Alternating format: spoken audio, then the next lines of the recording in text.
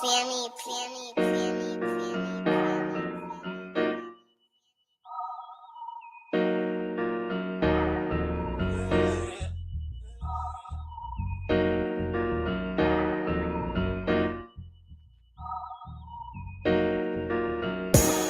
God, please don't let me relapse and return to the evil that men do.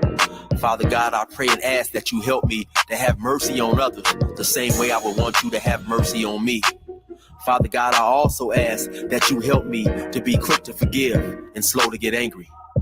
Amen, amen, amen. These young dudes out here don't respect shit until you put the barrel in their ear and let the text spit.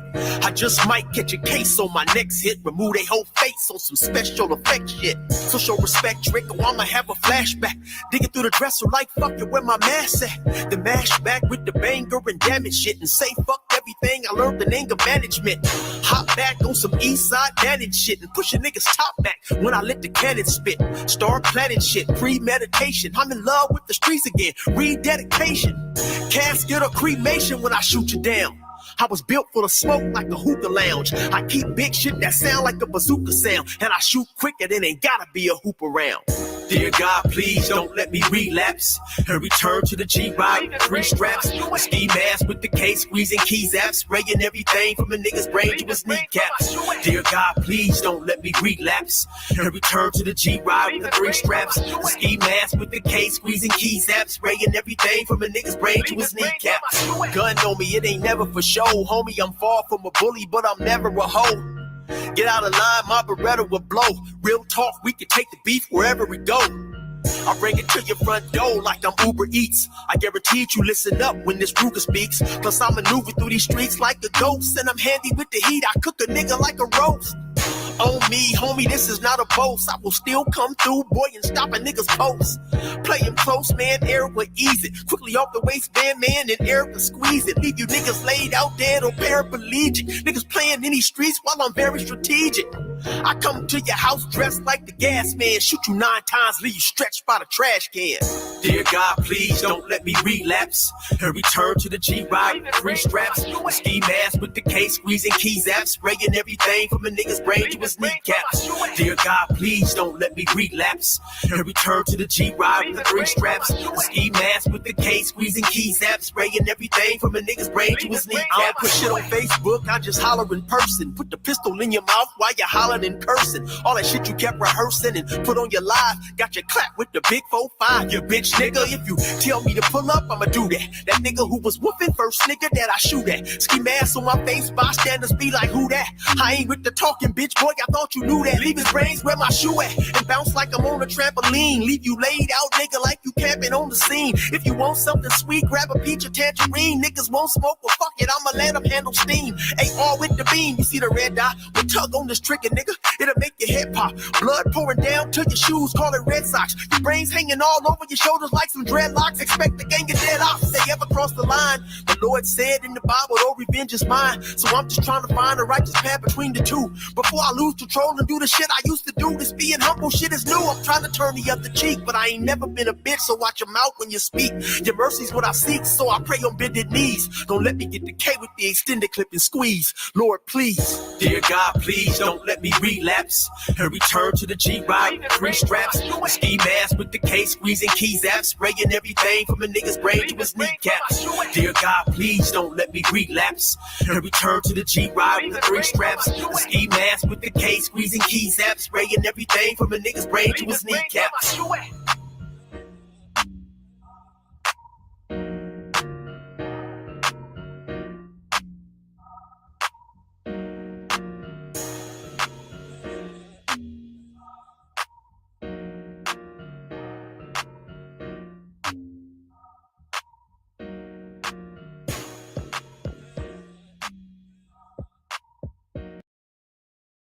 All right, y'all. Yeah, y'all know what it is. Shout out to Brother Eric.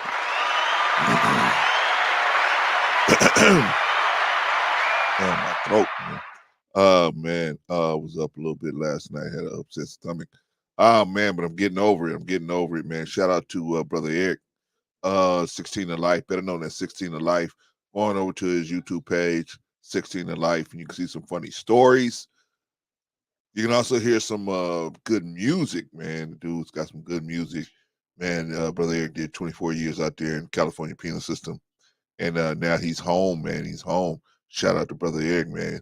Also, man, he's letting us use his music royalty free, man. Shout out to Brother Eric. Also got some animated cartoons over there too, man. Check him out, man. Very, very talented brother. Very talented big brother over there. 16 alive, better known as Brother Eric.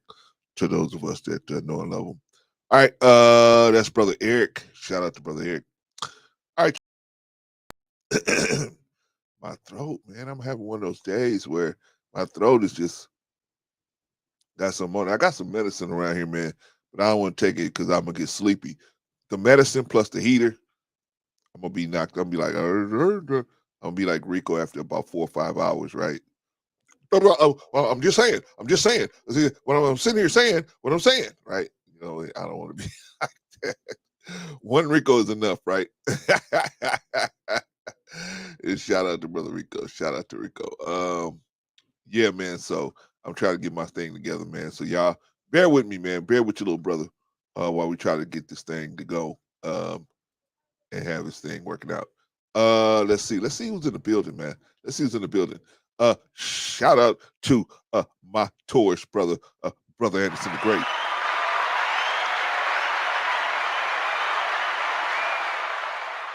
Yeah, man. See, look, man, Brother Anderson, we Tauruses, right?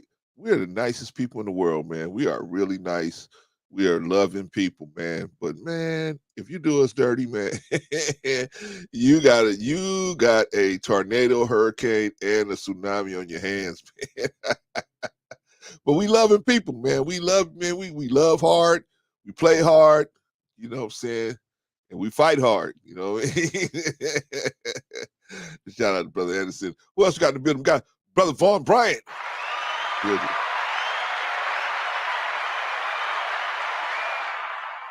Man, I called my brother Vaughn today, man, just to see how he was doing. I said, Brother Vaughn, how you doing, man? I was expecting him to still sound all bad. He sound good. Sound good. You sound good. Sound like he getting a lot better, man. So sounding good. Sound a lot better. But shout out to Vaughn Bryant, man, in the building. Who else is in the building? Who else is in the building? Jill's Chocolate Boutique is in the building, man.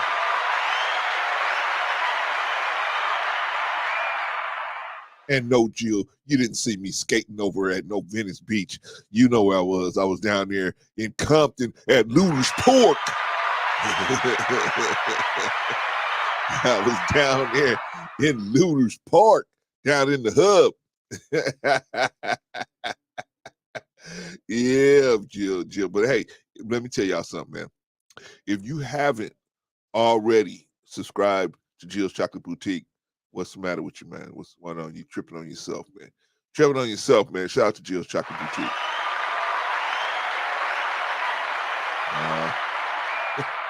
I was down there in the hub today, Jill, down there at the Luna's Pork. And the homies was out there, man. They was looking at me like, what are you doing out here filming? But shout out, man. You know, they didn't bang up on me, man. They just kind of like stood back and watched me. You know what I mean? So, but I think it's all in the way you carry yourself. I mean, if you know, if you come out there like you know you running things down there, then you know you might have a problem. But they saw I wasn't trying to do nothing but just tape down there, man. That's every place I go. Really, they don't give me no problem. They walk right like a couple of dudes who went right past me, man. Like, you know, what's going on, bro? Nothing, no big deal. And I knew I could see where they was going. I knew exactly what they was going to go do. Right, a narcotics transaction, right? But they walked past me, man. No problem, man. No problem. Let's see. Yeah. Anderson. Hey, we love everybody, right?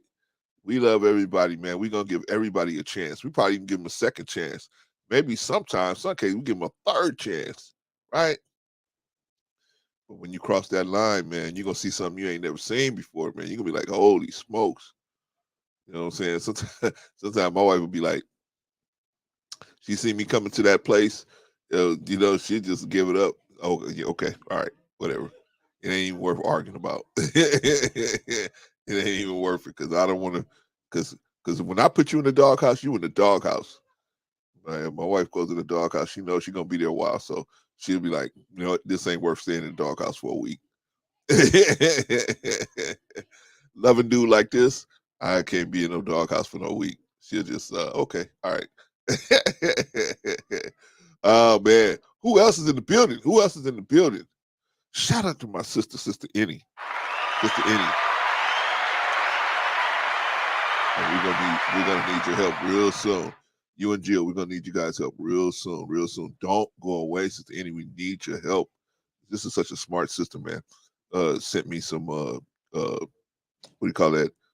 Excel spreadsheets, man. I'm like, huh, what? But you know, very smart sister, man. Shout out to Sister Annie. And shout out to Sister Jill. Jill's another smart one.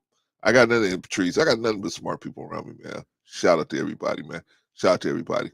Who else is in the building? Who else is in the building? Who else is in the building? I think that's everybody. Oh, Sister Inya. Sister Inya. Glad to see you. Glad to see you in the building. Hope you and the family are doing well. Hope the family are doing well. Better than well. Better than well. Glad to have you. Stopping on by. Who sang that? Stop on by. Do, do. That was Dionne Warwick. Who? Stop on by. Let me look that up right now. Stop on by. Aretha Franklin? Who who sang that?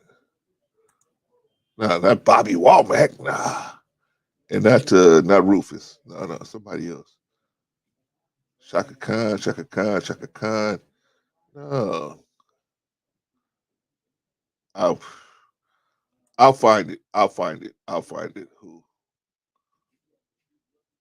Oh man. Old Town Road. Who? I don't know. One of you guys know who sings this Stop On By? Uh but it's not Shaka Khan. It's somebody older than that. I don't know if it's Dionne Warwick. I don't know. It's not Dionne Warwick. It's somebody. Not Aretha Franklin. Man, I can't think of it. Anyway, glad to have everybody in the building today on a nice and rainy afternoon out here in Los Angeles, California. Man, it's raining. It's coming down. Man, I don't know where you're from, man, but this is Los Angeles, man.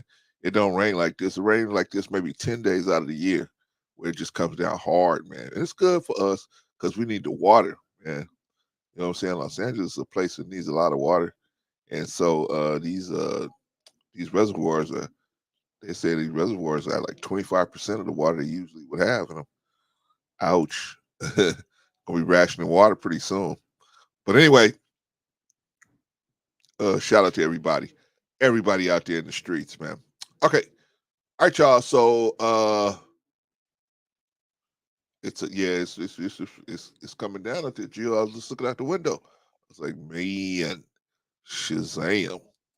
All right, y'all, let's get into it, man. Let's get into it because now what does Kyrie Irving and Martin Luther have in common? What do they have in common? Well, one of the things they have in common is that they said some things. Dionne Warwick, thank you, and you, thank you. I thought it was Dionne Warwick. You know what I'm saying? That just show you how old I am. I thought it was Dionne Warwick. Anyway, this dude, Kyrie Irving and Martin Luther, what do they have in common? Well, they had some problems with the church. They had some problems with the church. As in Kyrie Irving has some problems with our Jewish friends, right? Because he retweeted to say, hey, go watch this movie, right?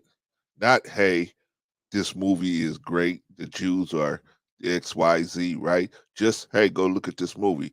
Just like I showed you guys, there's a channel called American Heroes Channel. They are constantly running programming about Hitler, right? They get no pushback from that. Nothing. Zero, right? Kyrie Irving, all he did was tweet, hey, go see this movie. or just retweet it, right? He gets called everything but a child of God, right? Well, we already went over on Sunday how a black person cannot be an anti-Semite. That's crazy. That's like calling a black person an anti-black person, right? It doesn't make any sense, does it? It's oxymoron, doesn't it? It's not going to compute, right? But still, that's the word that people can use to say, "Hey, you doing something against our belief system, and so therefore, you hate us. I hate you. Wait a minute, I hate you. I hate you because I'm just saying I don't agree with that. We can't just have a not about no. Can't have a can't have a disagreement about this situation. No, but they can go to the stats and show us statistically how we are going to be most likely to be in prison, ill, die early, have one parent households, and not get married. Statistically, when they tell us stuff about black people, they're just telling the truth. Hey, just telling the stats. Statistically, this is what's going on. Okay, well, we telling you statistically, you own everything. Statistically, right? Statistically, you in charge of all of these major corporations, these major media corporations. Statistically, you're in charge of all of these financial organizations. Statistically. Huh? Wait a minute. Wait. You anti-Semite. What? Yeah, you anti-Semite. No. I use the same stats you used against me. I use the same stats to show you the truth, right? You use those stats to show me the truth. Hey, 51% of the inmates in America are black. So you use those stats to say that half the time crimes are going to be committed by black people, right? Hey, what can I say? That's that's the truth, right? Well, that's not actually the truth. This is what actually is the truth. Uh, White people commit most of the crime because they're obviously most of the population. So they commit most of the crime. But what happens is they get pled out. They get preferential treatment in the courts, and they get pled out to probation and other different things that obviously doesn't impact them as far as having a felony on their record, right? Because all of these prosecutors, they're gonna get all these W's. They're gonna rack up the W's on people that don't have the money to have competent legal teams, right? You go out here, you sell a little rock of cocaine. You ain't got no you ain't got no Johnny Cochran legal team to fight this thing for you. What they gonna tell you? Hey, you can go home, but you just plead to this right now. You mean I have to do 6 months in jail? We had you up out of here in a day or two.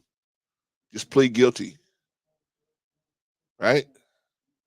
You're like, damn, I gotta plead guilty, man. My girl's gonna be with somebody else.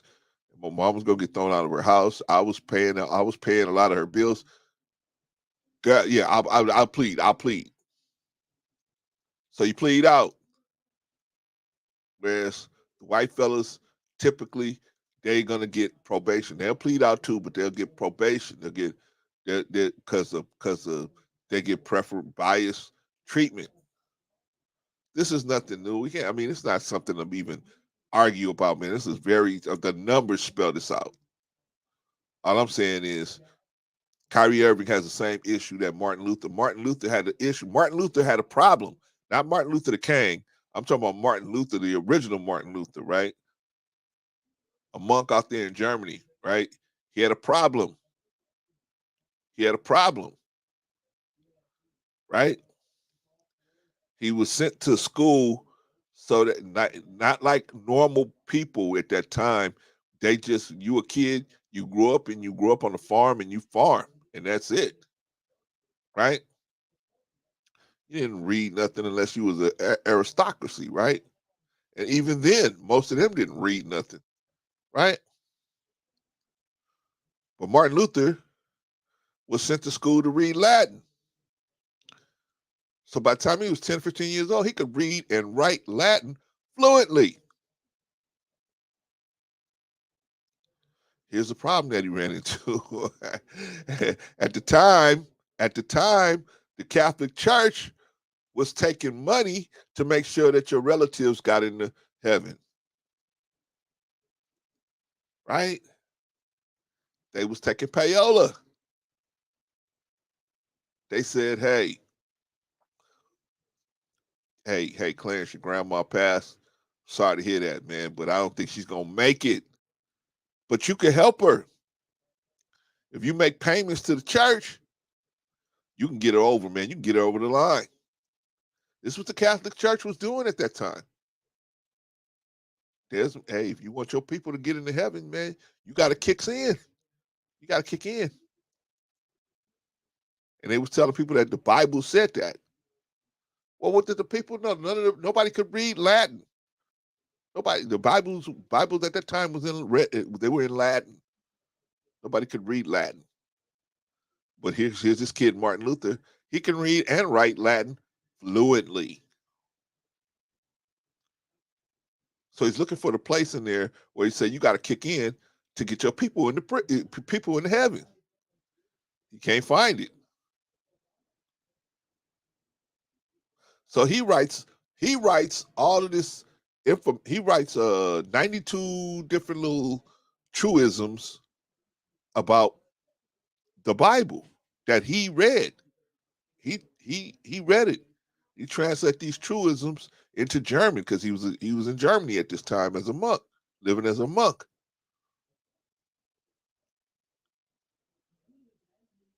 So the powers that be said, nah, nah, bruh, we got to talk to you. Come on up here. So they did him like they tried to do Galileo Galilei, right? They did Galileo pretty much the same way. Confess that you are a liar, right? Galileo had the same problem, a similar problem, right? Catholic Church said that the planet, all the planets in the solar system, including the sun, revolved around the Earth. The Earth was at the center of the solar system, actually of the universe. The Earth was at the center. Galileo, like another man named Ptolemy, they had telescopes. They said, there's no way that the Earth is at the center of the universe. No way. It's not even at the center of the solar system. There's no way. Based on the other planets' movement around, this is no way. The only explanation for the motion of these planets is that everything is going around the sun. That's the only logical explanation for this situation. Of course, Galileo, what did they say about Galileo? He was a heretic. He was arrested. He was arrested for saying something different about the church or what the beliefs were at that time. Just saying it. He didn't even get the Pope. The I think, I don't know if it's the last one, but I mean, a couple popes ago, they apologized to him and his family posthumously, right? Posthumously. All because Galileo said, "Hey, no, man, he wrote this book saying and showing that the sun was at the center of the universe, not the Earth. I mean, the center of the solar system, not the Earth." Man, they was after him, right? They put him on house arrest and he died on house arrest, right? But they made the guy take it back. They made the guy say, "Hey, it was all a lie." Galileo had to stand up and say it was all a lie. Just like they tried to get Martin Luther King, not Martin Luther the King. I mean the other Martin Luther, right? The original Martin Luther. right?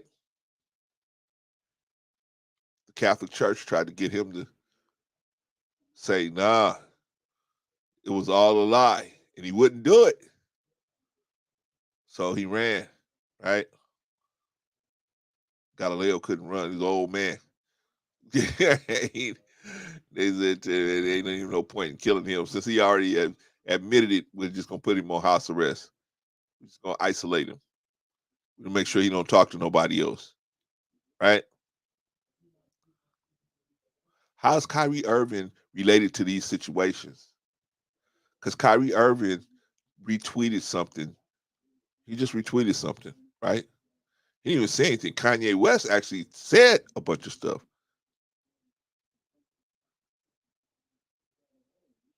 But just the fact that they trying to force the man to say he's not a anti-Semitic, and he never said he was. He never said he agreed with anything or anything. It's just the fact that they trying to force him, and he's like, I'm not. And because he's not willing to be forced to say something that he shouldn't be, right?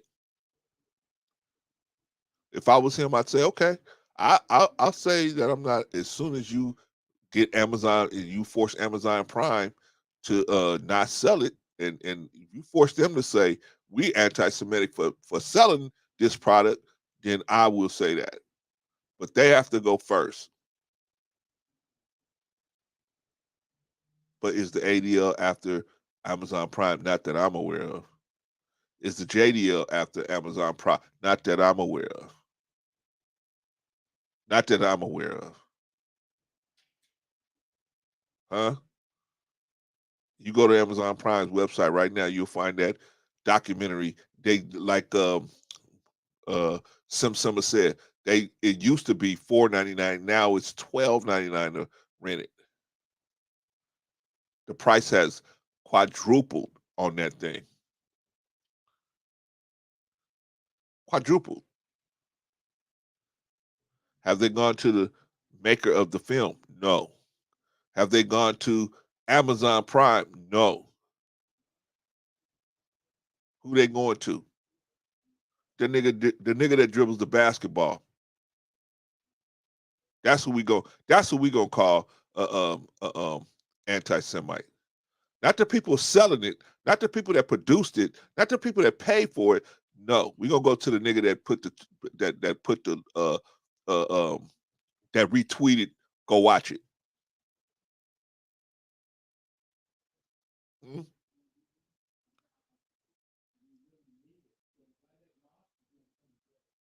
I hear you, Sister Annie. Who became a millionaire in a week? Who the by guy guess the owner of the film? Probably, right? Probably want to kiss Kyrie on the forehead, right? But now here's the question. This is a good question. Why aren't they going after Amazon Prime? I mean, Amazon Prime is the one that's distributing this movie, right? You're right, Anderson. All the free publicity. Oh, the author of the book. Oh, okay. Okay, thank you, Sister Anna. I'm sure. I'm sure everybody made a bunch of money. I mean, whenever you can just imagine if you had a car lot, and you had a car that you had out there that you were selling for $30,000, and something happened where everybody had to have that car. You were able to mark that car up 4 times the price to $120,000, and people was buying it left and right. I mean, that's a $75 profit, right? On top of the other profit that you had. And said, but Kyrie is losing money. Yeah, yeah. It's always a loss going to be involved when you're standing on your principles, Anderson. It's always going to be a loss. It's always going to be a loss. When you stand on your principles, that's what happens, right? Galileo Galilei. This man had to say, he wrote a whole book whole book with the drawings and the mathematics to back it up and everything, showing that all the planets go around the sun. They burned the book, and then he had to renounce that book and say, "I lied," or he was gonna get his head cut off. They were gonna cut his head off, right? He had no choice. Same thing with Martin Luther. Martin Luther had to split. They asked him. I said, they said, "Hey, all the stuff you wrote here about you don't have to pay to get into heaven, take it back." He said, "No." They said, "Okay, we'll deal with you in the morning." And at night he fled. Right now we got our little brother Kyrie Irving. See, sometimes, man, you make waves. You make waves. You got to be ready to put up or shut up, man. It's easy to talk. I would never do this. I would never do this. I would stand on my. Oh, really? Would you? Would you really? When you start getting the death threats, would you really start standing on everything? Really? Would you start when people like the JDL and the ADL, um, they start calling your uh the homeowners association trying to get you thrown out of your place?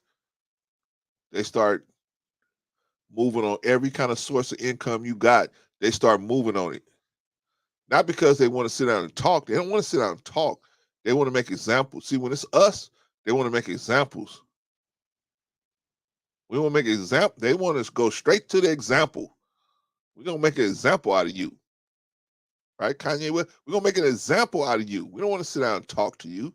We want to make an example out of you. So other niggas don't get the other niggas don't get the strong enough to be able to say something about us. Well, what's the problem? See, we all should be able to say something if it's the truth, right? Sister Eden said, H2N books and movies have been on Amazon for years, so honestly, I don't know what's going on, but something is happening with this whole thing. Yeah, something's happening, Sister Eden. They just don't want us to be able to speak about them. No other group wants us to speak about them, and I understand that. But they shouldn't be able to speak about us, because when they speak about us, they're telling the truth. 51% of the inmates in U.S. prisons and jails and prisons are African American or black, right? That's the truth. Yet we only 13, 14% of the population, right? Something's going on there. Something's going on there. But yeah, man, it's an ugly situation, right? We're gonna get into it. We're gonna get into it. Brother Anderson said, "Bro, C, did you see the list of demands that the Nets made for Kyrie to come back?" I didn't see that, man, but I'll take a look at it in just a second, brother. Thank you for that, Anderson. Brother Sim, shout out to you, brother Sim. Glad to have you here.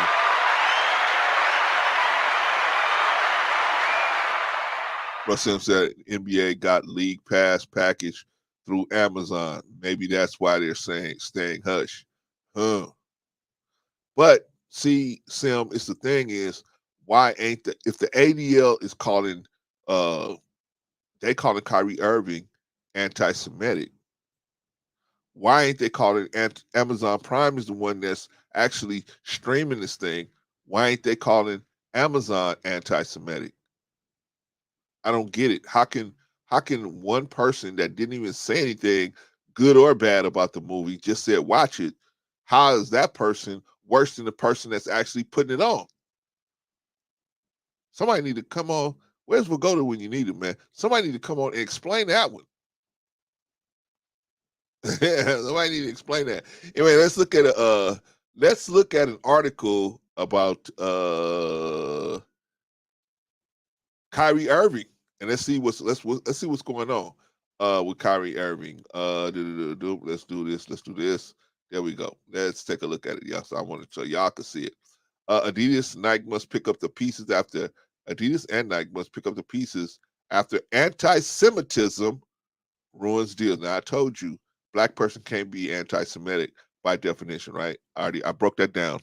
All right, Bloomberg says billions of dollars in revenue were wiped out at the world's two largest sportwear companies due to anti-Semitism scandals over the past 2 weeks, leaving executives to survey the damage as the dust settles at Adidas AG and Nike Inc. The road back to normalcy will be much rockier for Adidas than for its longtime rival. Its breakup with rapper and designer Ye, formerly known as Kanye West, over his outburst ended one of the most lucrative sneaker arrangement in the industry's history, and leaves a gaping hole in the company's earnings that may be as large as 250 million. Ay ay ay. Nike's suspension of his shoe line with basketball star Kyrie Irving after he refused to disavow anti-Semitism presents a less painful headache. Adidas faces crisis on multiple fronts as it prepares for a leadership change with Chief Executive Officer Casper Rorsted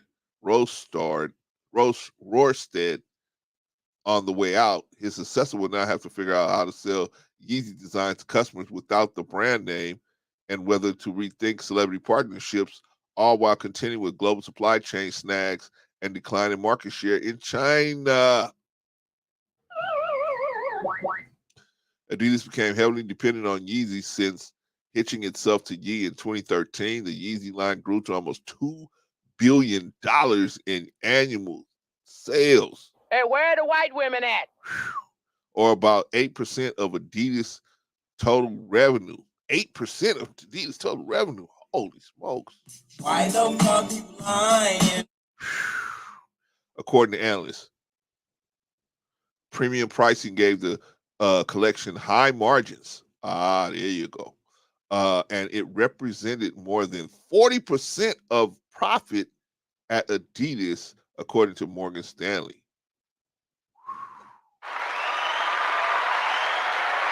Executives are now expected to tell investors how they plan to mitigate that shortfall on an earnings call on November 9th. That's tomorrow, folks. The saga of Ye, not just with Adidas, but with brands like the Gap and Balenciaga, underlines the importance of vetting celebrities thoroughly and avoiding those who are overly controversial or unstable. Ay, ay, ay. Neil Saunders, an analyst at Global Data PLC, said in a note, companies or brands that fail to heed this will get stung, especially if they become overly reliant on a difficult personality to drive their business. For Nike, the Irving fallout is significant, though not as acute as its German counterpart. In 2019, Executive Chairman Mark Parker singled out the Kyrie shoe line as a key piece of the company's basketball future. Nike had planned to release the latest version of the signature sneaker, the Kyrie 8, this month. That's canceled, and the company hasn't yet said what it will do with the excess inventory. Nike hasn't disclosed specific revenue figures for the collaboration. Irving's shoe deal is set to expire next year, according to ESPN, providing Nike with a convenient escape route. The Beaverton, Oregon-based company is also much less reliant on Irving for sales and marketing, as it has several big basketball stars signed to the long-term arrangement, including LeBron James, Kevin Durant, and Giannis Antetokounmpo. It also has a sneaker world's biggest celebrity asset, Michael Jordan, whose Jordan brand generates more than $5 billion in annual revenue for Nike.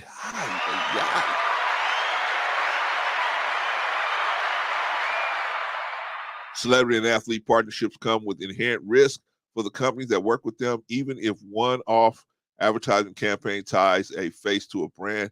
Even so, it's rare to see them explode with such potency. Often the worst that happens is a spokesperson apologizes after a gaffe and is back to business as usual. Television host Nick Cannon made anti-Semitic statements and was subsequently fired by Viacom CBS in 2020, only to get his show back 7 months later following an apology and a work to re-educate himself. Risky or not, sneaker partnerships will keep coming, said Bjorn Gulden, the outgoing CEO at Puma SE, who is in talks with Adidas to succeed Royston. Every time you sign a partner, be it an athlete or influencer or rapper or whatever, it is an evaluation of positives and negatives, and I don't think that this event will change that, Golden said on a call with reporters in October. You try to be diligent with what you do, and there will always be things that could go wrong. Holy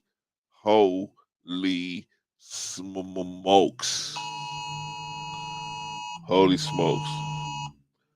Oh man, a flash flood. You guys got a flash flood out here in California. Ay, ay, ay. All right. Let's see. First of all, let me give a shout out to my sister OG Patrice in the building.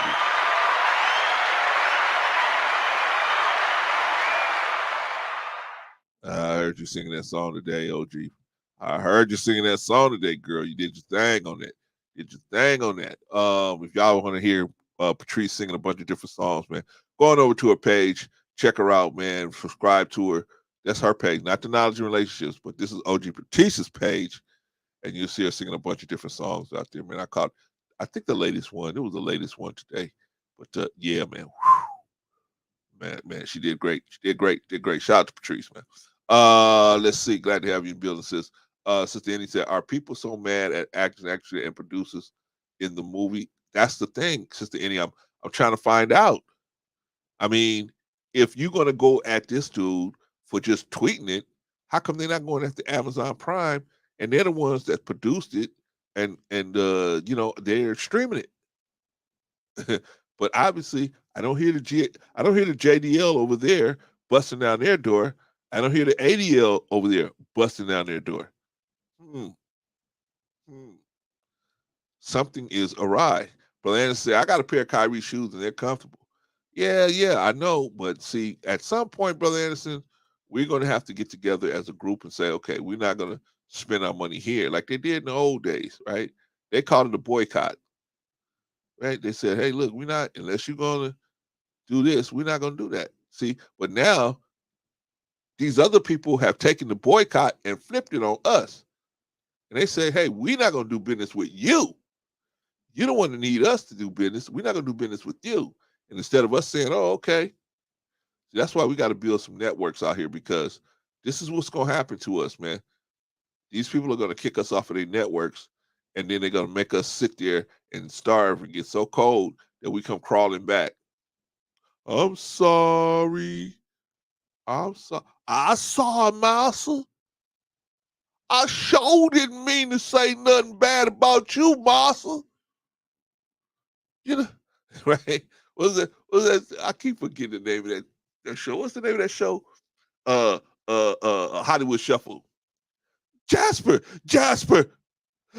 we got to get out of here, Jasper. They gonna come get us. They's coming to get us, Jasper. Master, I don't know why y'all want to leave. Master beat me on Tuesday, and then he feed me on Wednesday. Or was it that he feed me on Tuesday and he beat me on Wednesday? Come on, Jasper, we gotta go, Jasper. Hey man, that's a good movie, man. Go check out Hollywood Shuffle, man. One of what's that brother that was in the Boondocks? John not John Singleton, but John oh my holy smokes, the granddad, man. One of his better performances. Bobby, Bobby, Bobby, you have had every disease known to man.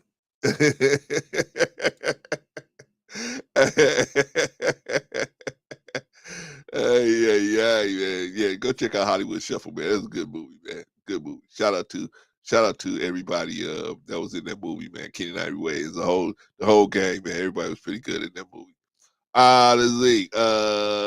Let's see. Did I get to alert? Yeah, Jill, I got it. You didn't hear? Come on. I got it right here. And that's what it said, flash flood. So I don't know, man. I'm about 10 minutes away from the house, Jill. So if you're not there, man, get there. You guys that's not at the house in California, get there, man, because it's like, whoo, holy smokes. Brother Anderson said, I wear a size 17, Brother C, and my options are limited. Holy smokes, brother. You wear a size 17. Good Lord. No wonder you single, brother. Yay. Holy smokes. Ay, ay, ay. I don't know, man. I don't know too many girls gonna be going up against that kind of size, man. Holy smokes. Holy smokes. Hey, where are the white women at? Holy smokes, Brother Anderson. Yeah, your options are limited, brother. Whew. Whew. Jill said, I remember Hollywood Shuffle. Remember that? Bobby is a sellout all the way down to his dirty, raspy, skid mark jaws. I have nothing further to say. John Witherspoon. There you go. Thank you, Jill. John Witherspoon, right? Bobby, say it with me. Winky dinky dogs. Winky dinky dogs.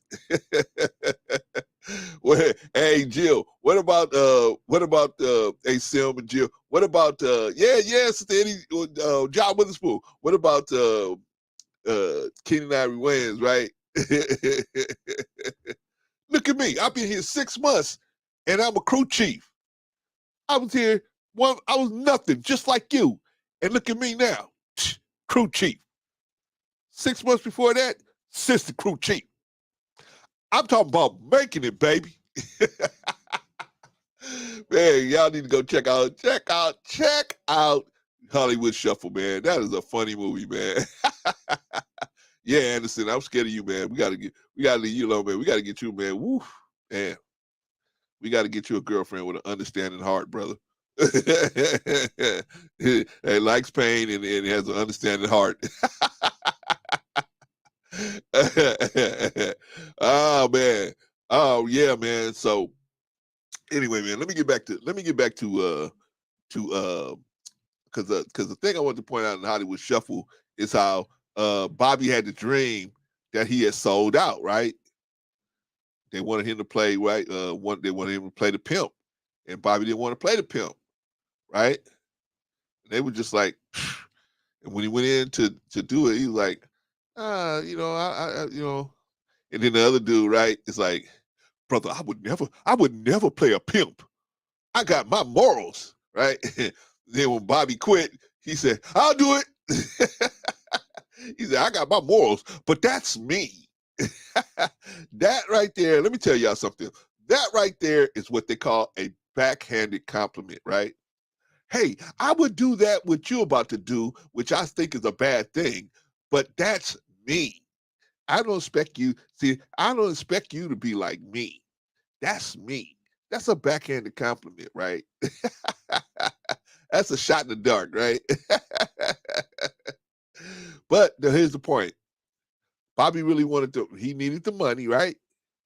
He wanted the money plus, but he didn't want to promote and propagate no stereotypes, right? So what he ended up doing, even though he wanted to be an actor and all that, he ended up getting a job at the post office, right? And then pursuing acting from that perspective, right? But the thing is, man, see, when you so quick, there's a I don't know if you guys watched it. There's a channel called Comedy Hype, right? If you guys go there, there's one of my favorite actors. They just interviewed him, Dougie Doug. Favorite actors from the like the late '80s, early '90s, man. Dougie Doug, man. They interviewed him, and he said that he was saying when they interviewed him that they have so many different ways in Hollywood of testing you. Yeah. He said they have. Yeah, Anderson, go check it out, man. They have so many different ways of testing you when you in the acting business, when you in the entertainment business, man. They want to see how hungry you are. They want to see how crazy you are. They want to see how bad do you really want this, man? Are you willing to do whatever? What are you willing to do to get what you're trying to get? and these people will prey on you. They prey on you, man. He said that Hollywood is a place of hidden desires, man. But I add the word sick, hidden sick desires, man. I'm reading a book now about Jeffrey Epstein. In the book, they said right out there in the book said that Epstein and Trump was together banging 13, 14, 15-year-old girls. That the girl testified. I don't know how, I still haven't got to the part where they made that go away. Girl testified to it. Girl was like 14 years old. Said Donald Trump had a run with her, and Epstein had a run with her. They went to the police. I don't know how they made that one go away, but I'm still reading the book. But what I'm saying is, these people, these elite people, they have desires, just like the rest of us have desires. But we don't have the time or the money or the we don't have the ability to let this stuff get out of hand, where they have assistants and who can do a lot of their business for them, and they got all day to just pursue these weird desires, right? But anyway, that's a whole nother thing, right? But Sim said that's many work fields. It happens to women a lot in the work fields with bosses and managers and supervisors. Yeah, yeah, but you know what, Sim? It's not as prevalent as it used to be. It's still out there, but it's not as prevalent as it used to be. That's one good thing that the women's empowerment movement have brought, is that the personal safety of women. See, the personal safety part, I could dig that. The relationship parts, you know, the relationship part of the the empowerment movement. Now, I got some questions about that, but Von Bryan said the first three requirements: apologize and condemn the film promoted, make a $500,000 donation, and hate causes, complete sensitivity training. Huh? Come on. What this? Hey, if any one of you guys can go look up what Joe Rogan had to do to get back into the game, go look up what Joe Rogan had to do, because I doubt he had to do any of that. I doubt he had to do any of that. Any, not sister any, but any ANY of that, right? Thank you, Vaughn. All right, yeah. So, brother Kanye is basically being pushed to do something. Now he's got a decision to make. Well, obviously he made his decision because they gave him a 5 day suspension. So so he's obviously decided that he's going to, you know, pursue what he's going to do. Last three requirements, for Von Bryan says, last three requirements: complete anti-Semitism training, meet with the ADL and Jewish leaders, meet with the team owner Joe Tsai, to demonstrate an understanding of the situation. Holy smokes. That's how they do you in junior high school, right? But you know what I'm saying? I don't see, but this is, like me and Rico always say, this is your uh ninja moment, right? This is your ninja wake up moment. See, you think you got millions of dollars. I am as far away from being a ninja as possible. Nobody can make me do anything. Uh-oh, hold on. They can make you do something. See? When you eating at somebody else's table, they can make you do whatever. Uh-oh, Jill.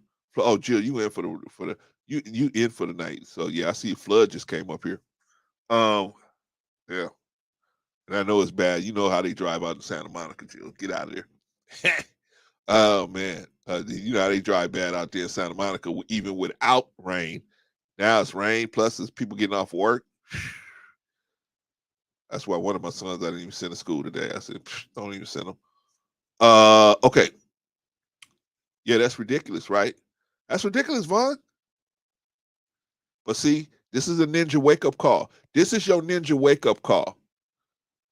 You know what's going on out there, Jill. This your ninja wake up call, right? This is when you find out you have all these different millions of dollars. All these different millions. You got millions of dollars. You got mansions and all that stuff. That's all. This is when you find out all of that shit is conditional. That shit is all conditional. Excuse my language, y'all. But that's all conditional. Right? What do you mean it's conditional, Clarence? It's conditional on the fact that you are not going to say or do anything that we deem that's offensive. If you do or say something that's offensive, then all this stuff could be taken away from you. And just like that. This is why I say, when you guys say, what is BMBYON? That's build, what is it? Black men build your own networks. Black men build your own networks. Build your own networks. If you had your own NBA, hell, man, you 97% of the workforce. If all of y'all just quit and go build your own thing, what are they going to do? How long do you think the NBA is going to have TV contracts with no black players out there? Come on, man. Come on. How do you think people getting the money? People getting the money off the TV contracts. The TV contracts is what getting people paid. Even the white players had to get jobs before TV contracts came up. You mean these TV contracts, man? Come on, man. They signed deals for billions of dollars a year. Billions and billions and billions of dollars a year. More money than God, right? Of course, God don't need money, so of course he's gonna have more money than God. But you know what I mean, right? Well, I say I live on a hill, rain flow down. Oh man, Bro Sim said the NBA Players Association is about to fight that for Kyrie because they're saying that the list is degrading. It absolutely is, Sim. In my opinion, what do y'all think? I think it's absolutely crazy. I think it's crazy, man. I think it's not too much for them to ask to sit down and have a conversation. I don't think that's too much to ask, right? But apologizing a lot, I mean, for what? What am I apologizing for? Sending a tweet? Now I can't send tweets. Come on, dog. Y'all got to do better than that. Joe Rogan can say the N word and it's all good and get paid even more money. He ain't got to go nowhere. You ain't seeing him going to the NAACP museum and hanging out. He ain't doing none of that. Ain't no sorry, nothing. It's you niggas know what I mean. And then that's it. Right? You niggas know what I mean. Right? You can't even, the thing I'm saying is, man, you can't even say, this is my opinion. You can't even tweet. See, I'm telling you, black people, man, you got to watch what's happening here. Before long, just a tweet, get you kicked off of Twitter, get you kicked off of anything. I mean, just a little tweet like that, not even just a repost. You don't even have to say nothing, just a repost of something about a movie or something, a piece of artwork that you had nothing to do with. You just saying, hey, go tell me what you think about this.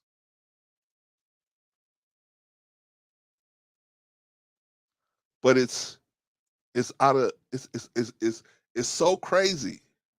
Shout out to Lady Navarre, by the way. Shout out to Lady Navarre. Glad to have you in the building. Glad to have you in the building. But can y'all see what's going on here? Can y'all see what's going on here?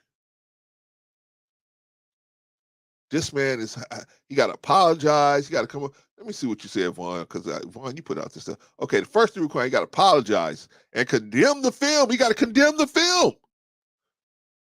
Meanwhile, let me put it up here. Meanwhile, Amazon gets to make more money, and more money off of the film. Nobody's knocking on Amazon's door. Hey, if Kyrie Irving is an anti-Semite for reposting the movie, how much responsibility does the people that's actually streaming the movie have and produce the movie? I guess zero, right? When you got the complexion for the connection, it's zero, right? Why wouldn't they go after Amazon Prime? Why wouldn't they? I'm talking about the Jewish friends. Why wouldn't they go after them?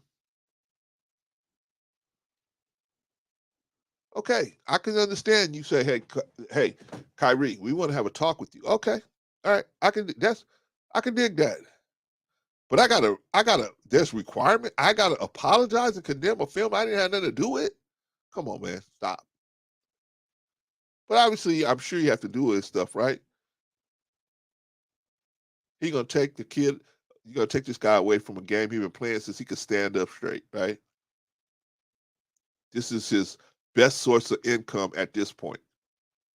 Guy's smart. I mean, he could probably do something else, but he won't never make the kind of money he's making putting balls in the hoop.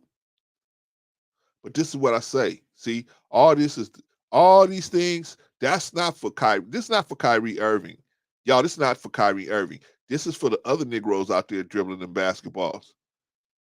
Just put the ball through the hoop, nigga. That's all. Just put the ball through the hoop. Catch that touchdown. That's all.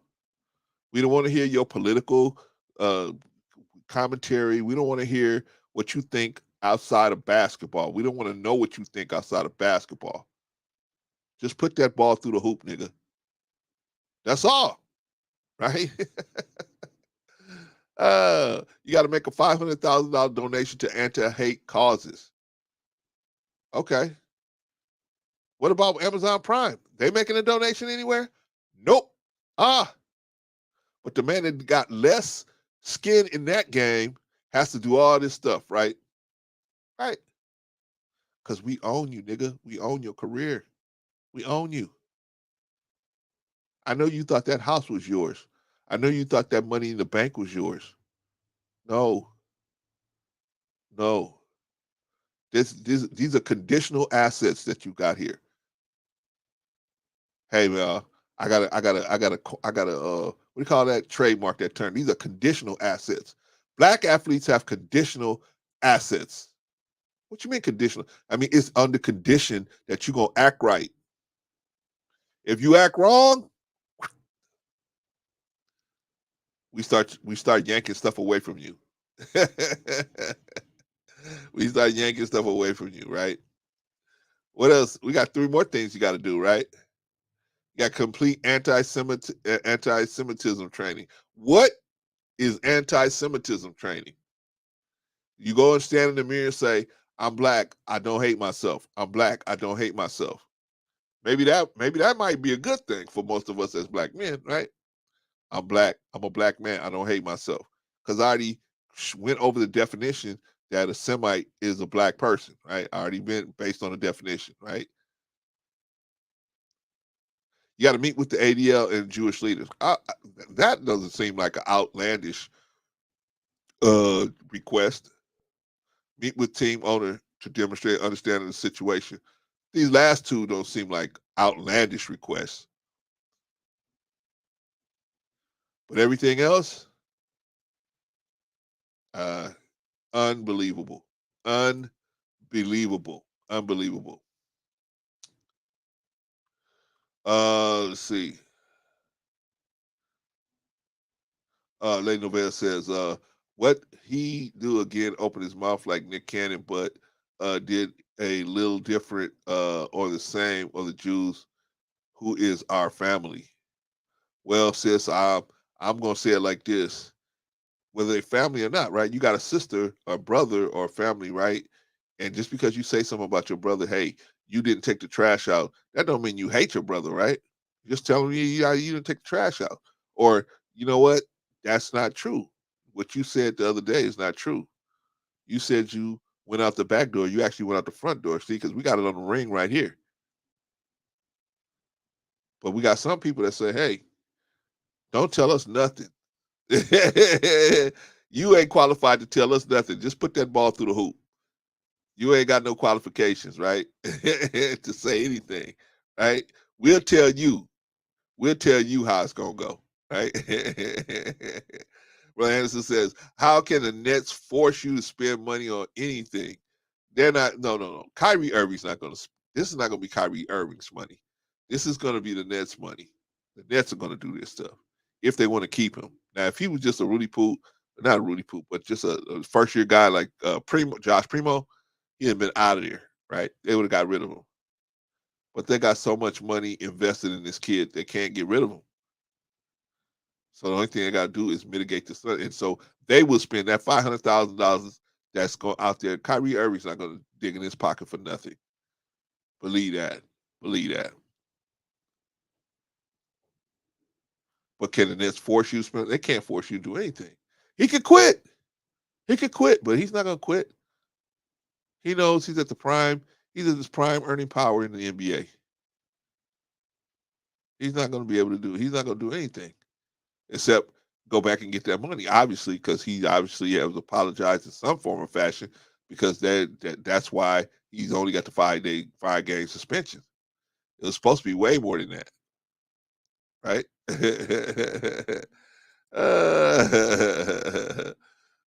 But Sim says, if we don't take a hard stance on these stances, then imagine what the next generation kids going to have to deal with. Well, see, that's why I say, Brother Sim, we got to build our own networks. We got to build our own networks, our own basketball leagues. We got to build our own. That way, when they pull stuff like this, man, it's no problem. We're just going to play in our own league then.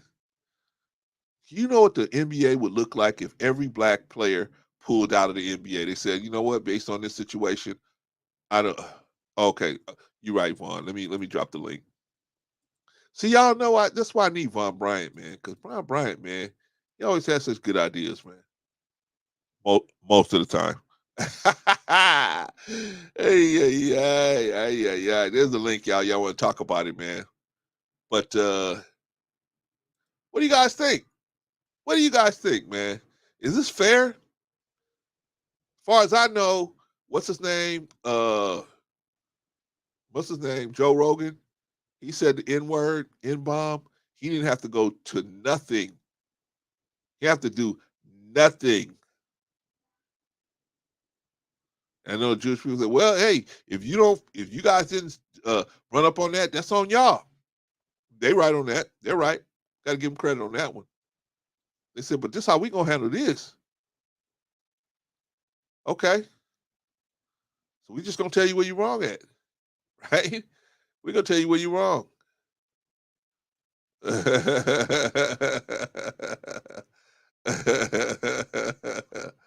Yeah. Um, it's a it's an ugly situation, man. It's an ugly situation. I mean, y'all look at it, man. Y'all tell me. I mean, that's why I say Kyrie Irving, Kanye West. Did you agree with Kanye West? Not really. Not really. I really didn't agree with him on a lot of stuff. Now, some of the stuff he was saying about the real Jews and all that stuff, if he elaborate a little more, I can see where he's coming from. Maybe I might be able to kind of entertain what he's saying. I can't say I agree with anything that he said. What I do agree with is his right to say it, as long as he's not inciting any violence on anyone. I agree with his right to say what he got to say. Just like I agree with anyone, a Jewish person, right to say the truth about us. Hey, you guys have a high rate of single parenthood. What am I gonna do? You're a racist because you said that. I mean, come on, man. It's the truth, right? Can't say, oh, you're a racist. You're against black people because you said that we have a 70 something percent single parenthood rate. But that's the truth. According to the figures, that's the truth. What am I going to do? So if you as a Jewish person say, yeah, this is what then I gotta say, okay, well, I can't call you racist, right? Just like you can't call me anti-Semite because the numbers bear it out. The numbers bear it out. Most of these media companies are owned by Jewish folks, or run by them at least, right? Statistically, statistically. So we can't say you can't say, oh well, I can use stats with you, but you can't use statistics with me. Now you're anti-Semite because you using the statistics against me. Well, statistically, you guys have the most leadership positions in these media corporations. Statistically, oh, that's anti-Semitic right there. Oh, but I can't call you. I can't say you anti-black if you come to me and say, "Hey, you have a lot of single parents in the black community." Yeah, we know. We know. we know. We accept that. We accept that. What do y'all think? Kyrie Irving crazy? Should he just stand up and denounce everything like Galileo? Right? What should happen? I don't know. I don't know. Let me ask this lady, OG Patrice.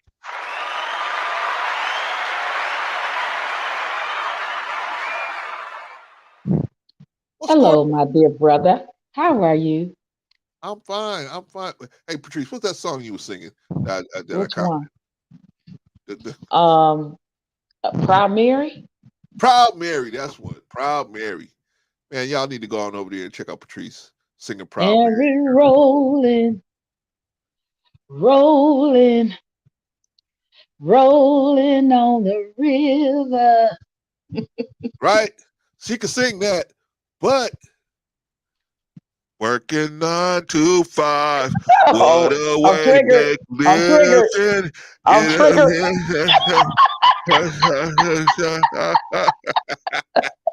I'm triggered, Flo Crabs. I'm triggered. I said, dang, Patrice, man, she got down on this, man. I said, man, Oh, I got to put a request in, man. Can I hear 9 to 5, please? I bet you, look, bro Clarence, I bet you I know that darn Yeah, song you now. know It it by cost now, look, it cost me $25,000. I bet you I know it now, guys. Darn it. huh? What's going on, girl?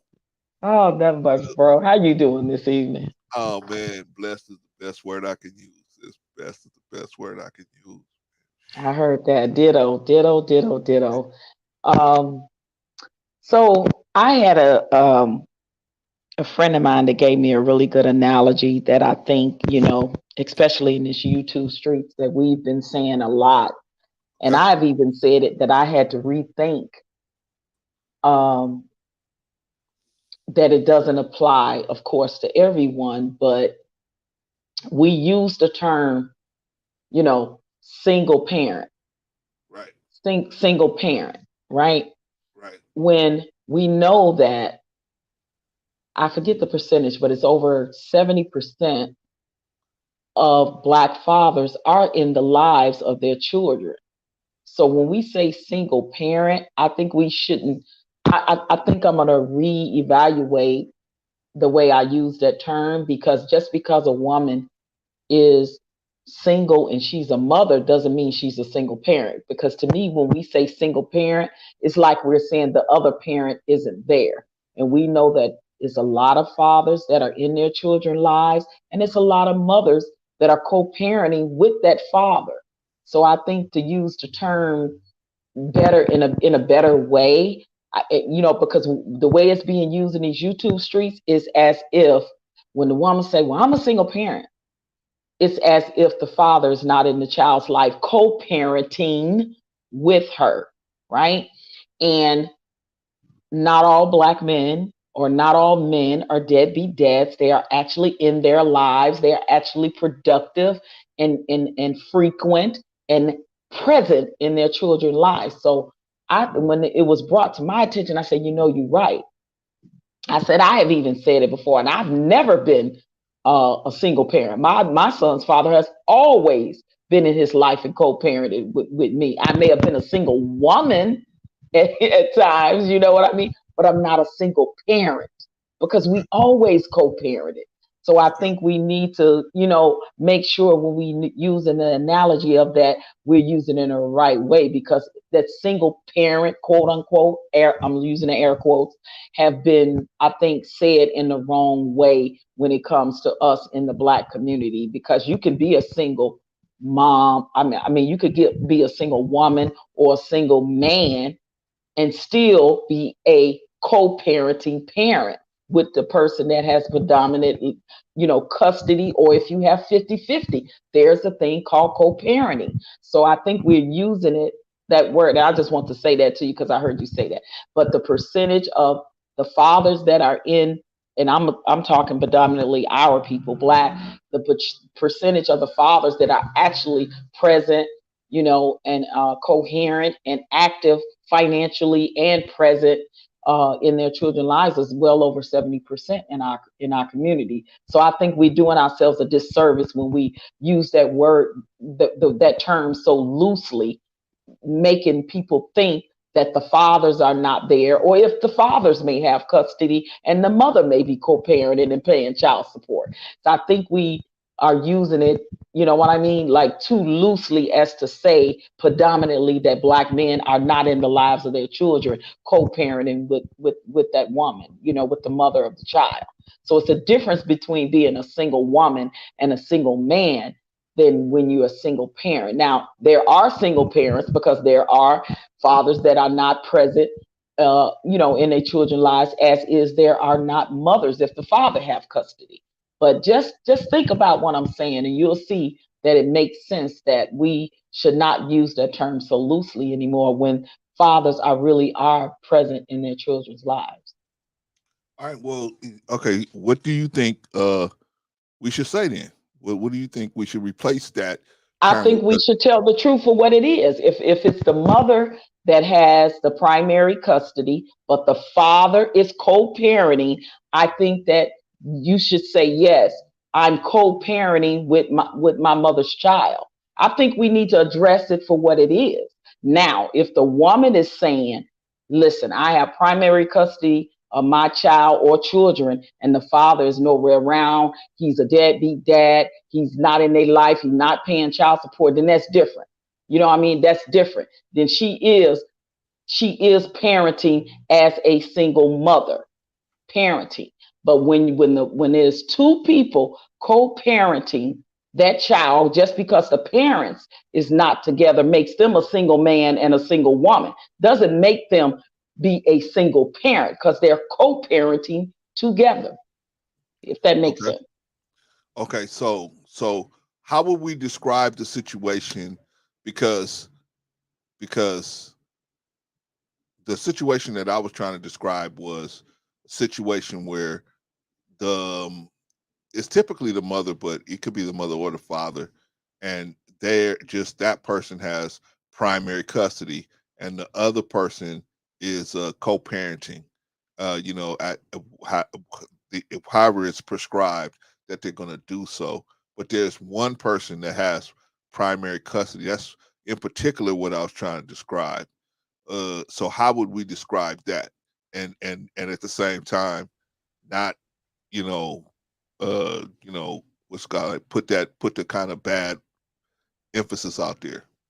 Right. So again, like I said, we need to tell the truth about what it is that's happening in our lives when it comes to parenting our children or our child, right? Like I said, so I hadn't been with my son's father. We broke up, when I was a teenager.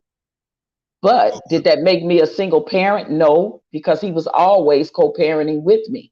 He was always paying child support. He was always in his child's life actively, physically, financially, educationally. So again, we should say I'm a single woman, but I'm co-parenting with my child or my children's father. We're co-parenting. I'm not a single parent. How can you be a single parent when that man or that woman is there in that child's life, co-parenting and helping you raise that child, pay for education, being there, paying for all the necessities that that child or children need. How in the world does that make you a single parent? It doesn't. It makes you a co-parenter with the other, with the other person, with the other parent. So we need to say what it is, but that we use the word single parent so loosely that we're giving ourselves a disservice by saying that. And I had to think about that too. And I said, you're right. When, you hear women all the time, I'm a single parent. I don't, but they are getting child support. The father is there in the child's life in every sense of the word, but she's saying she's a single parent. I think women need to stop saying that and say, I'm a single woman, but I co-parent with my child or children's father. I agree with you.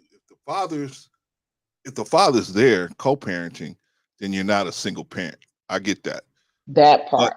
I think what we're trying to describe is either the man that has primary custody or the female that has primary custody. The other parent is not live. They don't have the same level of custody, and that's, I think, what we're trying to describe here is Mhm. that this one person that has the primary custody. Now, in some cases, like my son's case in the beginning, where they both had similar, they had this like 1 week on, 1 week off, 1 week on, 1 week off, that type of situation, Mhm. right? And so at that point, it would have been just like you said, you're just co-parenting, right? And there's Mhm. nobody, there's no, you are a single female and he was a single male, but they're not a single parent because everybody was still parenting at that time. Now, of course, my son has custody of her, of his daughter, but at that time, Right. yeah, but now I wouldn't call my son, I shouldn't call my son a single father. What should I call him? So if the mother is still there physically, financially, No, present, in the, is she paying child support? no, nothing. She's not in the child's life at all? No. She's there. She calls and she, comes by every now and then. But yeah, she's definitely not paying child My support. question is she co-parenting with your son? Now it's a No, difference if she dropped by seeing the child, then co-parent. You know what parenting is, no. She, raising. she Okay, doesn't even then have a chance to, Patrice. well then that She don't makes even him have a chance. that makes him a single father. Okay, Now that's the case where you can use that because she's not in the child's life co-parenting with him. But okay, if the man or the woman is there, and it doesn't matter who has the primary custody, it could be because I had primary custody of my son, but my son's father was there the whole time okay, co-parenting with me. okay. And So you know what I'm saying? So, I hear and you. I I was hear you. always saying myself, I was always saying I'm a single mom. Then I had to realize that I'm like, no, the hell I wasn't because my son's father was there. But that's the stigma that we've given ourselves. We've allowed Yeah, the government to give us, and we run with that. Now, if that is said case, like your son, then yes, right now he is being a single father because she's not in that child's life co-parenting your grandchild with him. no, not at all. She just comes by and says, hi, and talks to her and stuff every now and then. But as far as parenting, she doesn't even have her time enough to parent her with her. She doesn't take her anywhere. She just plays with her outside in the car or at my son's apartment, and then she's out of there in about an hour. Right? Does that happens No, like that's not co-parenting. that's what I'm saying. So she's only there maybe an Co-parenting is hour. raising that child Yeah, in that child's not life it. in every sense of the word that a parent should be for their child. So if she's not doing that and dropping by every blue moon, that makes her no less than a deadbeat mom, basically. Didn't want to say that, but Well, I said it for you. How about that? I'm a woman. I said it for you. And there are deadbeat women out there, you yeah, know, the light as deadbeat men, right? So when I say that's why I had to look at it and I said I never was a single parent because even though I had primary custody, my son's father was there ever since he was came into the world, basically. I Well, when he came to the world, he wasn't, because he was in the army. He was over in Germany. But I mean, every chance, every minute, every second, financially, everything else, he was there. So I can never say. And then when he came home from the service, we co-parent and raised our child, even though we weren't together. So I should have never been saying that I was a single, mom or single mother. I wasn't. You know what I mean? let me bring Brother Von Bryant into the building. Greetings. What's going on, Brother? Greetings, Brother Vaughn. See that education that you got, man. Yeah, I'm glad to be here. I'm glad to be feeling better, man. I feel like 100% better. That's so good. That's so good. How the rest of the family? Everybody's doing very well, and so awesome. we're just blessed and grateful, because it could have took a different turn. Yeah, you know what I'm saying. And anytime God decides to heal your body like that, man, you ought to go ahead and give it up and just be grateful. Amen. But yeah, I'm grateful. I'm definitely grateful to be here tonight. The topic is interesting. I'm not too versed on this Kyrie topic. I know a little bit about it, but from what I've heard, it just sounds ridiculous to me. Yeah. There's definitely a double standard that's going on. And we need to figure out what we can do about that. How can we make that plain?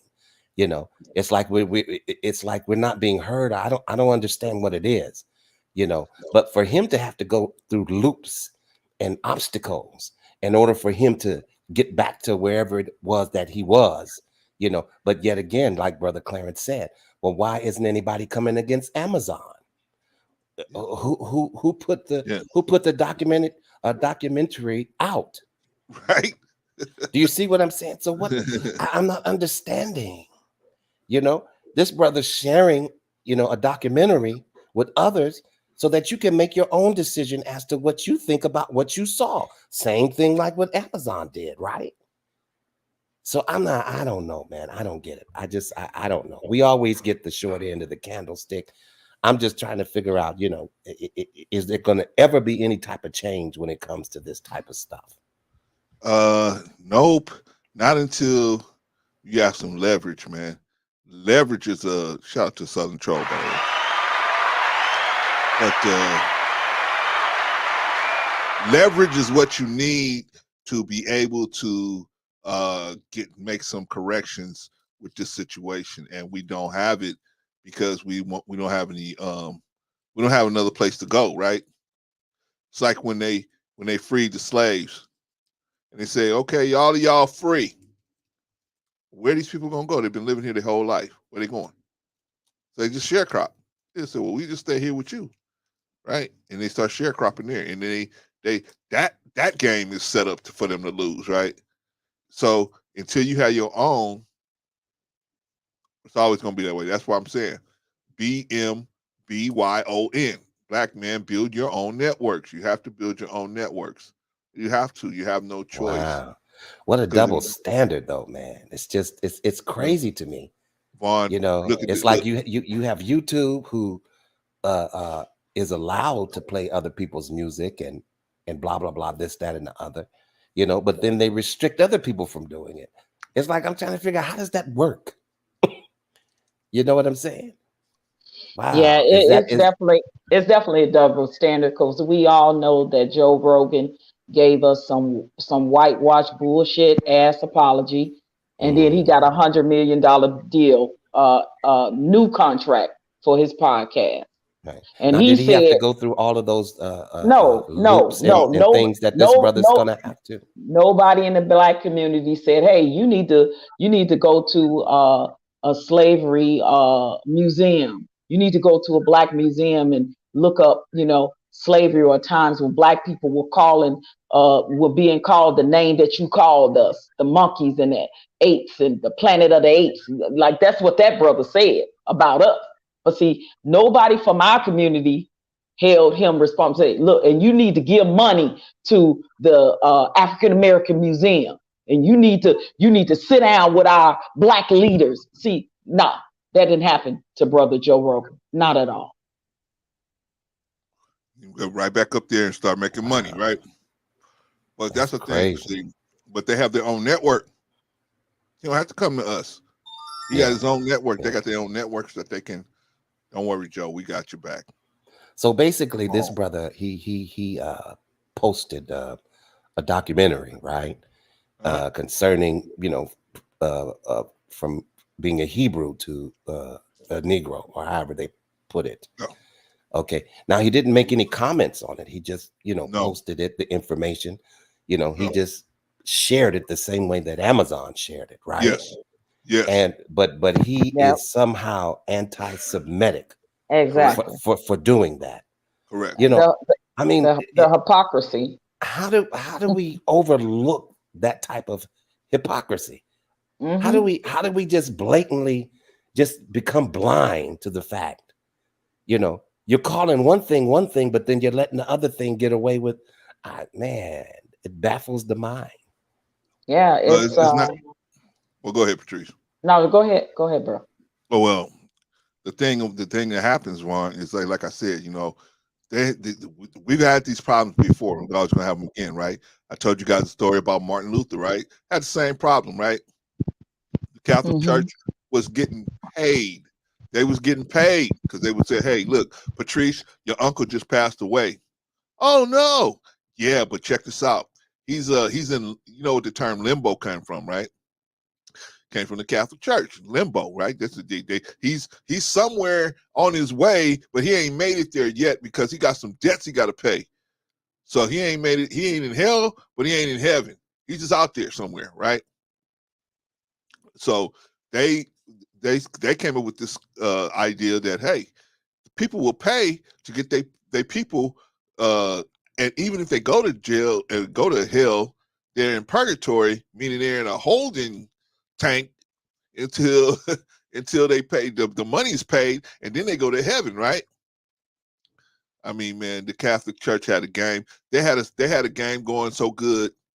It was all good. Here's the problem. Well, they had it good until a guy like Martin Luther, who could read Latin, he got into the church. Most of the people that went to church couldn't read. Most of them couldn't read, so they just went by whatever the Pope was saying, whatever their Pope or Father, whatever was saying. This guy came in there and he could read Latin. He could read and write Latin fluently. And so he went out there and said, hey, wait a minute. Don't say nothing about you got to pay to get out of jail, get out of purgatory and all that. You don't have to pay nobody to go to heaven. You ain't got to pay to go to heaven. You just, you know, you going to heaven not because you paid. You going to heaven because of the grace. Man, the people saw that and said, wait a minute, we've been paying all this money. But see, it rocked, and so the Catholic Church was they went looking for him, right? They said, "Hey, man, what you doing? You got to take this back." Just like they did to Galileo. Galileo, they said, "Hey," he said, "Hey, man, the sun is at the center of this solar system." They said, "What you talking about? We already said that the Earth is in the center of the universe. All these planets are going around the Earth."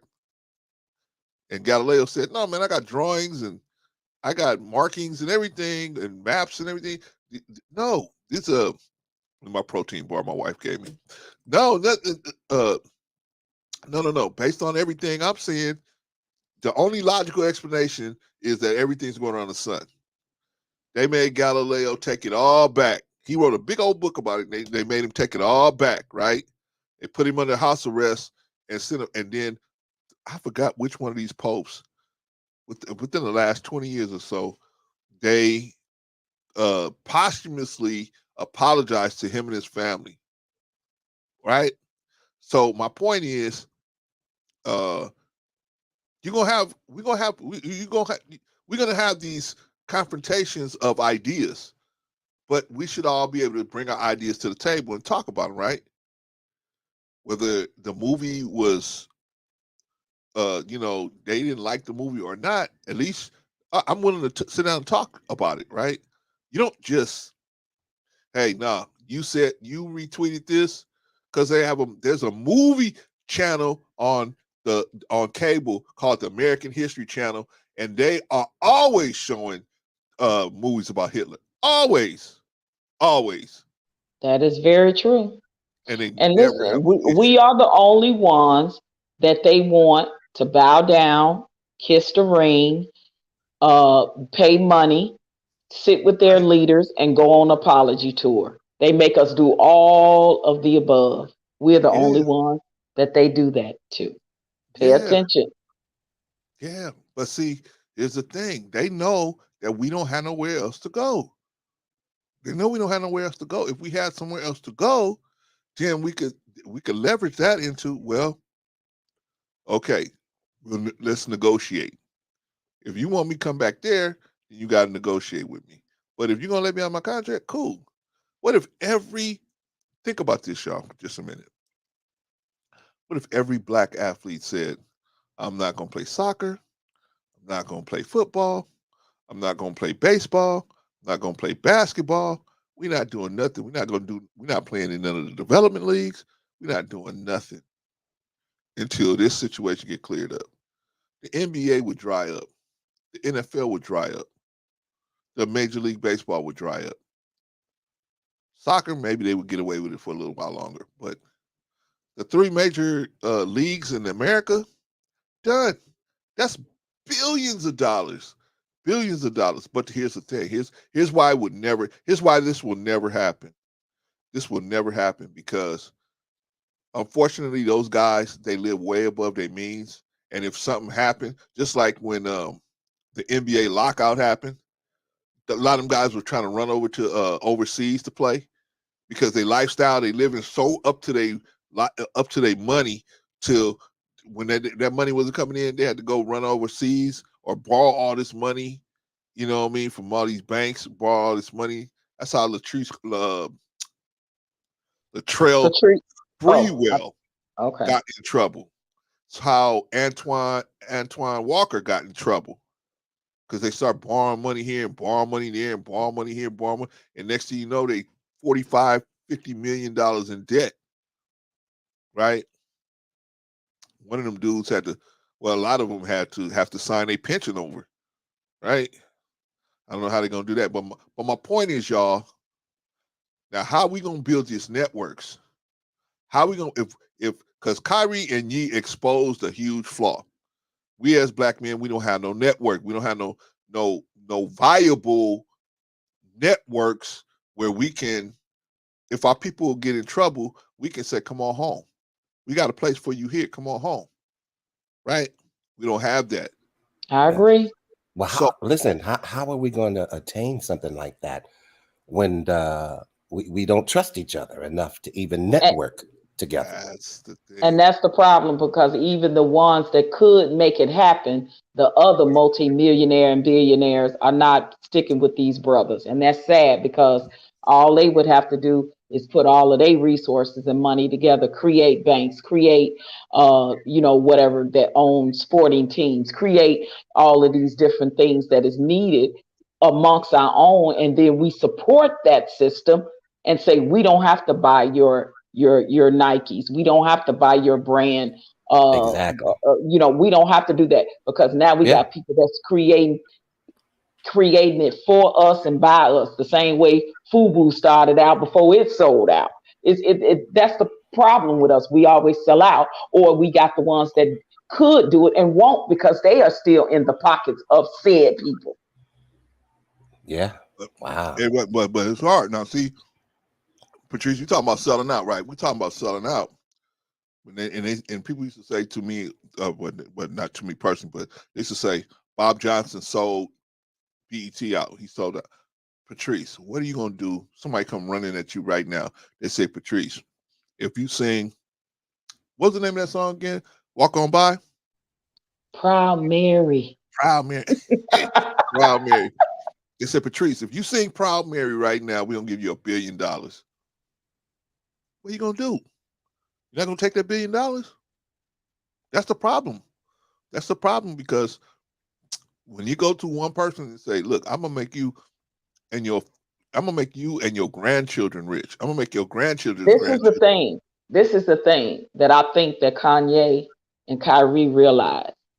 Of course, we don't have the resources and we don't own anything. So Right. we always have to have always have had to go to them for the resources and the finance. And they, and along with people like us that buy the tickets, go to their concerts, support their music, right? But we know the people that control it is the ones that say sign on the dotted line, right? And as so many of us have done, sign on the dotted line, got paid a whole lot of money, but then now they still want you to shut up. They want to censor you, silence you, and cancel you if you don't dance to our music. So now, what do we do after we've done that and we realize that they still want to have these shackles on us? What do we need to do?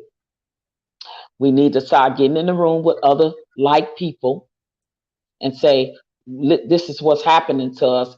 Now it's time for us to move on. It's time for us. Yes, I got billions. I got this. I can create my own resources now for our people. And this is what we need to do. Because we know we don't own and control anything when it comes to these industries that these Kyrie and Kanye is in. We know who owns it. Okay, you signed and got very wealthy. And now you'll be still, no matter what your wealth, they're still saying you's a ninja and I'm going to treat you just like a slave. But if you don't shut up and dribble, if you don't shut up and rap. So now, if we had these other co-workers of these black men to say, I got your back, man. I'm going to put 30 million in this to create this. I'm going to put 25 million in this. Let's do this. I'm going to put, so many of these wealthy black men in sports and entertainment that won't do it because they're still in bed with said people that control everything, right? But if we realize now that this is what they're silencing us and canceling us, and that's the problem. We're not on code to even create our own resources. Look at all of the people so far that Wow. I've heard that have talked against Kanye and Kyrie. I heard it was Kareem Abdul-Jabbar, Shaq, what's the other basketball? LeBron, so many of them now, because they are still in said pockets of said people that control everything, right? Right. And that too, that in and of itself is the problem, because at what point are we going to just stand around and let them keep whooping our brothers and we just keep watching? Just like it's just another form of modern day lynching. It's just another form. How long are we just going to continue to sit and just watch them butt break our brothers, and we just sit and watch and say nothing and do nothing, just like they did back then? And they definitely didn't have any power or control then. We Yeah. got people that now have power and control. Well, see, we got some things in the middle. We got some things in the middle, Patrice. We got jealousy and envy. We got jealousy and envy. We're jealous and envious. Don't tell me you got a problem. You're a millionaire. You're a multi-millionaire. I got real problems here. I don't know how I'm gonna pay my light bill and gas bill in the same month. You are upset because you lost a shoe deal. I'm upset because we can't have 3 meals a day here because I just don't have the money for us to have 3 meals a day. So we got to have one good meal a day, right? I mean, they can't relate. See, it used to be, even though we had superstars, we could relate to each other because we all knew what was going on. Now, us over here, we in the victim Olympics, right? We in the victim Olympics, while other black people, just like a certain person came on here and said, "Hey, you ain't got no problems as a black person. You got LeBron James, you got Oprah, you got right."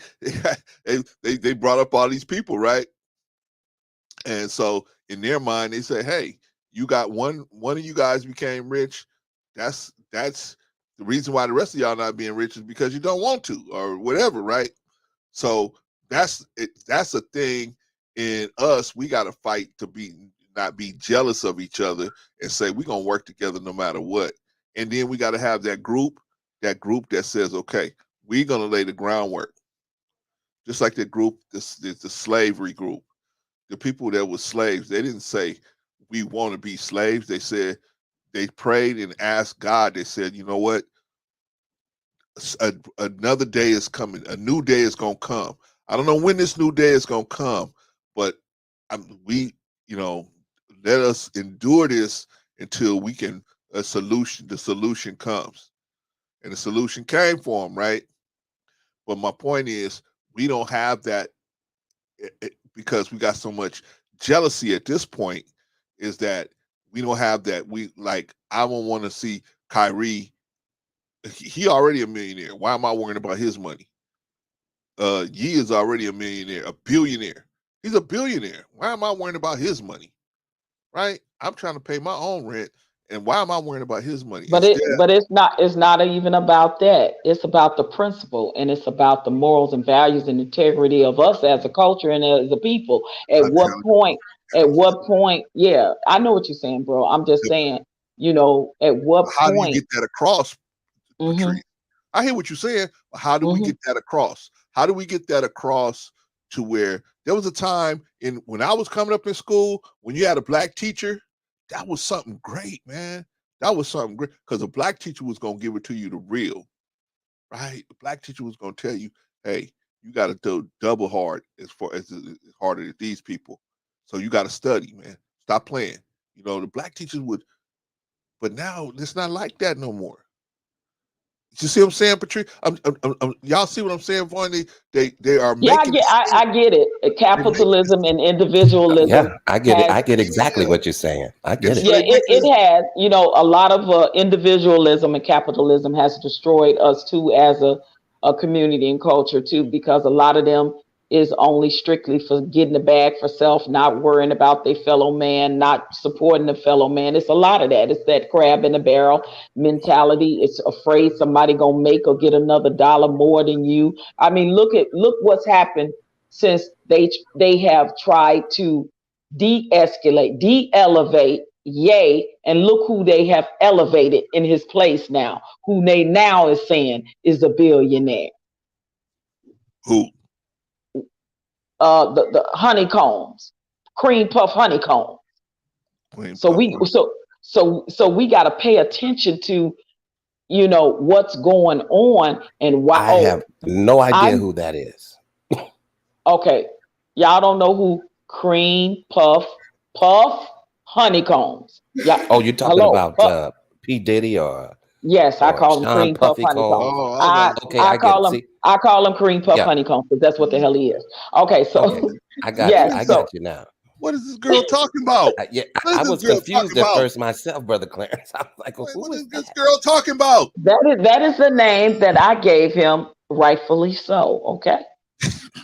Now, again, as I was saying, if we paying attention to what's going on and the things that they're doing to these two brothers, who they just de-elevated, who they now elevating to the quote unquote billionaire status for us in the black community. Now all of a sudden we're supposed to pay attention to cream puff honeycombs, who's pushing a narrative with this whole agenda, this whole other agenda-based thing. Now they are telling us, they are trying to pick our leaders for us.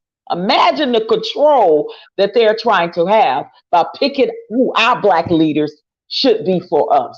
The nerve. Really?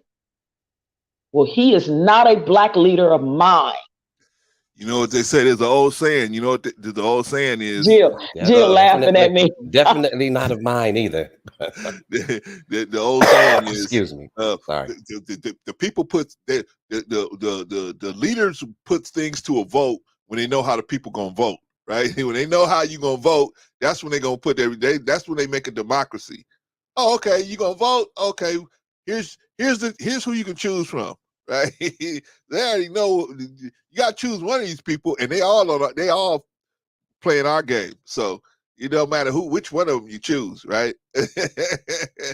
but that's the thing. Okay, so we realize that this has to change. We realize that. Okay, now the question is, I don't think enough black men realize this though. See, that's the problem. You got people like excuse me, on the Mm. mothership that'll run around telling people, you know, there is no racism, there is no problem, everything is great. And the You know what I black mean? culture is trash. Right. And, you know, Wow. don't basically don't trust anyone that looks like you. See, now here these nice white folks, they in my Patreon, they paying me, you know, trust them or trust black people that's paying you. But other than that, don't trust nobody else that looks like you. Right? That's basically what you're saying. Right? You said our culture is trash, and you're basically saying don't trust nobody from our culture. And we got good, hardworking people, right? In our culture, right? We don't have trash. We got some trash. Every culture has trash in it, obviously, right? But you can't say the whole culture is trash, right? Imagine if this guy said our Jewish friends had their culture was trash. Holy smokes, right?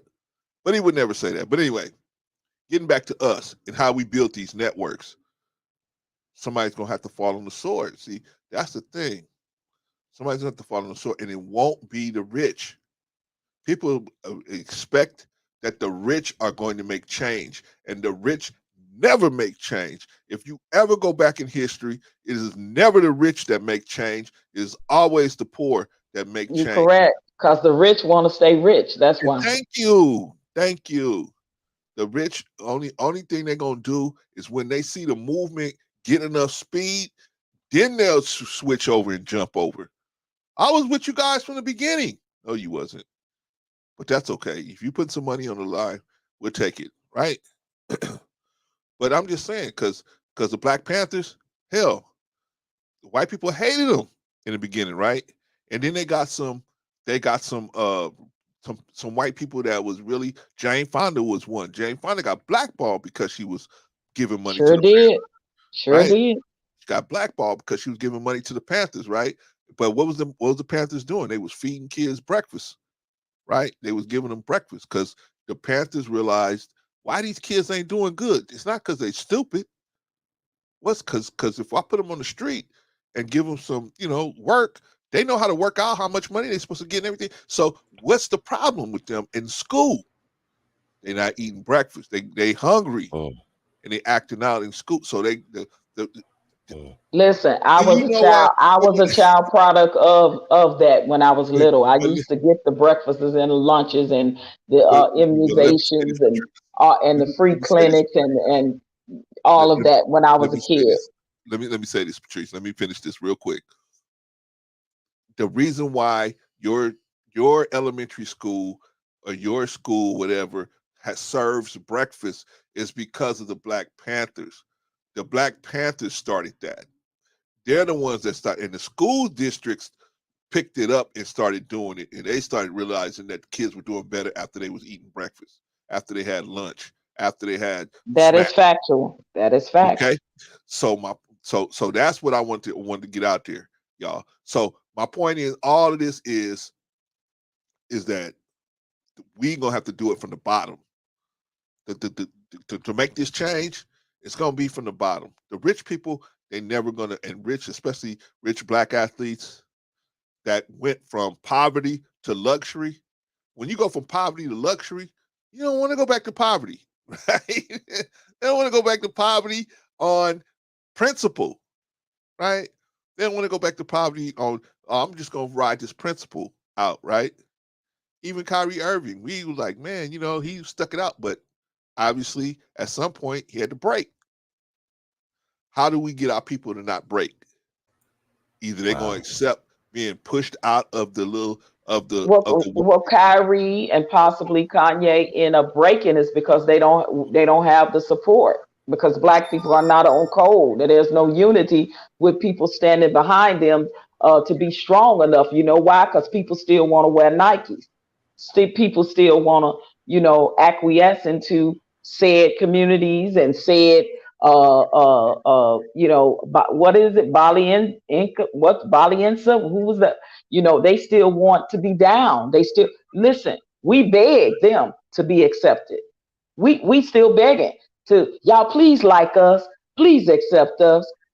I can afford to wear your Nikes. I can afford to wear your Adidas. I can afford to wear your Gap. I can afford to wear your Dalienza, however you pronounce it, whatever it is, the other company. I want to bank at your bank, JP Morgan Chase. I don't want to not take my money out and go somewhere else. See, I want to keep my money in your bank while you keeping your foot on my brother's neck. See, that's what we do. Well, see, we don't understand. We don't understand. That's what we're doing. See, you keeping your money at Chase. You are helping them keep their foot on his neck, and you don't realize it. We don't look into. Well, now hold on. My money's in Chase. See, well, Vaughn, it's all your fault, Vaughn. And so guess what? That's where it's going to be at until something else better comes along. See, Vaughn. I'm not. Listen, I'm not going to sit up here and change what I'm doing behind one person who's making all these disparaging comments and you know in the news and saying things that are outlandish. Do you see what I'm saying? What am I supposed to sacrifice for that? Now, don't get me wrong. Wait, don't get me wrong. Hold on, don't get me wrong. Don't get me wrong. I'm not saying that I trust Chase. You see what I'm saying? Because I find it hard to trust anybody with my money. But at the same time, where else am I going to put it? Bank of America? Where else am I going to put it? In a black-owned bank that hardly ever stays in business? I mean, where am I going to put it at? You see what I'm saying? No, I understand that. I don't have a Chase bank account, but if I did, I would move my money into Bank America or Citibank or Citi. Right. I'm just saying what I would do. I'm not gonna allow the you know, the traffickings and the doings of Kanye I don't West own Nikes. to I don't own Nikes. to change I don't own Nike. I'm living and what I'm doing. I don't own Adidas. I wear Skechers. So I don't know if that made sense, but I'm just putting that out there. And that is your prerogative. But I'm saying as a collective, that is the reason why we will never have resources. We will never continue I should take my money to out of the bank and keep it in my resources. Mattress That's what I'm not. Well, hell, that's old school. Well, hey, look, what bank is perfect? Exactly. I'm saying, listen. What do they do for black people? Our grandparents and great grandparents didn't trust the banks, and they kept their money in the mattresses until the house burned down. But Vaughn, I'm not saying that is the only solution. I'm saying because we don't have unity and we don't stick together in a lot of those senses is the reason why they have to turn around and apologize. That is why I feel, in my humble opinion, especially the Kyrie situation, not even so much as the Kanye, but the Kyrie thing. Didn't he have a deal with Nike? Kyrie, yes, he did. Okay. There, case in point. Okay. Yeah. But the thing is because we want to continue to be accepted with these companies that do our people like that, and we say, well, I'm just one person. Name the bank. Now I'm talking about Nike. With all due respect, wait, can I just say this real quick? With all due respect, can you please name the white organization of a bank that has black people as their best interest? Please, can you direct me to one? No, none of them. But I'm saying. Oh, okay. So I'm just saying. Chase is the one that didn't want his money no more. That's what I'm saying. Okay, but because him and Chase has a problem, I ain't got a problem with Chase. And see, I get my money every time I need it. Right? Oh, okay. I understand that. Every time I need it. But I understand that, bro. If there's a discrepancy, if they fix it. But I get that. But I'm saying, I ain't had a problem if the majority of the people, and that is the attitude of a lot of people, is because I don't have a problem yet, or I don't have a problem, it's not my problem. That is the problem. I would need, but here's the thing, though. Here's the thing, Patrice. I would need more of a legitimate reason for me to move my money out of Chase. And it's not Kanye West. I understand. It would have to be a more legitimate. That is your choice. I get it. That's your choice. Because I can move it from one snake's bank. Listen, I can move it from one snake's bank to another snake's bank, and from there to another snake's bank. You see what I'm saying? I get it. But if it's So a legitimate there reason for me aren't to any. discontinue my relationship with Chase, if there is a legitimate reason for me to do that, I would gladly do it. But in my opinion, this is not one of them for me. Not Well, And how about that? that's your choice, bro. I'm Yeah, How speaking about that? in How about a general compromise? as a whole. I'm speaking in general as a whole. no, That I get it. the I get it. mentality of that is the reason why we can never gain resources and stick together to gain Right. resources and to have a cohesive unity, is because we say, well, because it ain't happening to me, I ain't gonna worry about it. That is the attitude Yeah. that we all seem to have a lot of times. Well, it Yeah, ain't and I agree. my I son, it agree. ain't my daughter, it ain't my. Right. If we keep that mindset, is the reason why we're gonna keep never not having power. If we keep continuing to Right. say, well, it ain't happening to me, so it ain't my concern. If But you we know what? keep We can't jump saying on the that, is the reason bandwagon. why But we won't get nowhere. okay, so let me just say this. Do you think that it would be reasonable for us to jump on any kind of bandwagon because this person has an issue with so and so? No, and I'm not saying in every scenario like that. I'm not saying that. There, but to totally demasculate or emasculate these two black men, and Yeah. this is to to make them powerless, to make them be looked upon amongst their own. Right. That's where I have the problem, and that is Right. where me as a black woman to say that if I did have my money in Chase, it wouldn't be an issue. Well, see, my For thing is me, this. if Okay, I don't so own Nike, I don't own I Adidas, get like it. none of that. I don't even Right. like Yeezys or none of Right. that. I'm just saying for No, me, yeah, because and I get what you're saying. I get what you're saying. right, and I Right. respect your opinion and your right and your thought and your stance in that. I do, but I am saying it's a lot of scenarios with us in a mindset that we always say, if it's not affecting me, it's not my concern.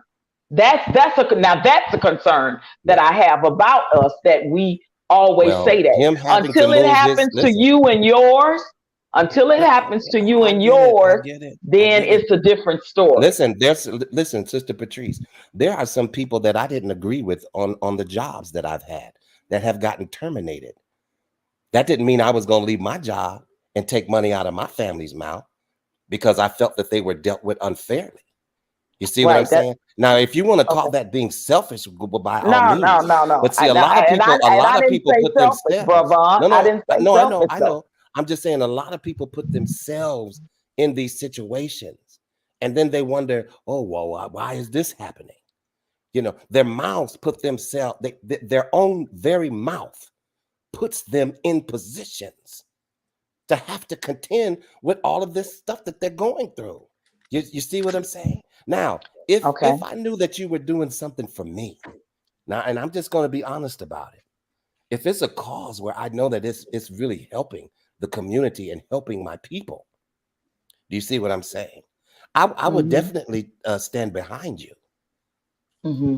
But when I see you just running your mouth all willy-nilly, that's not a good representation of what I need to be following. So Well, I no, don't think he was running his mouth willy nilly. I think he was expressing things that they were doing to him. He was expressing and pulling the coattails of a lot of people.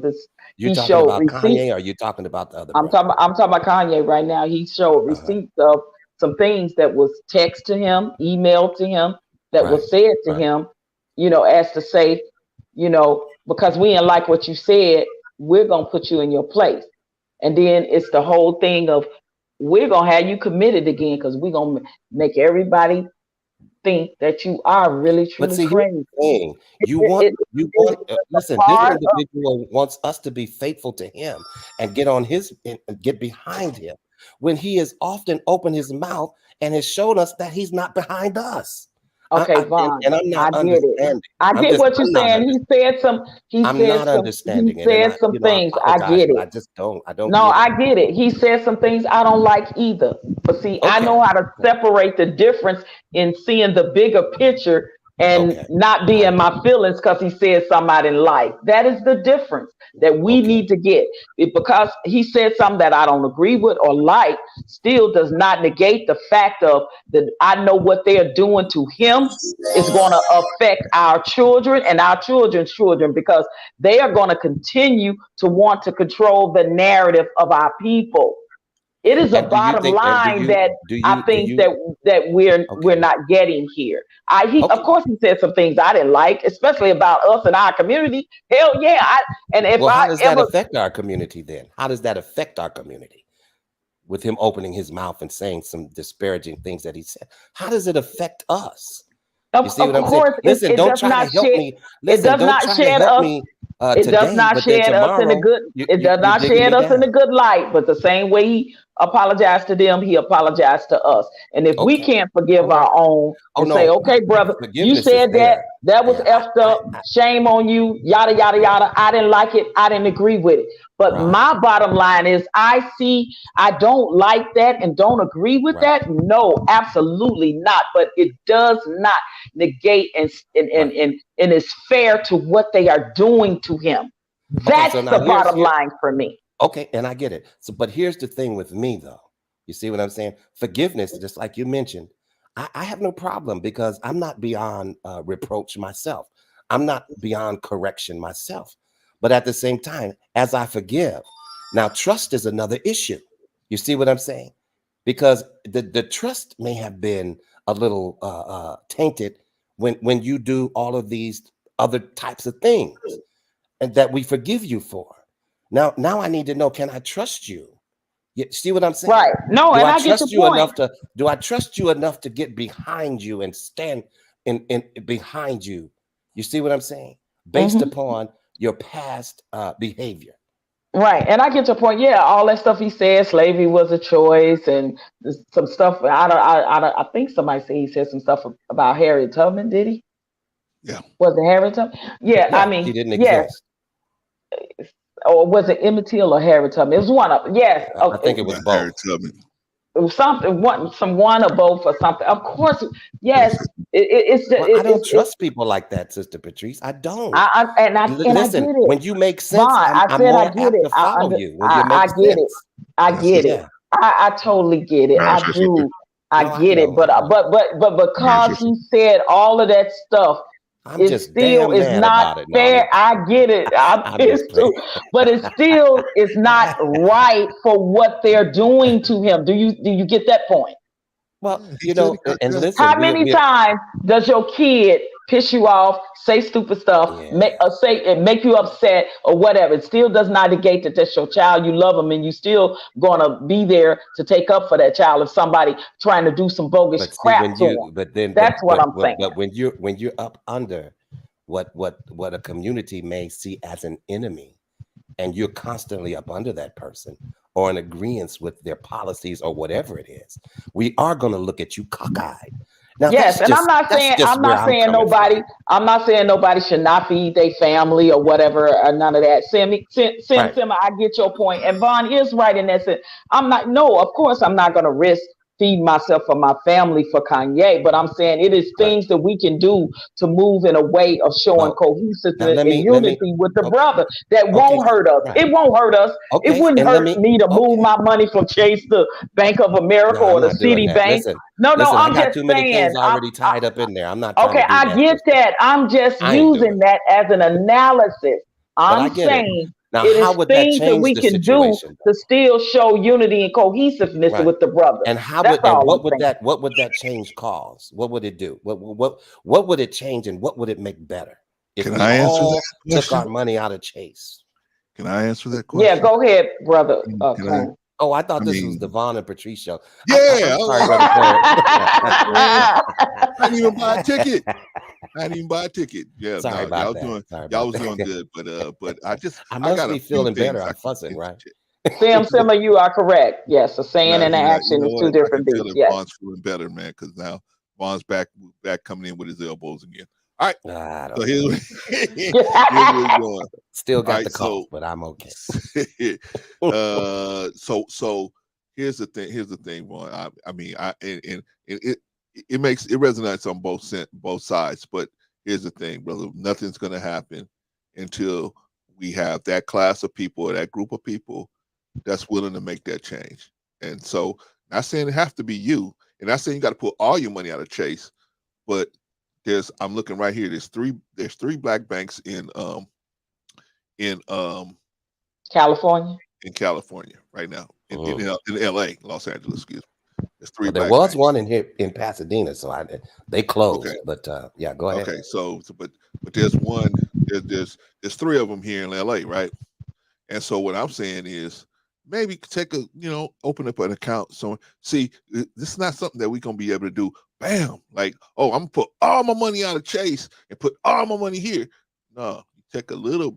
I mean, if it's going to work and we able to do it where we have the least amount of impact on our families, we have to do it little by little. So you take a little money and put over here, and you see how that goes. And that went okay. Little money here, or Bank of America, or whatever, right? Because they all, like you said, they all snakes. Okay, even if you get a black bank, the black banks got to get in bed with the white banks, and they snakes. So I mean, they're all snakes. They all have to play that game. So, but the difference is, if the only way we're going to be able to build or show them that we are going to react to their overreacting is for us to act. They got to see something. They got to see a consequence.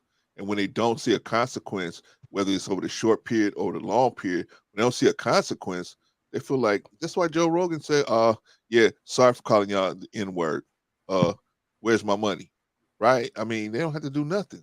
They have to go to no museums. They don't have to sit down with the NAACP. They have to do nothing, right? That's because they feel like, you know what I mean? Why? Who's going to press them? What network do we have to press them to do anything? Really, when all of our organizations, they're putting all the money into the organization, the NAACP, SNCC, CORE, all these, they're the ones, BLM, they're putting all the money into it, right? They're gonna be like, hey, you getting all this money from us, so of course you got to do what we telling you to do, or we gonna cut the hose off. Right. Any gave a very good analysis. I guess when what I was really trying to say is like they chastise and punish their own when they act up, but they want to chastise and punish ours. But that's and we don't have a say in it. And Brother Karen, just clarify to me, like in the Nation of Islam, y'all deal with y'all own brothers when y'all have to discipline them and that within the community. That's what I'm saying. So I will prove that point right now. Yes. Okay. It was me, Rico, and two other gentlemen was on a live stream, and it was brought up that two brothers from the NOI have been visiting this other content creator and hanging out with her and saying, and amening a lot of the stuff that she was saying, right? Because they were friends, I guess, right? And so I was asked, how come you don't publicly denounce these brothers if you feel that what this content creator said was out of line? Why they must be with the out of line? They must be with the statements that's being said out of alignment. And I said, brother, I got to give them grace because I don't know that they know what's going on. They may not know the stuff that's behind the scenes, right? This is how all groups that really have love for each other, that's what they do. Jewish people, do they do wrong stuff? Of course they do wrong stuff, but you don't hear about it because they will stick behind it. They will talk to each other behind the scenes. Hey, what's going on? Only time stuff that Jewish people do that's bad gets out is when it's so egregious they can't hold it back. They can't hold it back. Yeah, like the Weinsteins and Epstein. Yeah, exactly, man. It's just too egregious and it's too many moving parts for them to try to control, and they just can't hold it back. Shout out to K Solo. And so they can't hold it back. But like regular stuff, like just stuff being said or retweeted, they do stuff like this all the time too, but they don't let it get out. And I'm just saying we as people, we got to look at it like it's bigger than Kanye. This thing is bigger than Kanye. That's the It's bigger part than that people don't get. They bigger than they mad because of some things Kyrie. Kanye said, and it really is bigger than that. It It's bigger really is. than Are we gonna Listen, live? I would. Are we gonna live in a society that is gonna continue to want to control?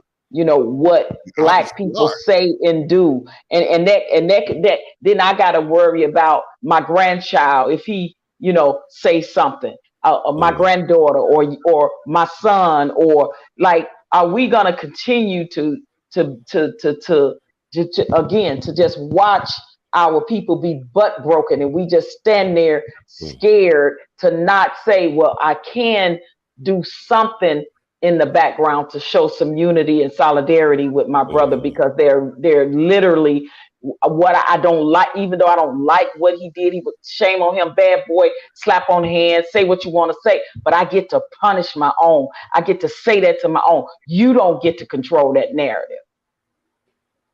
Yeah, so I think building the network is that would be the first.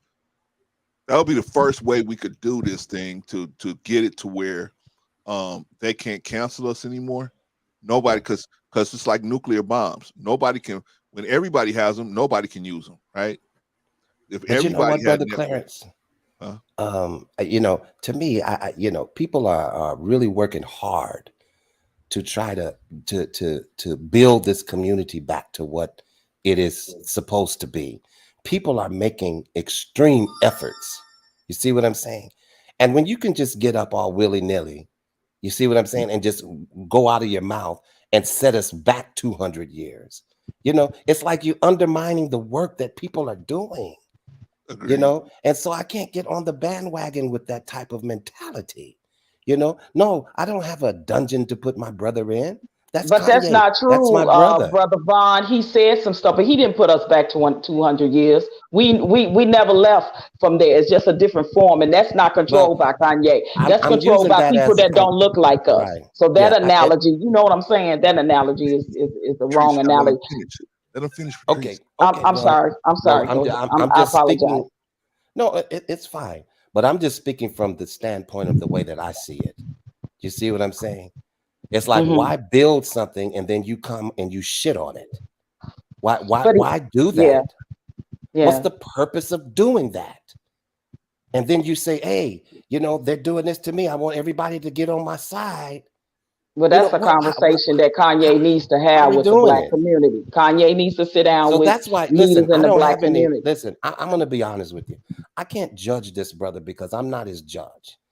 He has a maker to stand before and I'm not it. You see what I'm saying? But Hmm. I can examine and judge the fruit that this person is bearing, and I don't think that it's always a good fruit that this brother is displaying. You see what I'm saying? Now, at the same time, hey, we all make mistakes. Okay. So there's a lot of room for forgiveness in my heart. Maybe you did say something that offended me, and I can forgive you. But at the same time, I don't know if I want to join your organization just yet. I don't know if I'm really ready to get on the bandwagon of whatever your narrative is just yet, because I need to see more consistency. Do you see what I'm But, saying? but but You I don't can't you think can't he's be on it asking us to today. You can't be join on it. You can't be other on than it unity today. and saying, You look you what if they doing okay, it so to let me me and I'm all right, wealthy, so let guess me what just they say could this. do to Okay, you? That's all right. that's what I think it is. So here's how and I could only really speak for myself. You know what I'm Hmm. saying? As Hmm. for me, you can't be flippant today and then, oh, I'm supposed to trust you the next day, but then next week, I'm not sure, you're unstable. But then the week after that, hey, you're making very sound statements. That's not a stable-minded person to me. But bro, For Vaughn, me think to about this. Unfortunately, we do that with people every day when we take a chance with people that we work with, we right, go to church yeah, with, we in certain yeah. business things with. So and people flip on us every day on our jobs. Well, And see, the these are people people. that flip You on know, you know me, what I'm saying. listen. So. Oh, Mhm. well, let me tell you about that. People that flip on me, I'm less likely to entreat them. I'm less likely to try to be in their presence other than the workplace. But even in the Right. workplace, I know how to do my job and be separate. See what I'm Right, saying? but there is cases. Yeah, Brother of Vaughn, course. let's Yeah. be real. Every day where we work with people we don't like, but we have no choice because we E- have to work with them, right? And if you're exactly. trying to get a bottom line thing done, it's just like Right. when I was in high school, right? I'm gonna give you analysis. When I was in high school, I was on the track team with a young lady that I didn't like her or her sister, right? But when we went for championship, it was about a team. When she needed help, when she stumbled and fell, I picked her up. I didn't like her though, but you know what? I understood that there was the bottom line, that we were trying to win.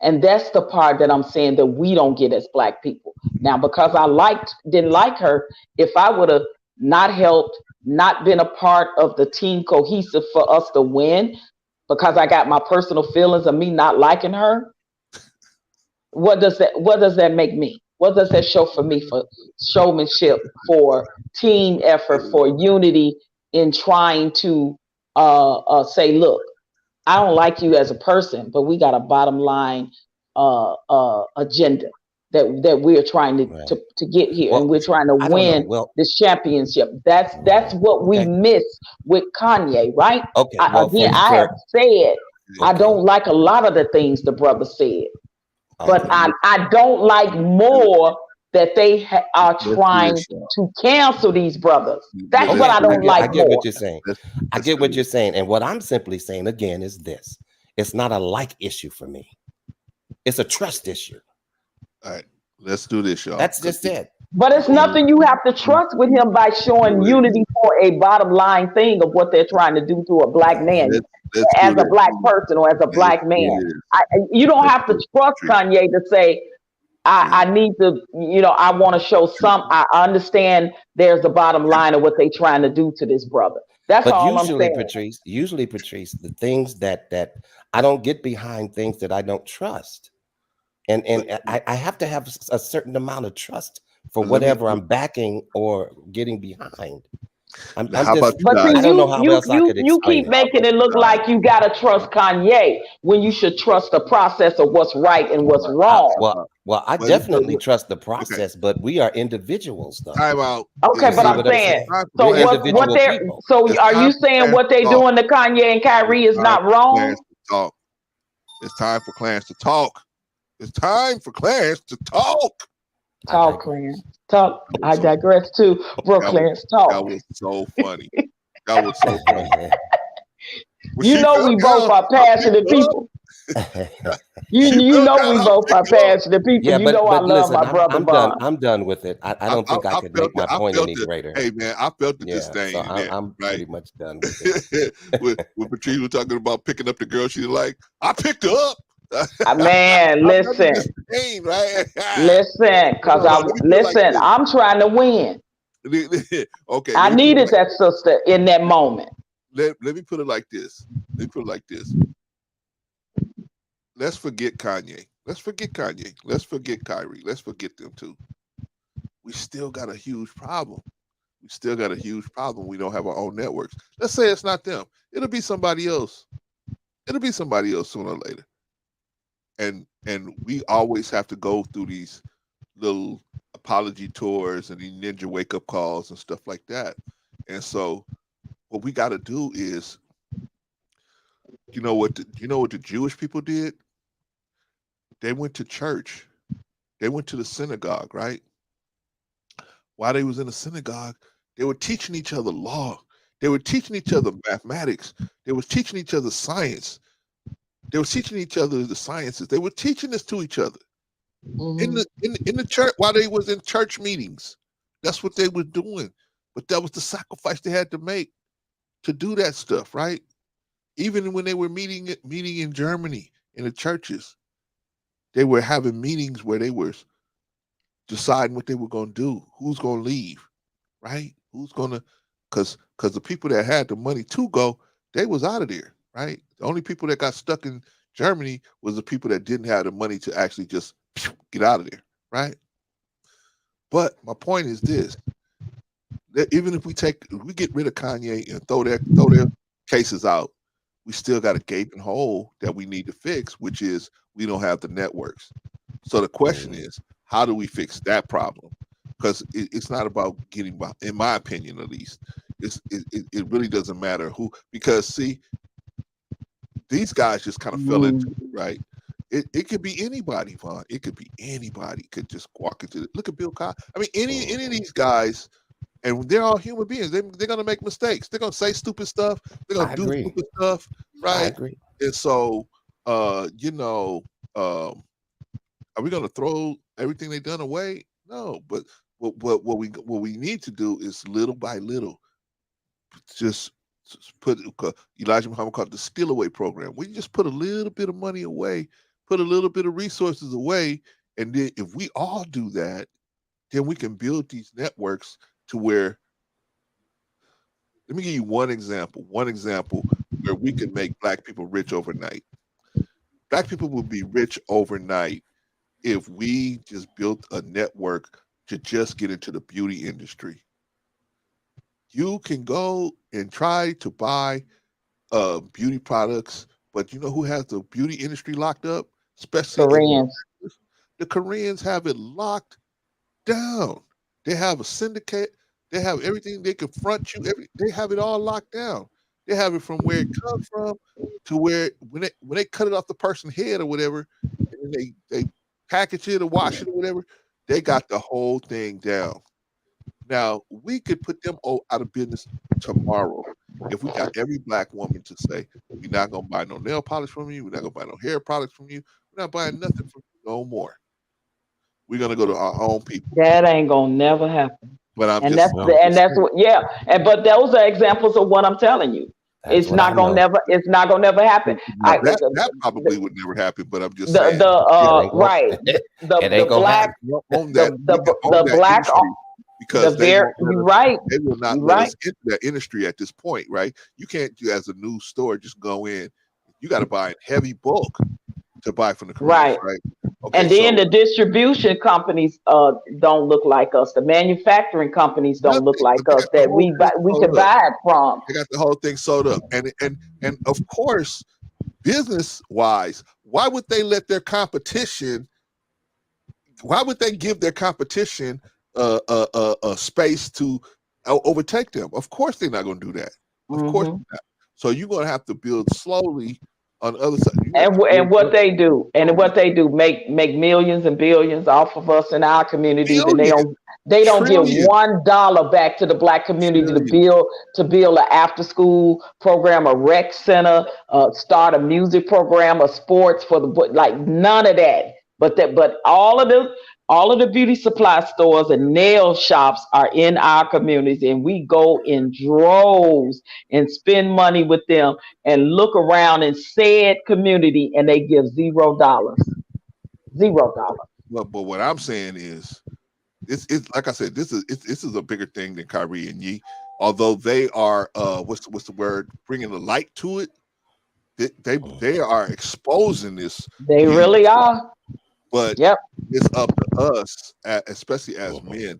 I wouldn't put it on the women, but especially us as men, we're gonna have to make some sacrifices to if we really want to make these networks work. Otherwise, this is what we're gonna have to expect, right?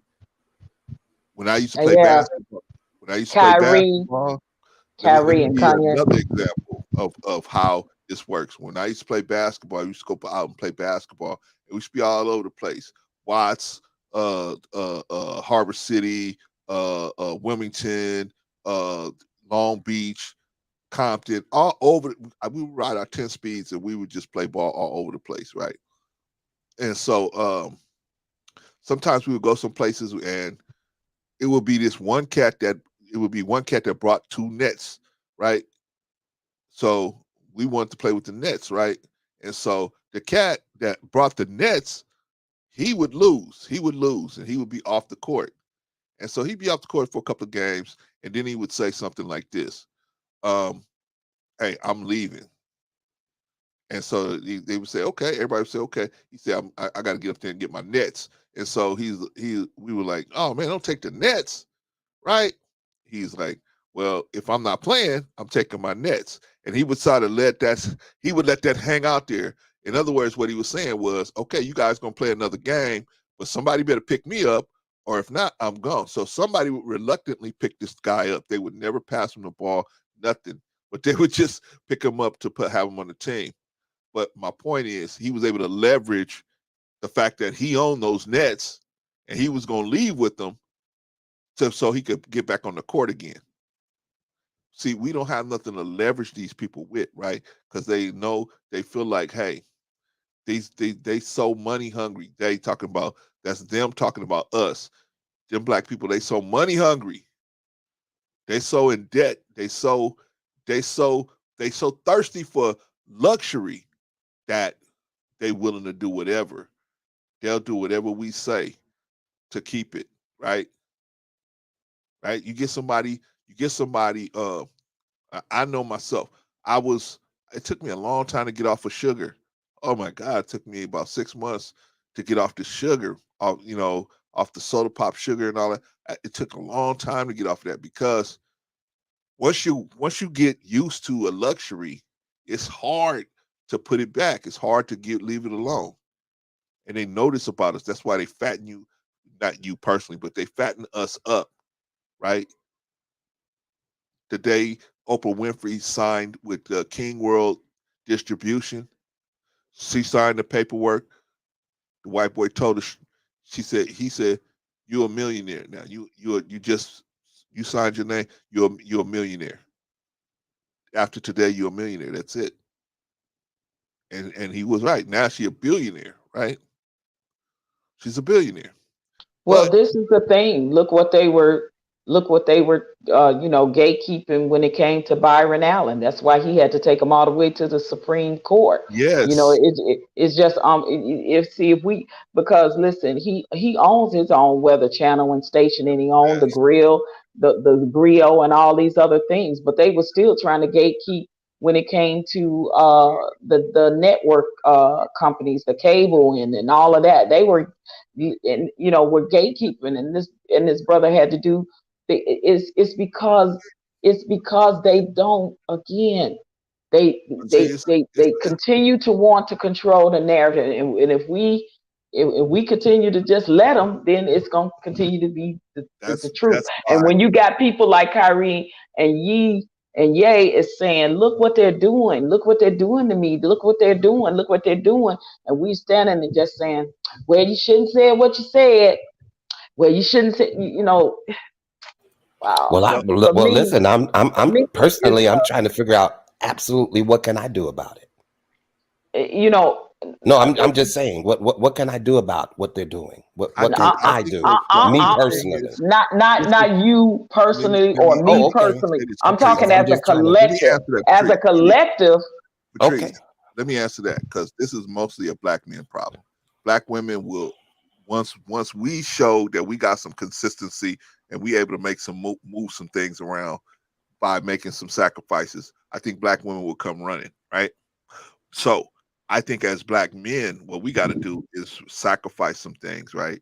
We're gonna Mhm. have to sacrifice the Yeezys. We're gonna have to sacrifice some of these things, right? What do you That's the mean first. sacrifice? What do you I mean? mean, we're gonna have to say to ourselves, okay, I'm probably, if I shop at Nike maybe twice a year, maybe I can cut that down to once every other year, or maybe slowly start spreading out where we spend our money. Because most of us, we got certain places we spend our money, right?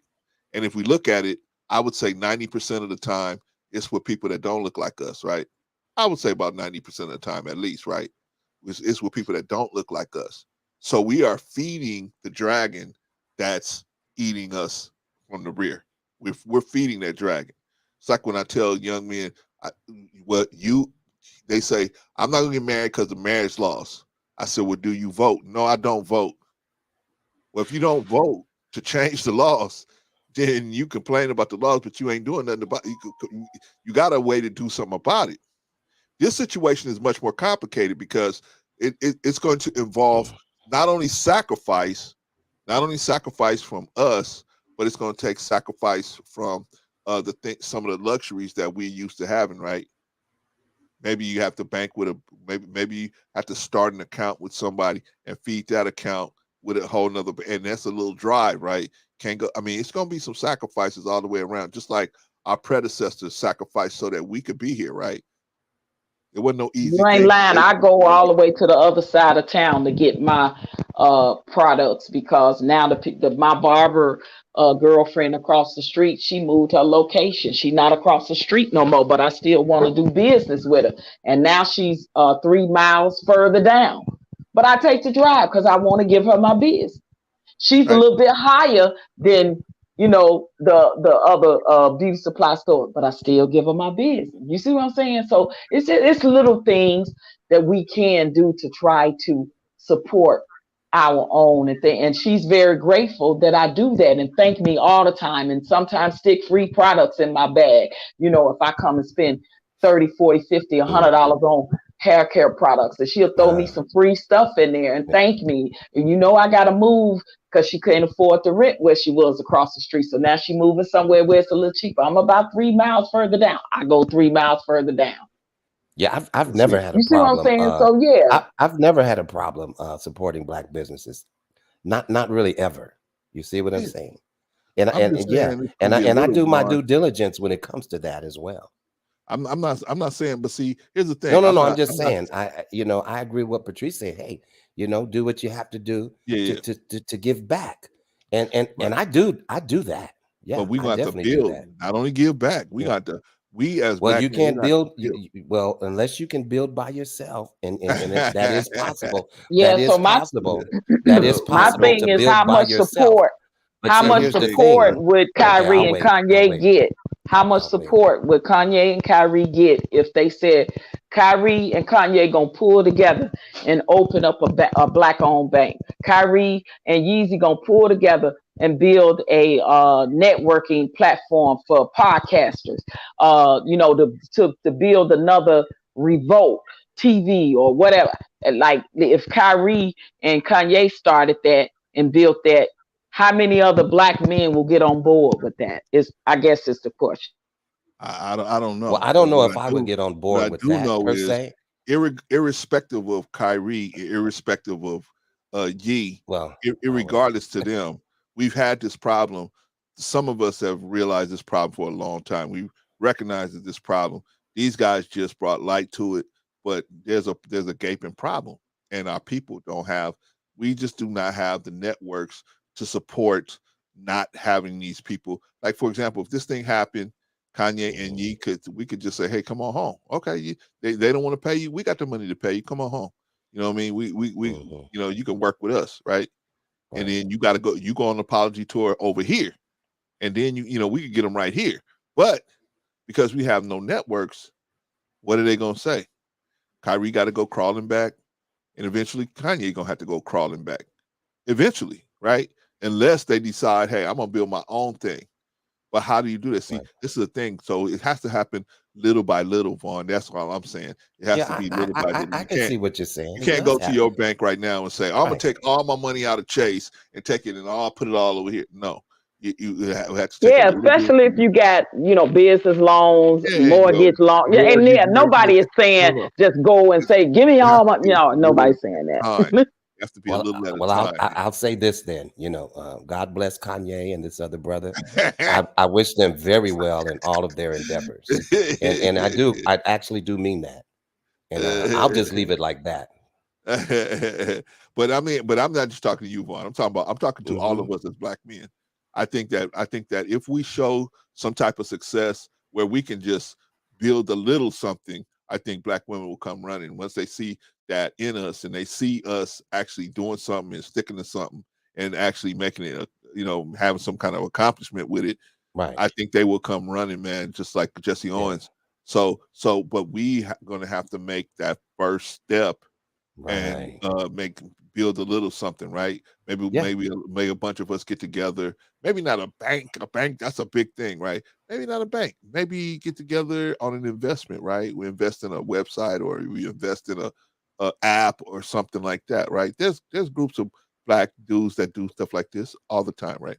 But I'm saying we got to start saying, okay, we're gonna focus at least some of our money to support some of these people that are making this stand, right? I mean, as long as they doing it in the right way. I'm not talking about, and I don't know the brother. Well, see, here's the thing, though, Brother Clarence, and I agree with what you're saying and how this all could work, and be put together. But if there's no foundation involved in the process, then absolutely, what is it standing on? Is it standing on he said, she said, or what is the foundational structure built on? And It's how do built. we What? establish, wait, let me ask this question if I can. Okay. How do we establish this foundation?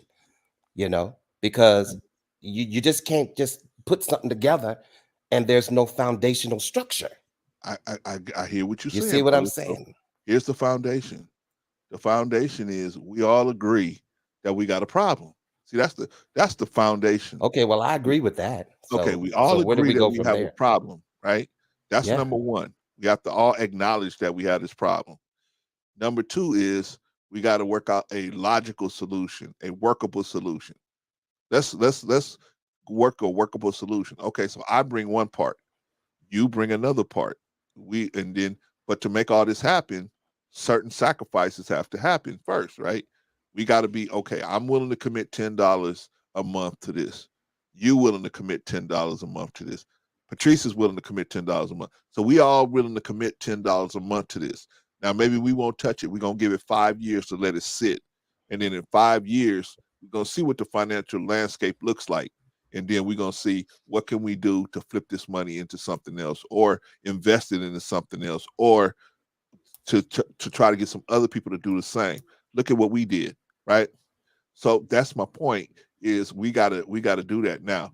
The trust is what's gonna be the problem, in my opinion.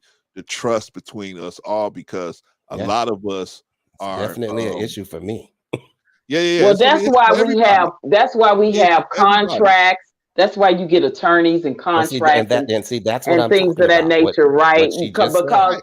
because Exactly. of course You have we a, got to be able to say, I trust Vaughn with a certain percentage of this. I trust OG Patrice with a certain, and if she reneges on this, this is the consequences of that: jail, or she lose her money. It's ways you could do it. It's just like the people, the black people that came together, put their money and their resources together and bought all the land in Atlanta. These were just black business owners that decided that they wanted to create a black community, they're renting space, or you could buy space where you can build your own, put your own black business in this black community. This is happening right now in Atlanta, and these are all black investors that has done this. When you're talking about things like that, then we can get stuff like that done. If we had people doing that in, say, every city where they live, that would be a start. I'm just saying, I'm trying to start on an even Hmm. smaller scale. Buy the land. If you but I'm I just mean, we saying. got the money to buy the land, yeah. But I'm saying, let's say you're just a regular person, like the regular brother going to work every day. Maybe you don't have money to go out and buy plots of land, right? But we have to start working together on what we Yeah, can work on. definitely start small And we and start say, small. if Let's I put don't some money spend my together. money, if I don't spend my $300 on these Nikes, I'll just buy me some regular There you go. Skechers or Converses. There I you won't go. support Nike no more, which I'm paying $300 for their sneakers or whatever. I can, buy something a little bit cheaper for me and my son or whatever, and then put this money over here, something like Now, that. I will say this: Nike is a Nike is the best shoe for the athletes to because of the air sole. The air soles is the better. Now, and how do I know about the air soles? Because I used to work at Foot Locker, and we used to have to do these Saturday morning. So you saying a black manufacturer couldn't create the same a similar No, aerosol for the black athletes? no. Nike has the was it not the The trademark, trademark, the whatever it is, copyright, whatever whatever. it is, they have it. So nobody can put air in nothing. They can't do it. They only Nike can do it. They can put gel, and I think that's what and one has gel in their shoes. They can put something else in there. Reebok has some type of gel in theirs, but no, nobody. And the air is the best thing for the knees. It's the best thing for the knees. So you might not find a lot of the athletes doing that, but the guys that just buying Jordan just to walk around in, definitely they could probably be talked into saying, "Hey, look, maybe you want to instead of buying Jordans every year, maybe buy a pair every other year or every other year or whatever, right? But the thing is, we got to do it small, because if you do it too great, you know, it's too much. It's, you know, people, nobody likes fast change. Well, just imagine even on Black Friday, which is the biggest shopping day there is, the day after Thanksgiving, where everybody waiting in line at Best Buy. And all. Just imagine if we didn't do that and we just decided to buy from a Black owned company, And only what on are that these day. companies like? What would be these companies that we're buying from? Like, to buy what? Like if we wanted to buy It vacuum could, cleaners, or if we right. needed It to could be a buy furniture uh store, appliance whatever. store. Yeah, Yeah, yeah, yeah, and yeah. it and it and it could be in person or online. Like a lot of Black people got online businesses. A lot of people don't Right. even know Yeah. about. You know, the essentials. During the COVID, it's a lot of Black people that invested in that are now millionaires because they sold nothing but those things for the 2 years during COVID Well, let me and let made me a ask lot you of this money. question. Let me ask you this question. Do you think somehow we possibly, and it's just a question, but do you think somehow that we possibly limit ourselves by just saying Black owned business instead of something that's international? Of course, and I'm Are not we saying saying, that wait, let me finish. indefinite. Okay, I'm gonna wait, then I'll finish Okay, I'm after you, sorry. please. I'm sorry. I thought that you was done with the No, question. I I wasn't apologize. finished, but it's okay. Go Yeah. ahead. Go ahead. No, but I'm saying, do you think that we're limiting ourselves by just saying Black owned business instead of a business that is international? And if it's a Black owned business, are we only selling products to Black people? Do you know what I'm saying? Absolutely I don't know. not. I feel like we limit Mhm. ourselves a lot when we say Oh, we're well, yeah, Black owned, yeah. I get it. and we I get we what you're we saying. only I hear want the what Black I hear people what to you're saying, support our business but what because we want to Yeah, of the thing course we is, want everybody else here's to the buy. reason Yeah, why. Here's the reason why. And shout out to Sister Annie, because she brought up these things. I think these are from Bolo's page too as well. But I think this why we say Black owned business is because so many businesses are non-Black owned that we want to highlight the fact that this business is actually owned by a Black person, and maybe hmm we should go out of our way to um, patronize them, right? Because here's the reality. I'm gonna give you this is a business. Everybody can gather around. This is a business. Okay, model. Hmm business model. Okay, this is how things. This is a truism for business. A white person can open a business, and the chances for them, they have a 4 out of 4 chance of getting the white business, getting the Black business, getting the hmm Latin business, and getting all other business. They got a 4 out of 4 chance, right? People will just automatically go in and use their business just because it's a white-owned business, right? Or it's in a particular area, right? That only white business is going to be able to get in. If a Black person opened a business, they pretty much stuck with the people that's right there. Typically, typically. Now, if they have a hot business that's Well, hot, especially if they open it in a predominantly Black if neighborhood. you Now, if open they it in a open it, predominantly Black neighborhood, hmm it's pretty much going to be the only people that's probably going to be going there. Typically, is Black people, right? And when are you going to see Black people? The 1st and the 15th. Typically, that's when you're going to do your best business, right? but Because then you're just limiting yourself to but me to but right. just that's that So, but that particular but community, but which so, is so okay to service that community. So But Vaughn, why what not I'm but think saying, but bigger? I'm saying it. I'm saying Black owned because we Black people. But check this out. If Okay. Kyrie and Kanye opened up an online and a brick and mortar, say in California, New York, Chicago, all the major cities, and they put it in a rural area that where anybody can go and shop there. It's not in a Black neighborhood. They're gonna get whites. They're gonna get Koreans. They're gonna get Hispanics because of the name of who they are and where it's located. Now, if they did it and put it in a Black neighborhood, that's different. They wouldn't have the success.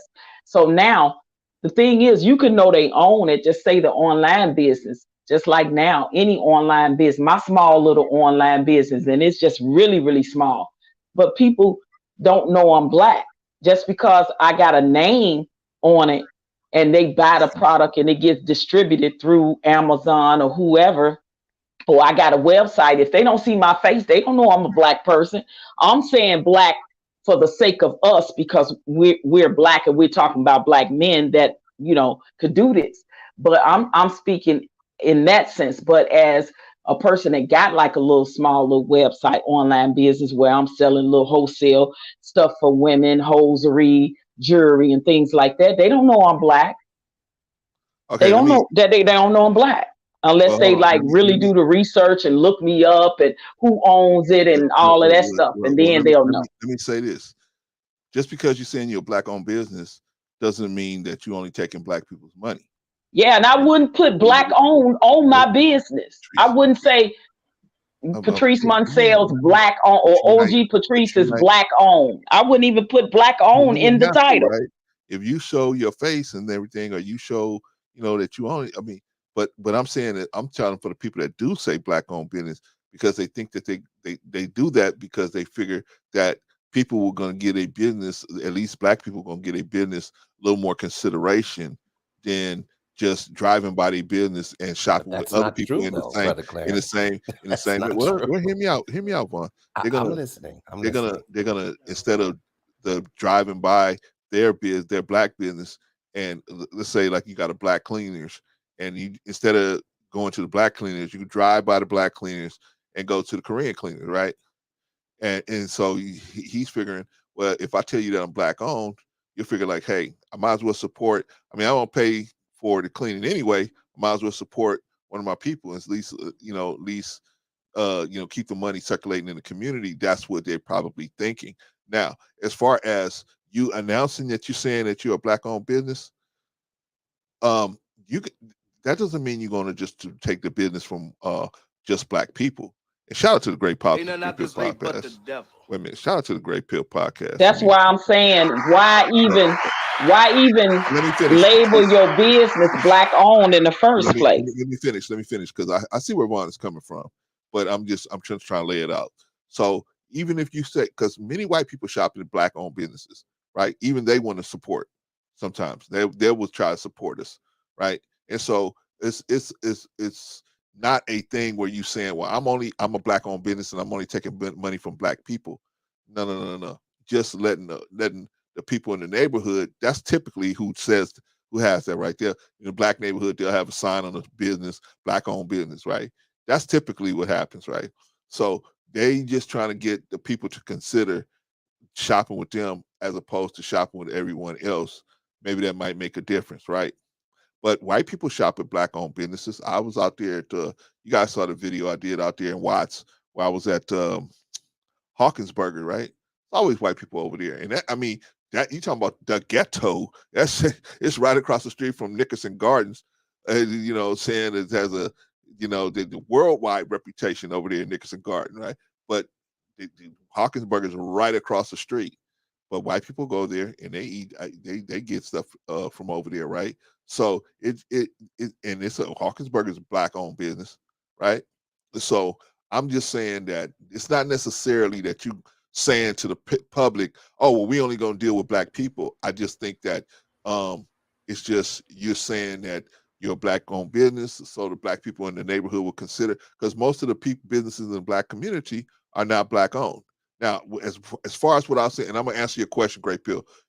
As far as us, what I was saying earlier about the chances of a Black person, when Black people get in the business, white people are not going to go to them first. Latinos are not going to go to them first. All others are not going to go to them first. Black people are not going to go to them first. So you have you're already starting out with, maybe Black people will shop with you, maybe if they know about you and you got really something hot they want to buy, maybe.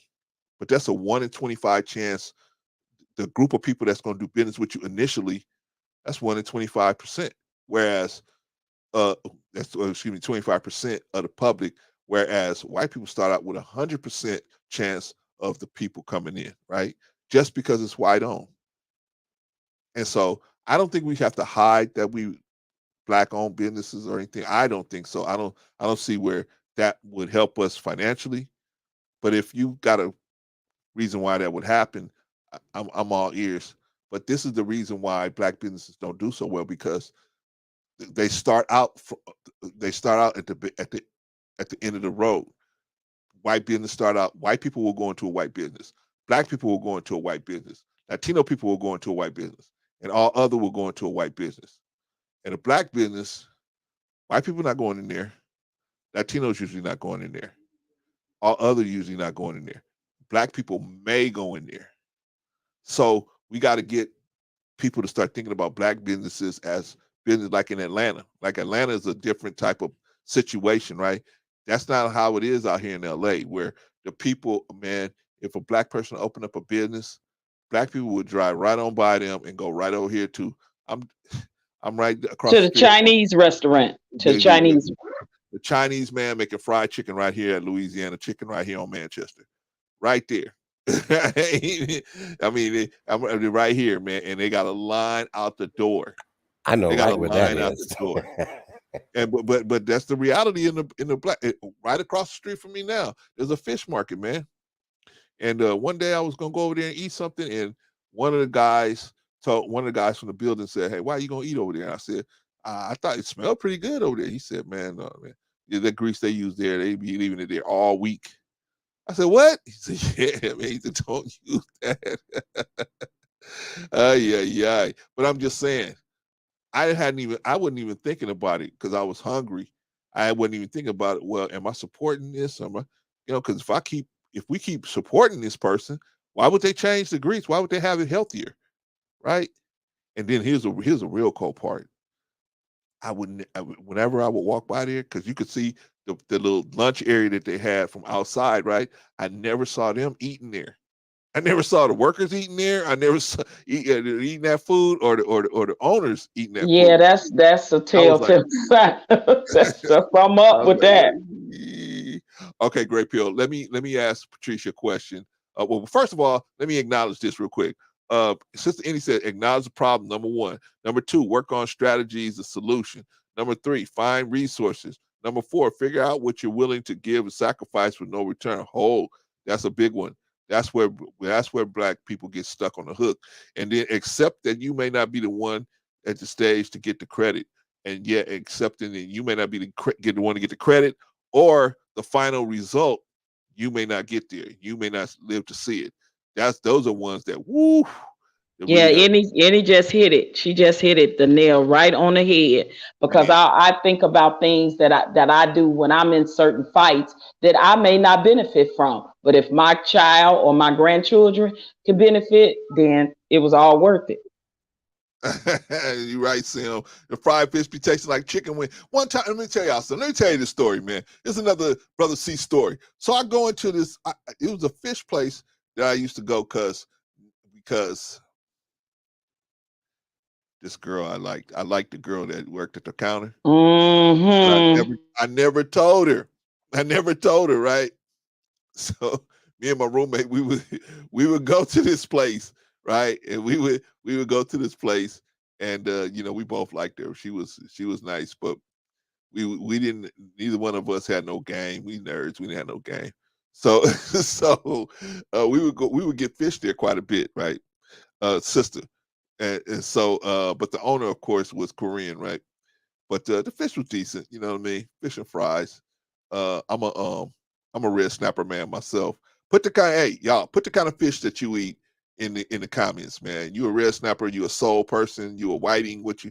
So I mean, I've eaten all those kind of fishes, but I'm a red snapper person myself. So anyway, I was going there to to the place because we liked it, the girl, right? And so one of the days they said they had the big thing on the window. We sell chicken wings, right? So I was like, oh man, you can't beat that. Sim, you can't beat that. You get fried fish and chicken wings in the same plate. You can't beat that, right? So I said, hey man, let me get some of the chicken wings. Bruh. Chickens look like they was working out with steroids, man. These chicken wings about this big, right? I said, I said, wait a minute, man. How these chicken wings get so big? He's like, oh yeah, that's the way they come. That's the owner telling me, right? He said, that's the way they come. I said, oh, okay. Man, I didn't eat none of them chicken wings, man. Suckers out of there, man. I said, man, oh, I'm a salmon person too, Christiani. Yeah, man. But I was like, What they shooting them with the steroids? oh man, Patrice, chicken wings supposed to be about this big. Maybe, you know what I mean? You're Yeah, you're right. they're supposed to be small enough where you can kind of fold them into that little shape, right? Yep.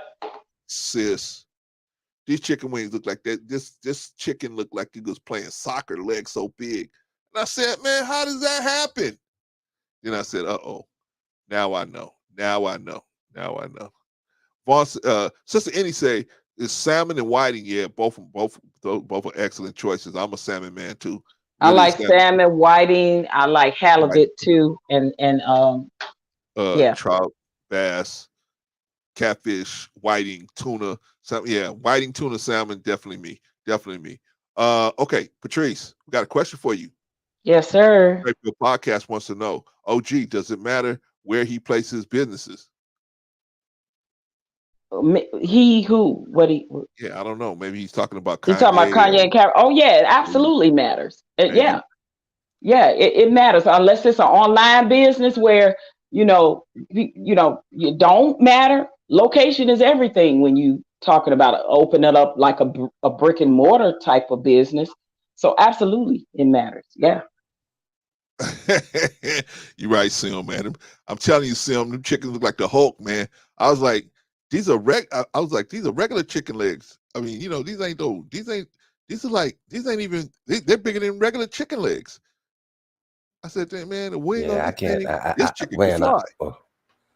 I don't like that, man. I don't like that at all. The chicken is too big like that. Something's wrong. Yeah, something wrong, man. Look like a dinosaur chicken leg, man. I was like, they had a place in Chicago called Gourmet Chicken. And man, let me tell you, these chicken wings were like humongous. I'm like, what kind of chicken was this?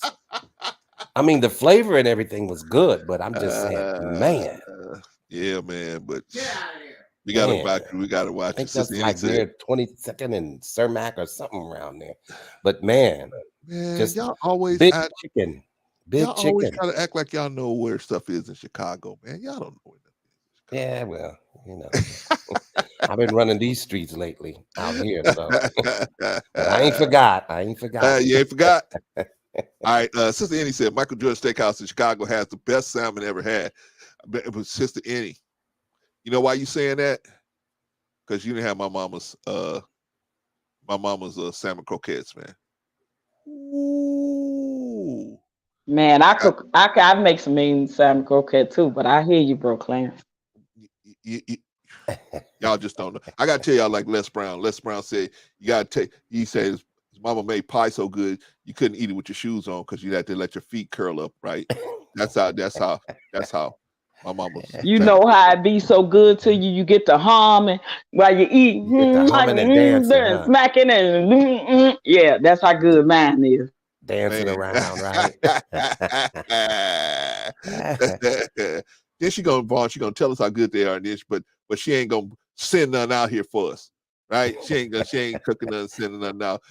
What do they call freeze dry them? Freeze dry them and send them out.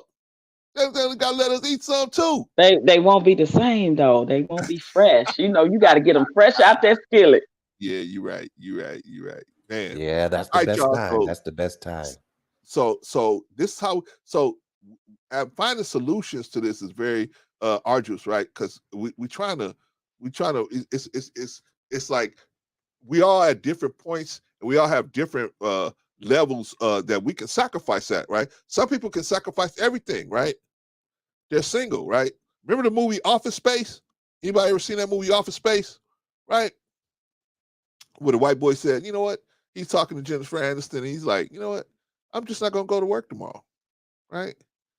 She said, why? He said, because I just don't like that job. I'm just not going to go anymore. She said, you're not going to find another job? He said, no, I just don't like working. He's like, I don't want to go back.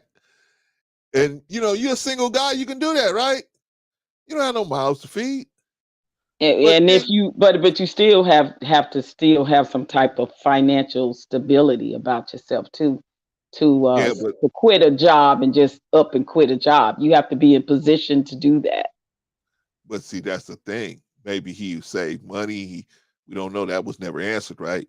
But the point is, he just decided I'm gonna just stop, right? But the average person, we working.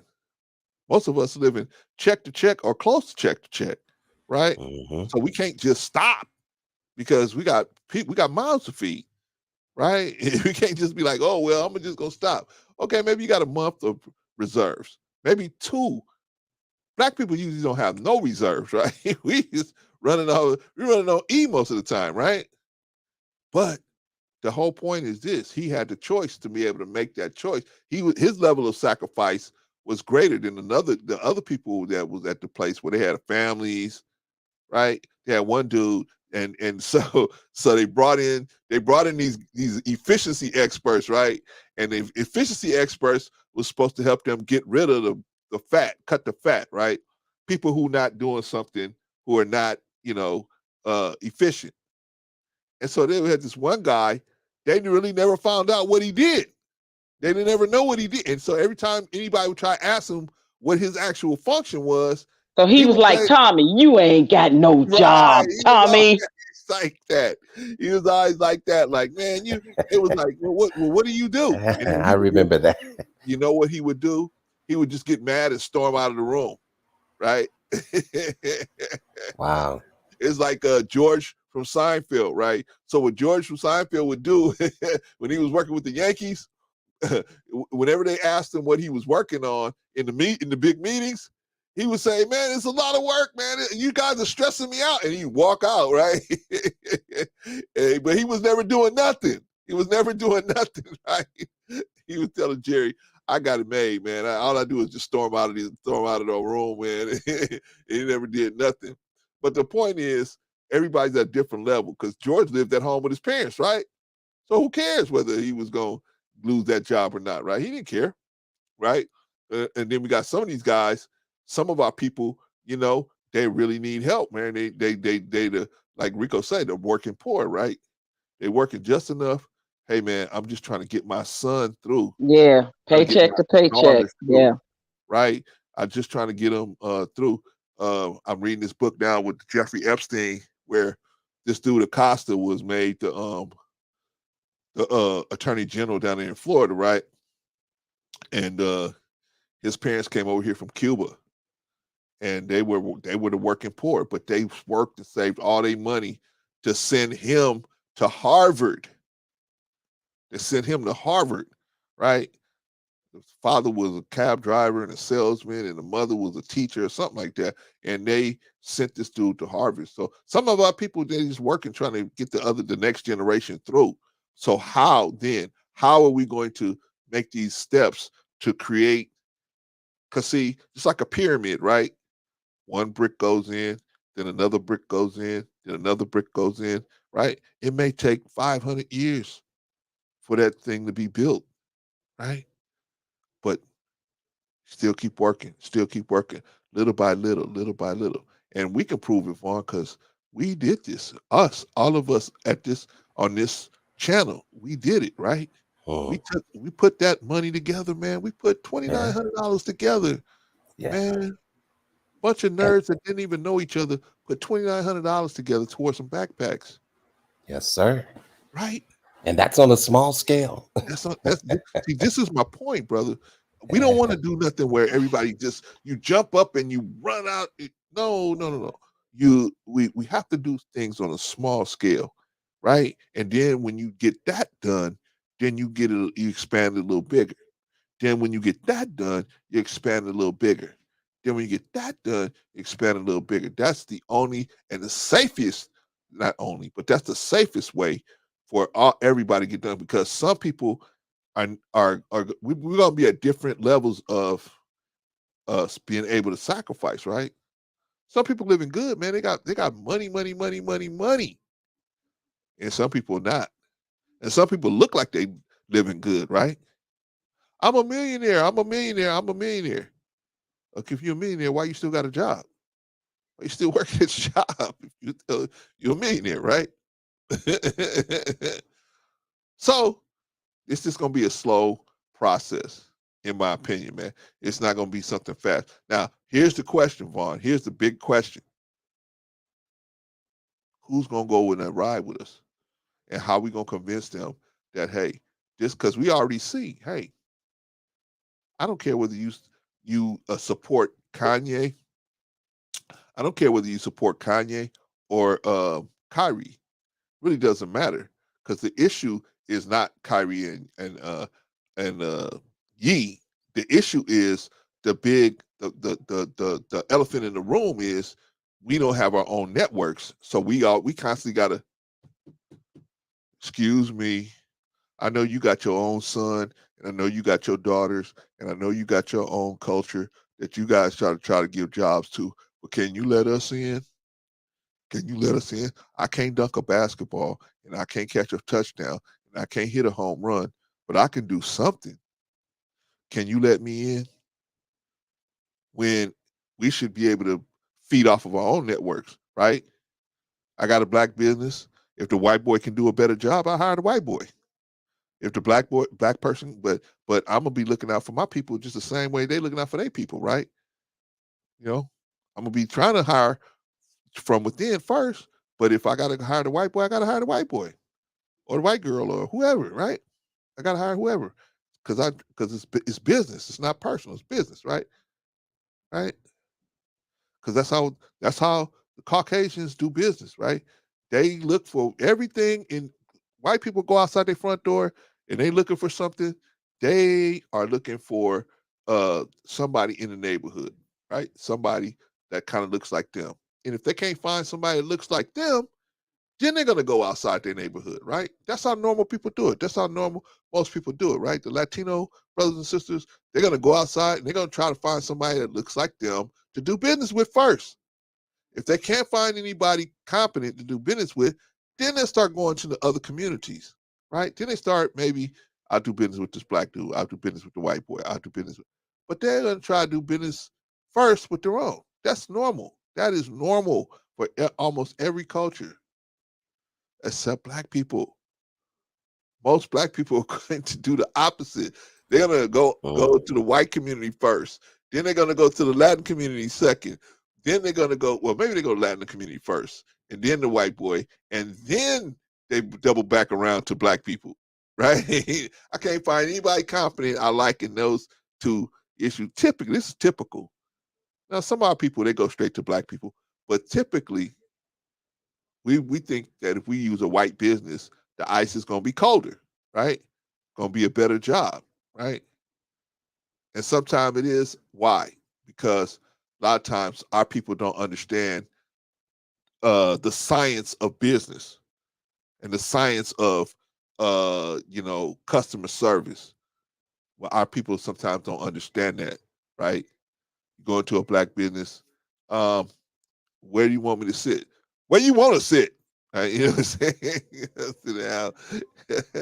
You say, hey, you out of hot sauce. We know. We won't. I don't know when we're gonna have some. Right? It's like, okay. But my point is, we got to be patient with our people. We got to be patient with each other. And just like Kanye and Kyrie, we gonna make mistakes. Just like in a marriage, y'all. Yeah, in the marriages, I'm telling y'all, in a marriage, you marry somebody 20 years, 30 years, there are going to be some missteps. There's going to be some mistakes. There's going to be some misunderstandings. A 2-hour argument over something that somebody thought you said this, and before you know it, it's out of hand, right? It's going to happen. Until you get to the point where you go, hey, this ain't even worth it. It ain't even worth it. One thing about, especially, I'm gonna tell y'all about us, these Tauruses, me and Anderson. We Tauruses, man. We love hard, man. So when we put you in the doghouse, you in the doghouse. You in the doghouse, man. So my wife will be doing everything, my favorite cake, my favorite meal, everything, trying to get out that doghouse, right? But that's how married life is, man. You know what I'm saying? Sometimes it's gonna be, and I'll do the same thing, right? I do something and I feel it. And sometimes I don't know if Vaughn gonna tell it, but I'll tell it. Sometimes I was the right one, and I still gotta, I gotta come with the olive branch, and I was the right one. Gotta, Yeah. you gotta figure out what makes sense, right? What's makes sense? Do I sacrifice my ego, or do I snuggle in the bed? Which one? Which one is better? My ego, snuggling up to my ego, or snuggling up to my wife, or you know what I'm saying, or eating popcorn with her and watching TV, or you know. I'm telling Yeah. y'all, man, we gotta learn how to what's really important. So Jenny That's said, I very got true. That's very true. right.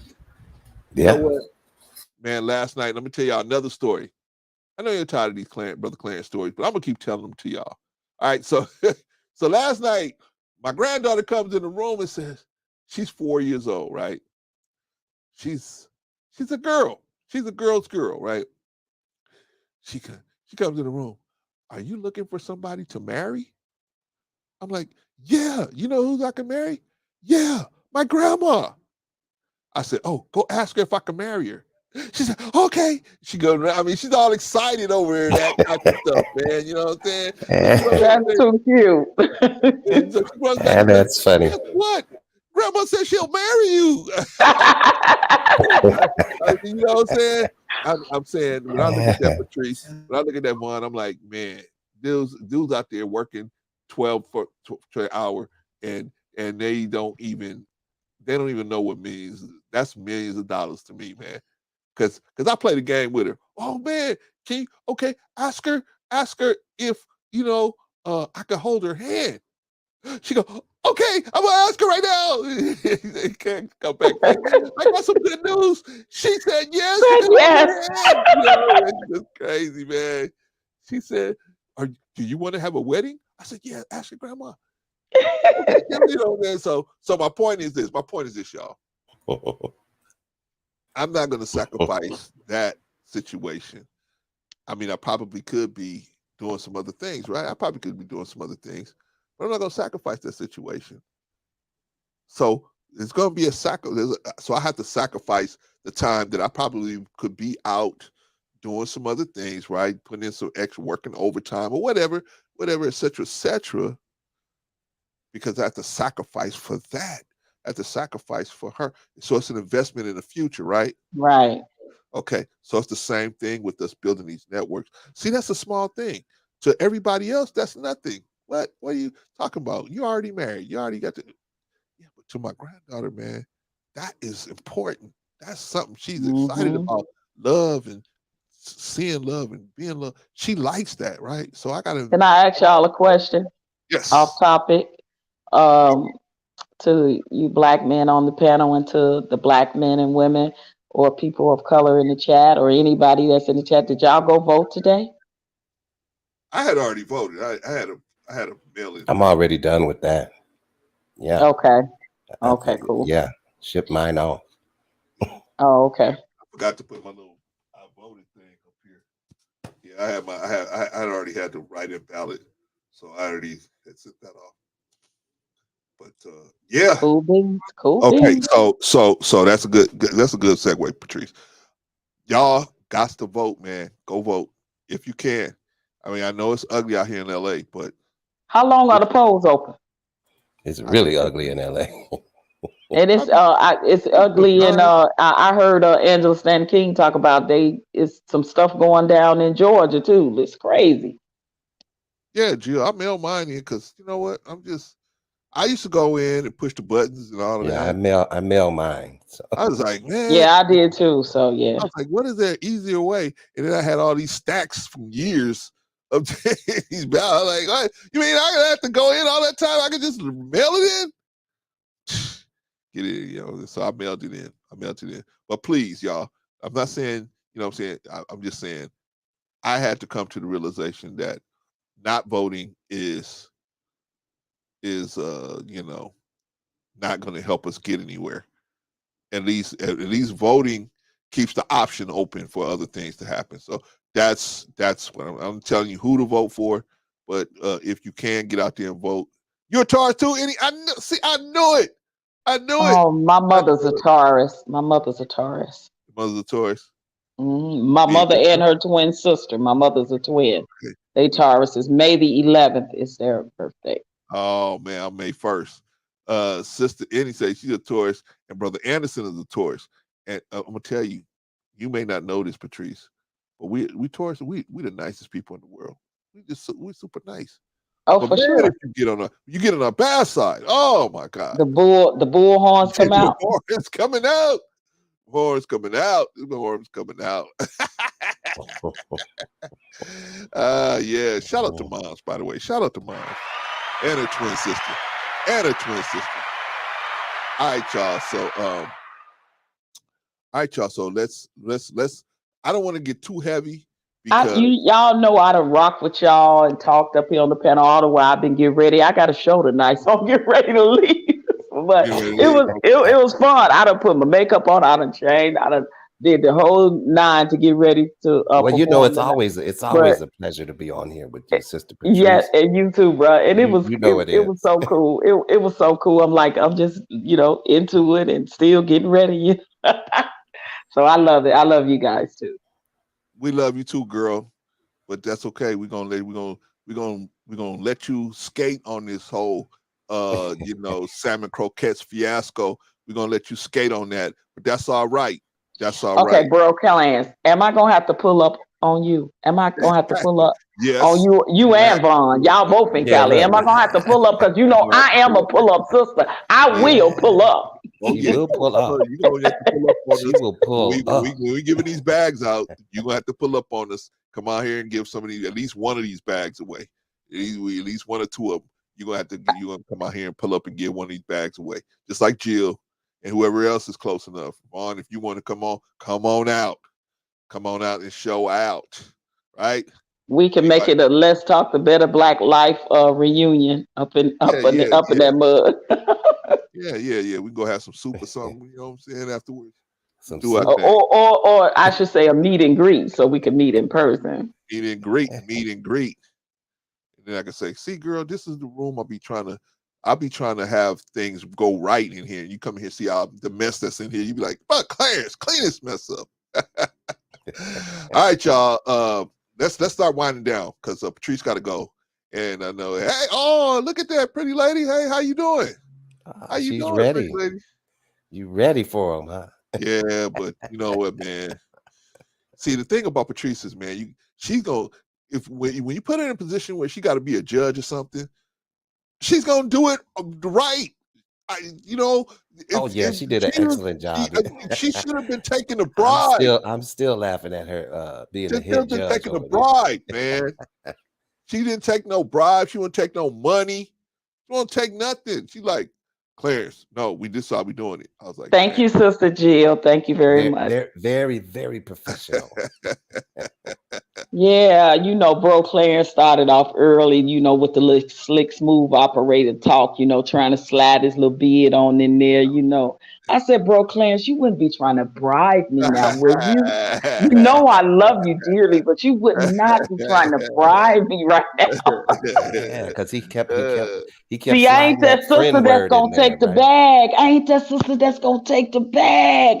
She did it fair and square, and I was like, damn. One time we don't want her to do it fair and square. She did it fair and square. Damn. All right, yeah, she did look great, Jill, didn't she? Absolutely stunning, outstanding.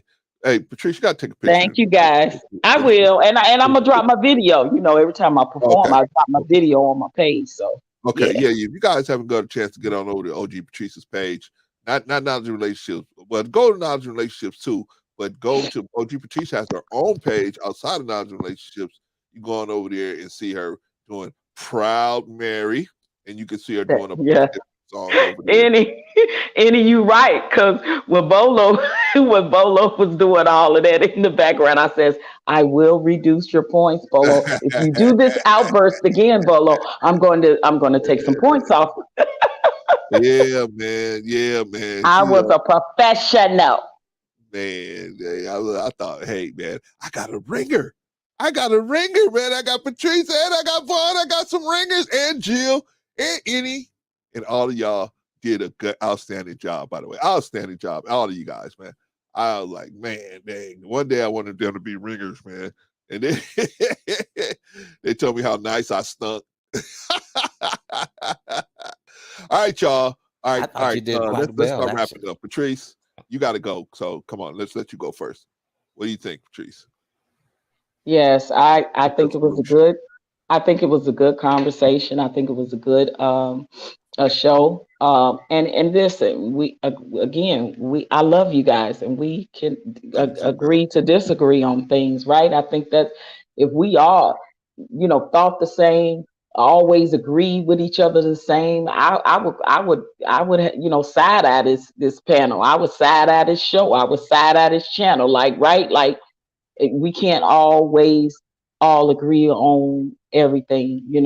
I just try to bring the attention to, like, what should be a bottom line for Black people, as we need to look beyond uh you know s- words that you don't agree with, or we need to look beyond sometimes, because somebody said something we don't like and pissed us off. If we know that something is being done that is wrong, to an individual, just because they said something that somebody don't like or don't agree with. If we live in that type of world, where we want to cancel everybody, and we want to silence people, and we want to censor people because they said something all the time, or something that they don't like or don't agree with. What does that say for us later down the line? Because if they can do it to somebody like them, that has a stance, that has wealth, that has influence, if they can do that to them, imagine what they can do to us, we the little people.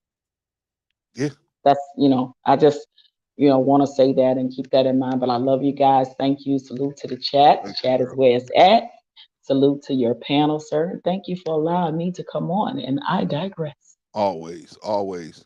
All right, girl. Take care. Have Much a good love, show. much And love. we will see you later. I'm gonna put you down. All right. Thank you, guys. All right. All right. All right. There you go. See you. All right. That was Patrice.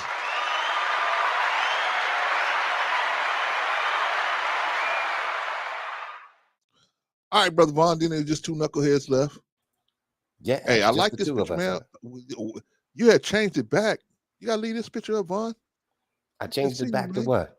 Well, sometimes the icon, or the Oh, it whatever does you it by want to call itself, it, huh? it doesn't show. And I'm trying to figure out, well, how come it's not showing on the screen?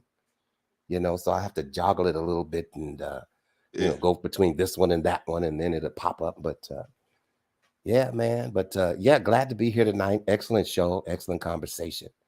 Um, like I said, God bless and long live Kanye, and bless him in all of his endeavors. And him and the other brother. I hope the Yeah. best for them. You know what I'm saying? Yeah. You don't always have to agree with an individual, in order to hope the best for them. Yeah.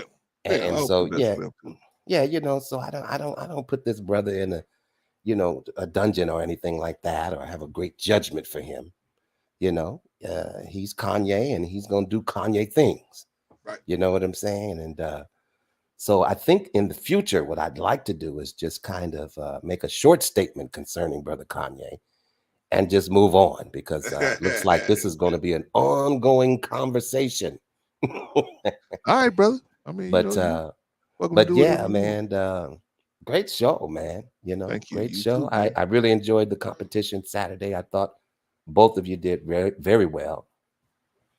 And yeah, man. So I brought it, man. I brought it. But that's okay, man. We let him win. You know what I'm saying? yeah, We you let it. let him win, you know what I'm saying? Get his confidence up. Next time I come in and boom. We didn't even say nothing about it. Did we say something You about go Patrice? you are you gonna practice more for the next Yeah, round? next time I'll practice more. See, this time I didn't. I just wanted him to get confident. I wanted him to get, you know what I'm saying? I wanted him to be very confident in his win. And You then trying next to you time, trying to pull him in, lure him in for the kill. yeah, For man. the And then kill. Okay, I got you. now I'm gonna practice. Now I'm gonna You start gonna busting rhymes oh every now and man. then, man. This is gonna be serious. Yeah. This time Yeah, it's this gonna this be, this next one's gonna definitely be serious. Wow. yeah. So I'm gonna, but I Yeah, don't, I man. don't want to give it all out to, man. I don't want to, You, but you you don't want guys to will give see. all You you don't guys want will to give see. away all of your strategy, right? Nah, Nah, you guys will see. Someone said, what is the backpack donation numbers, if you don't mind me asking? Funny you should ask that, brother. Strange Funny you you should should ask ask that that. I got some question. numbers for you, brother. That's your total right there. $29.40. Oh, We need $160, y'all. We need $160, brother. Wow. Cash goal Interesting number. $3,100. Cash rate so far $29.40. Shout out to everybody. You can Cash App. There's a Cash App there. You can Cash App or you can pledge. But that is where we at, my brother. And now hold on. Did we say anything about Patrice? We didn't say anything about Patrice, did we? I thought we did during closing. Oh, we were good, man. We were good. We didn't say nothing. Did we? I thought we said all good things. So what happened? Yeah, that's what I'm saying. We were good. We were good. That's what I'm talking about, man. This girl, man, right here, man. That's what I'm telling you. See, that's why. That's why, man. I gotta wait until she's all the way out the chat, man. I gotta wait till she's all the way out the chat. You gotta wait before she's all the way gone, and then we you're not gonna start talking about her. We can. Yeah, there you go. That's right. Matter of fact, I'll meet you in the back. We were good, Patrice. We were good. We were good. I didn't even get to the rundown yet. Wait till I get to the rundown. I didn't even get to the rundown yet. Yeah. That's right, Jill. We got $160 to go. $160. Are you serious? Right around the corner, y'all. Man, look at right around the corner. We can start making those. We can start making those phone calls, y'all. We can start making those heavy duty phone calls and moving some stuff around, as they say. As they say. We're gonna get that. We got to get that money, yo. We're gonna get that money. 160. Wow, man. $160. We are right there, man. I was surprised you had brother JT up here. I noticed when was that, Saturday? You had him and Black Man Unfiltered. Man. Yeah. You know what they say, man. It's good to see the brothers trying to network, and go on each other's panels and shows. Your footstools. Right? I'm gonna make your enemies your footstools. Right? Okay. They're gonna come here, right? I don't never go to them. That's good. They come here, but they know they're gonna get treated decently here, right?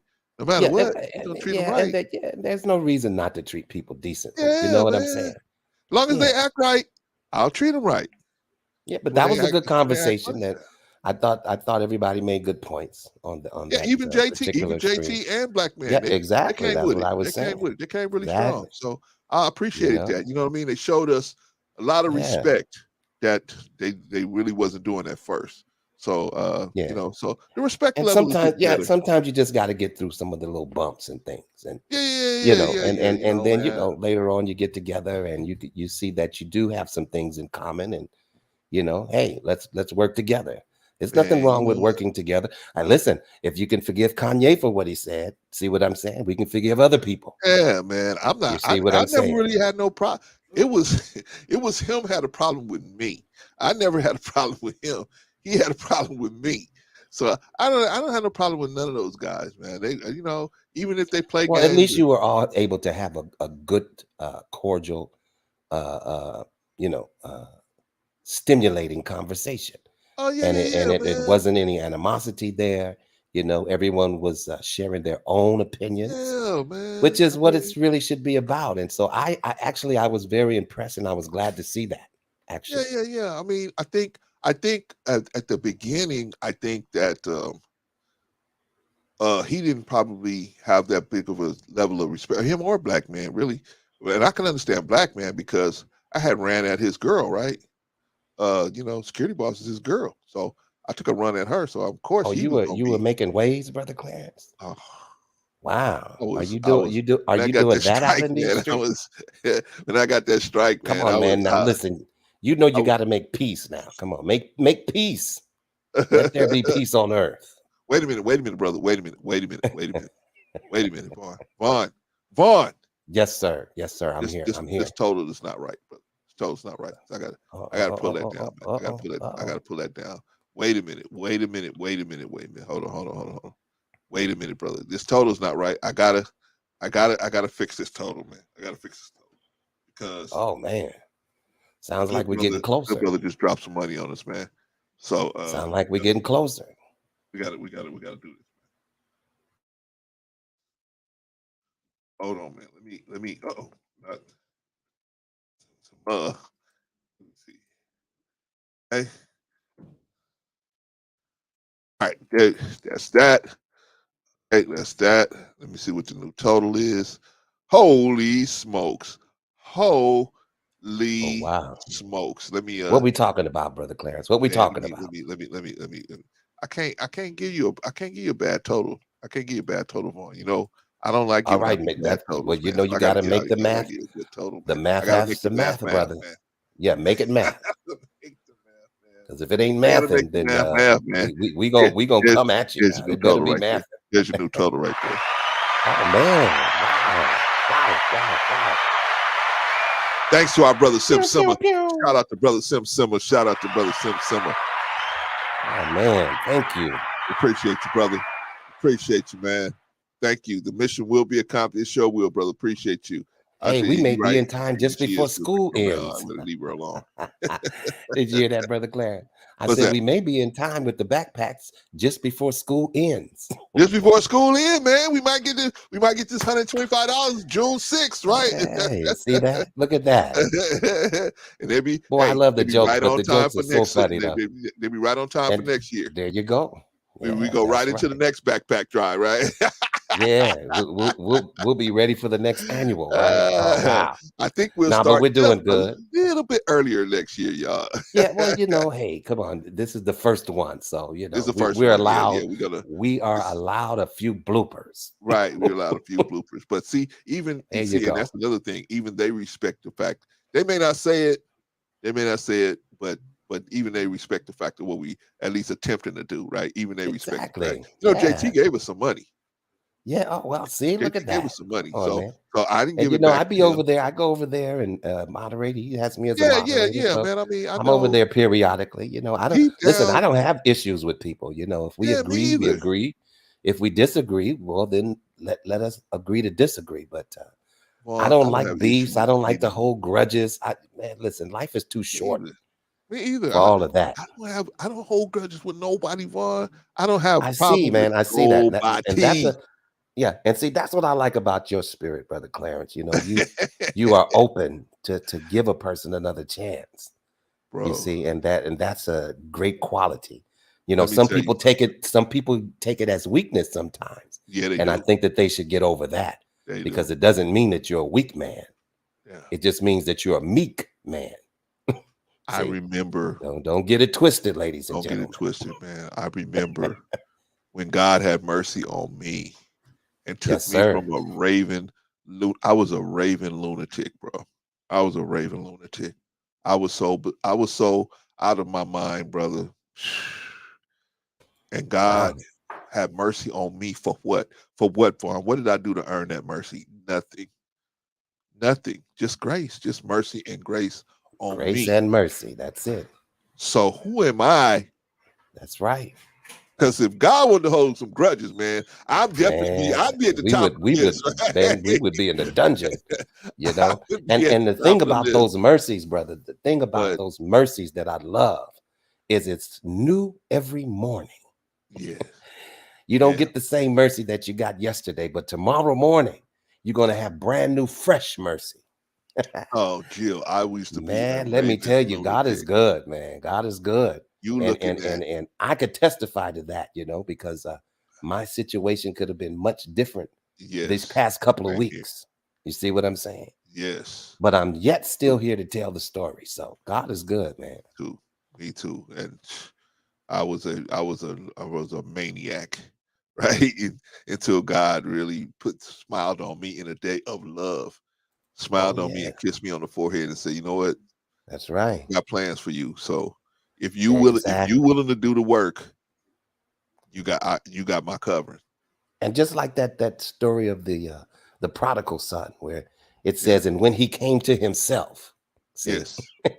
there's a Yes. time where you come to yourself. Yes. You come to yourself. Yes. And hey, you know what? Let me get up from here. Let me Yes. do better. Let me go Yes. back to my father's house. Yeah. See? Yeah, because he came to himself, you Yes. know, after being, like you said, a lunatic, after, squalling around with the swine. Right. You see what I'm saying? Right. And then all of Yeah. a sudden he comes to himself and Right. said, well, wait a minute. Why am I, what am I doing here? You know, my life could be much better than this. Right. You see what I'm saying? Right. And yeah, man, I was very prodigal, and I'll let you know that one. Me too, man. I was I was a mess.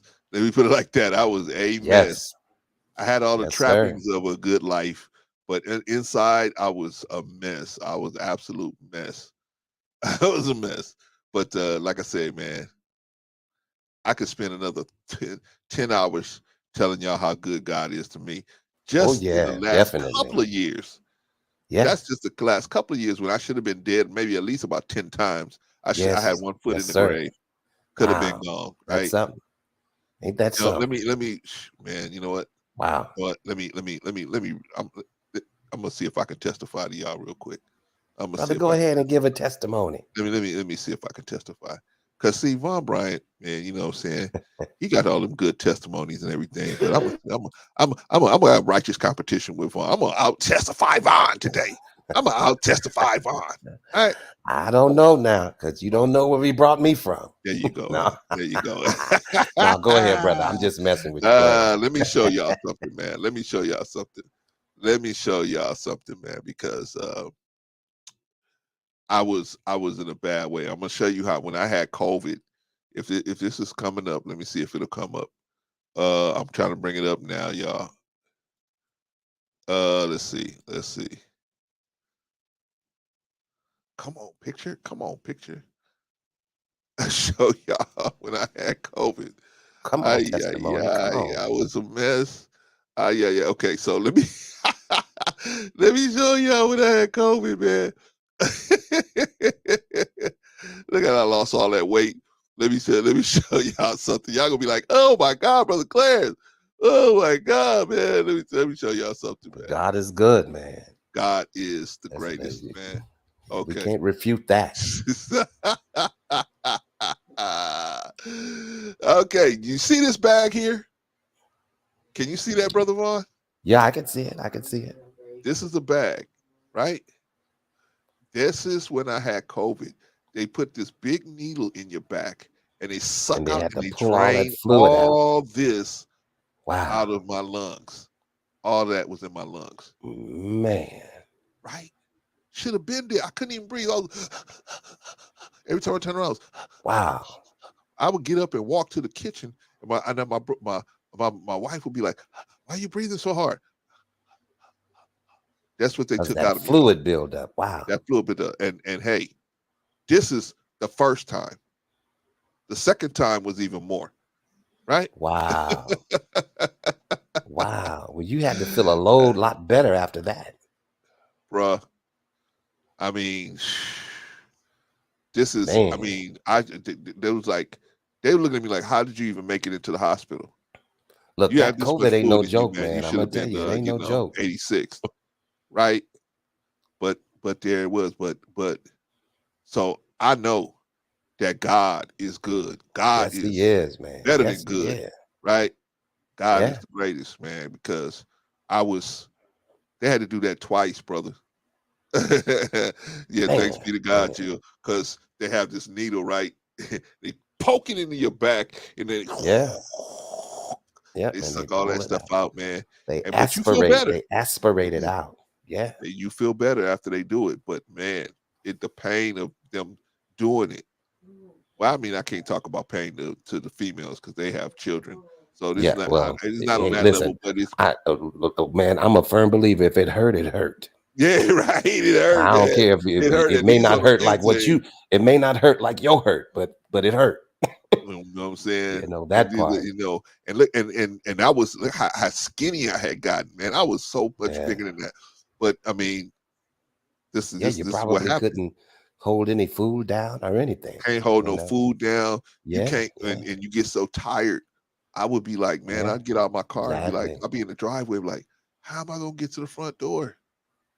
How? Yeah. I think the first time that that me and my wife had it, we both had got it at the same time, and you know, fortunately, our son never did get it, but my wife was hospitalized, and Oh man. And I was just on one leg at home trying to, make it through at home. And so we made it through all of that, and then I think I got it a second time. And so that wasn't as bad.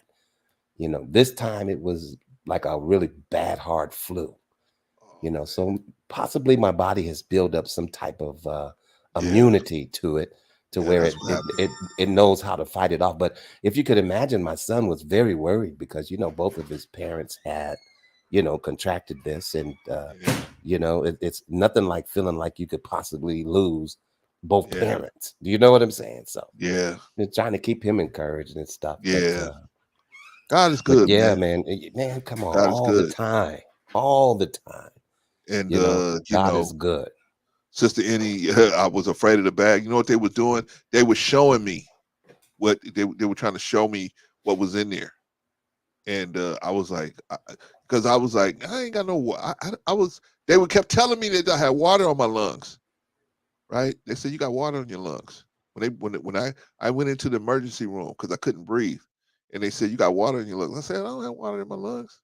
I just can't breathe. Something stopping me from breathing. They said, yeah, it's the water, right? It's the water in your lungs. Yes, the I fluid. said, Yeah, nah. They said, all right, watch this. And they just scared that thing out of there.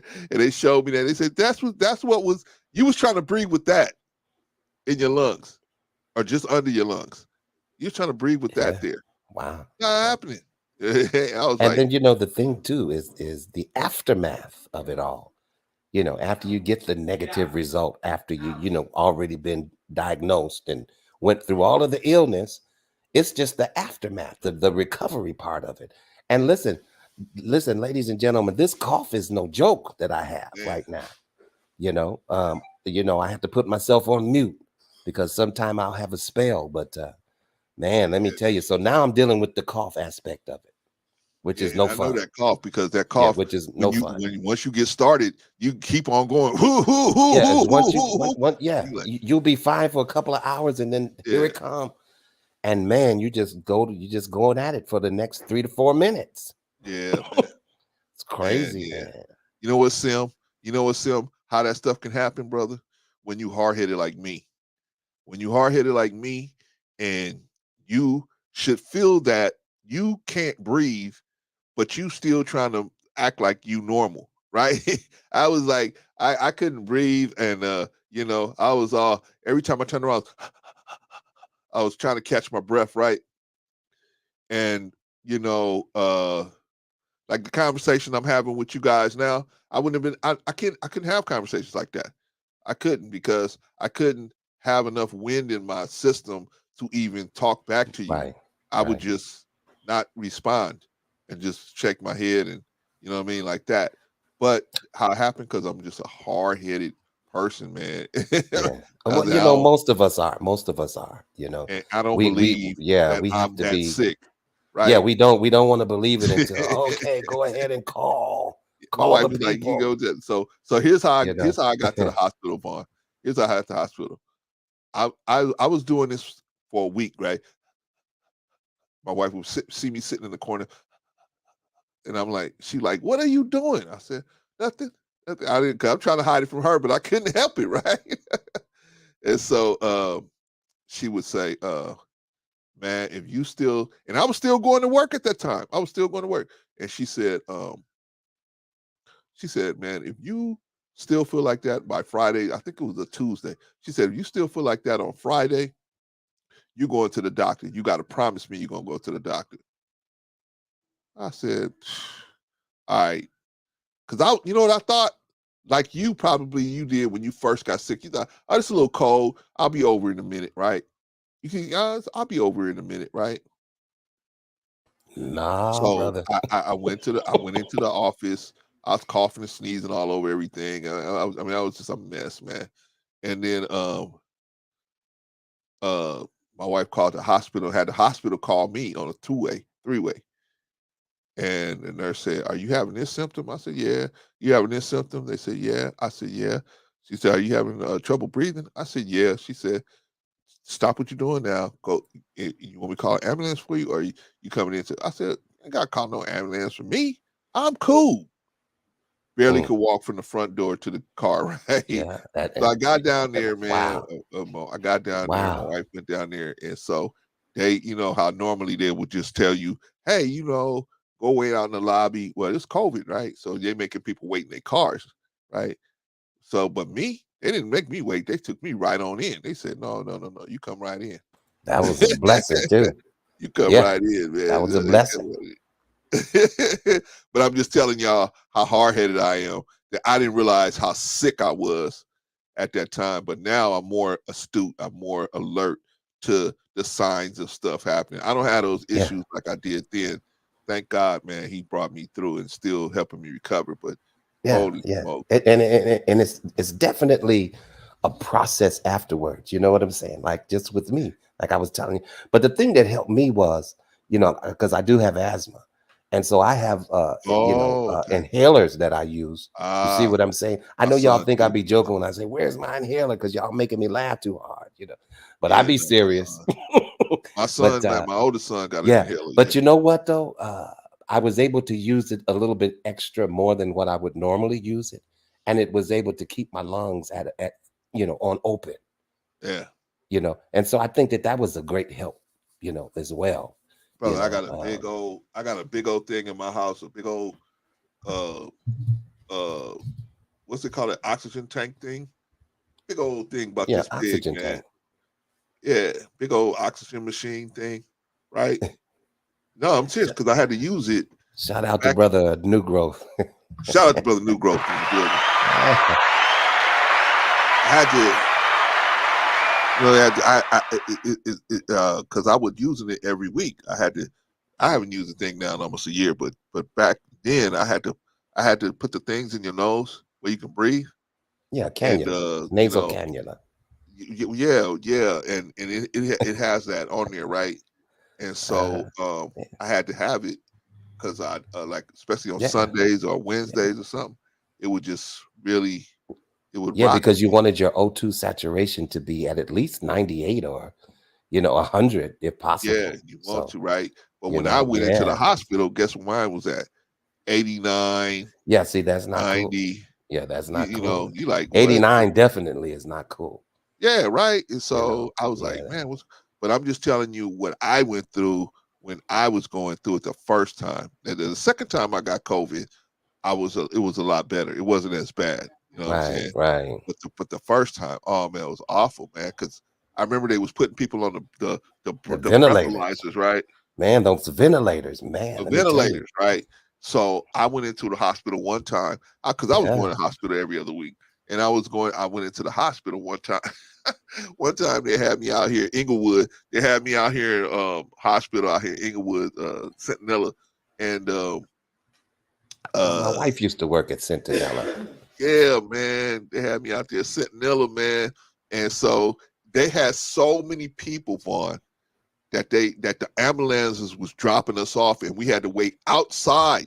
Well, I'm talking about Yeah, 5 o'clock, 6 o'clock in the morning. yeah.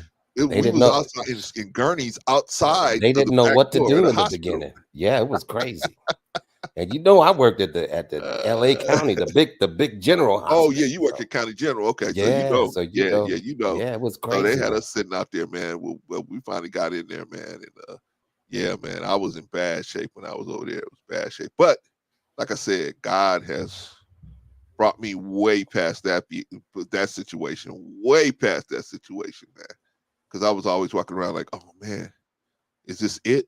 Do I need to call the ambulance or whatever? You know what I'm saying? Like I had got to the point where my wife would be like, don't close the door in the bathroom. You go in the bathroom, leave it open, leave it cracked so I can run in there Yeah, and see what's going on. it's so funny. Thank God for a good wife, right? Yeah, Because I was in the bathroom and I was in there a little while, and of yeah, course you're quiet, minding your business, right? And right. I guess I didn't come out in enough time, so my wife is yelling, Vaughn, Yeah, yeah, right. and I'm like, yeah, and she's like, you all right? I'm like, yeah, I'm okay. Yeah, at least yours is yours. What are My y'all wife would just waiting? come right in. What- I'll be like, hey, you want to come in here? She's like, hey, I'm Well, just gonna well, see if I you hadn't okay. answered, then believe me, she Oh probably yeah, would have. she'll come in. She'd been Yeah. opening the door. Well, see what happened Yeah, one man. time with me, Vaughn. One time I was in there and I'm telling you, man, I had a bad attack, right? I couldn't breathe. So I was like, and they couldn't get the oxygen tank to me Yeah. fast enough. So I said, call 911, call 911. So they called 911 and they took me up out of there. But so that's why she's always having this thing about the bathroom. But this was like years ago. It was probably about 2 or 3 years ago when I had that situation happen. But I shouldn't be here. If we're gonna thank God, let's thank God for Well, real, that's man. what I that's shouldn't what be I'm here. saying. You know what I'm Because saying? I tomorrow, shouldn't be here. listen, tomorrow is not promised to any of us. You know Man, what I'm saying? man, And later on tonight that is that not promised to any of us, see, right? that's what I'm saying, because you just never know. But Man, man, thank God for his mercy and his grace. all of Because y'all out there, hey, y'all can think about something that God did for you. yeah, come That on. is just, And man, listen, and we got Thanksgiving coming up. We're got gonna have to have a Thanksgiving. little, why don't we have a little segment of a show to where people can call and just give thanks? You Yeah, know, what are you most grateful for? yeah, Because yeah, yeah. you know, life is, man, you just don't, you never know. You never You know. never know, man. You never know. You never know what's You gonna know, happen. you can have a good result one day, and then 2 weeks down the line, you know, they gave you a terrible result. You know, and I mean, and people are going through it. Bruh, I see them a lot, man. Especially when I go to the doctor, man. I see, man. I'm telling y'all, man. Be thankful that you got your health. Be thankful you got somebody that loves you. Be thankful that you got, just people around you that care about you, man. You know what I mean? Just be thankful because you never know. You never, ever, ever know, man. And Yeah, I was just like, why me, Lord? Why? I was like, hey, I want to live, so what do I got to do? And I just kept asking, Lord, please help me. Please help me. I'll do whatever I got to do. hmm, Okay. Well, then you know that eating this way gives you a problem. You know that drinking this gives you a problem. Okay. I got to stop that. Yep. If you really want what's going to happen to work for you, you got to stop that. I had to develop the yeah, discipline to not yeah, drink those things, not eat those things, man. And that helped a lot. yeah, And then taking the meds and then taking yeah, the right. supplements. You know what I'm saying? You gotta work And it you'd out be for yourself. surprised as to what the slightest change will cause. You know what I'm saying? Yeah, You know, the little slightest thing that you could do to change it up, you'd be surprised. man. Somebody said we still talking. I think we talking too long, Brother Clarence. Somebody said what? Somebody in the chat said, "Damn, y'all still talking." Yeah, yeah, yeah, yeah. We still talking. We still talking, Eh, Southern Troll. We trying to get your soul, help you, that's right. get Listen, in touch with your soul. that's right. We're You thanking know what I'm God for saying? breath to be able to speak. Yeah, man. You know what I mean? When Eh, the sons of God get together, man, we just gonna have a good time talking. yes, Talking Southern sir. Yes, Troll. sir. We gonna do it. We gonna do it. Hopefully, we Eh, inspire the rest of y'all to be just as thankful. Maybe y'all ain't got to go through the yeah. stuff that we went Oh through, yeah. but y'all could be just as Yeah. as long And you as know what? And Brother I Clarence, say. it means so much, you know, where God could give you that longevity to be here for your family. You know what Man, I'm saying? Because yes, know it or not, you know, your family depends on you. yeah, You see what I'm saying? yeah, And you know, and we of course we depend on each other, but still, you know, as a man, you know what I'm saying? yeah, And to be able to be up and to see, you know, everything going the way that it should go, you know. yeah. But listen, I'm grateful today, man. I'm grateful Yeah, for you too, man. That's why I I'm called you, so man. grateful. Make sure you all right, brother. Make sure you good Yeah, and your I family's listen. I good. appreciate the call, man, because not too many people will call and check on you, you know, Yeah, and so that lifts your spirit as well, you know. yeah, man. Yeah, And when you know people care, when you know people care genuinely, you know that does a soul good. I got you, man. I got you, brother. Yeah, he does sound better, Southern Troll. He does sound a lot better. You know what I mean? I could definitely tell that he's improving. So Yeah, I that was was trying to good to fuss a hear. little bit, you know, during the conversation earlier, but Nah, man, you back to normal now, man. You back to normal. I was like, man, mom back to normal now, man. Him and Trees back fussing at each other. We back to normal now. yeah, yeah. All I right, was brother. yeah. Let's All right, let's man. uh let, let's wind it down, man. So you can go get in the bed. I can go get in the bed, man. I can go. This Yeah, I'm baby is good. I'm gonna good. ask me do I want to get married again? So I got to go ahead and play the game with her. Love that story, man. Love that story. Thanks, man. Any final words, brother? Any final words to the people out there, man, to encourage them? I would just say those of you who are in the sound of my voice that are with your family right now, I would definitely hug them, let them know how much you love them, and cherish that moment. That's it. Yes, definitely. All right, brother, I'm gonna pull you down, brother. Thank you, brother Vaughn. Appreciate you for showing up, brother. All right, sir.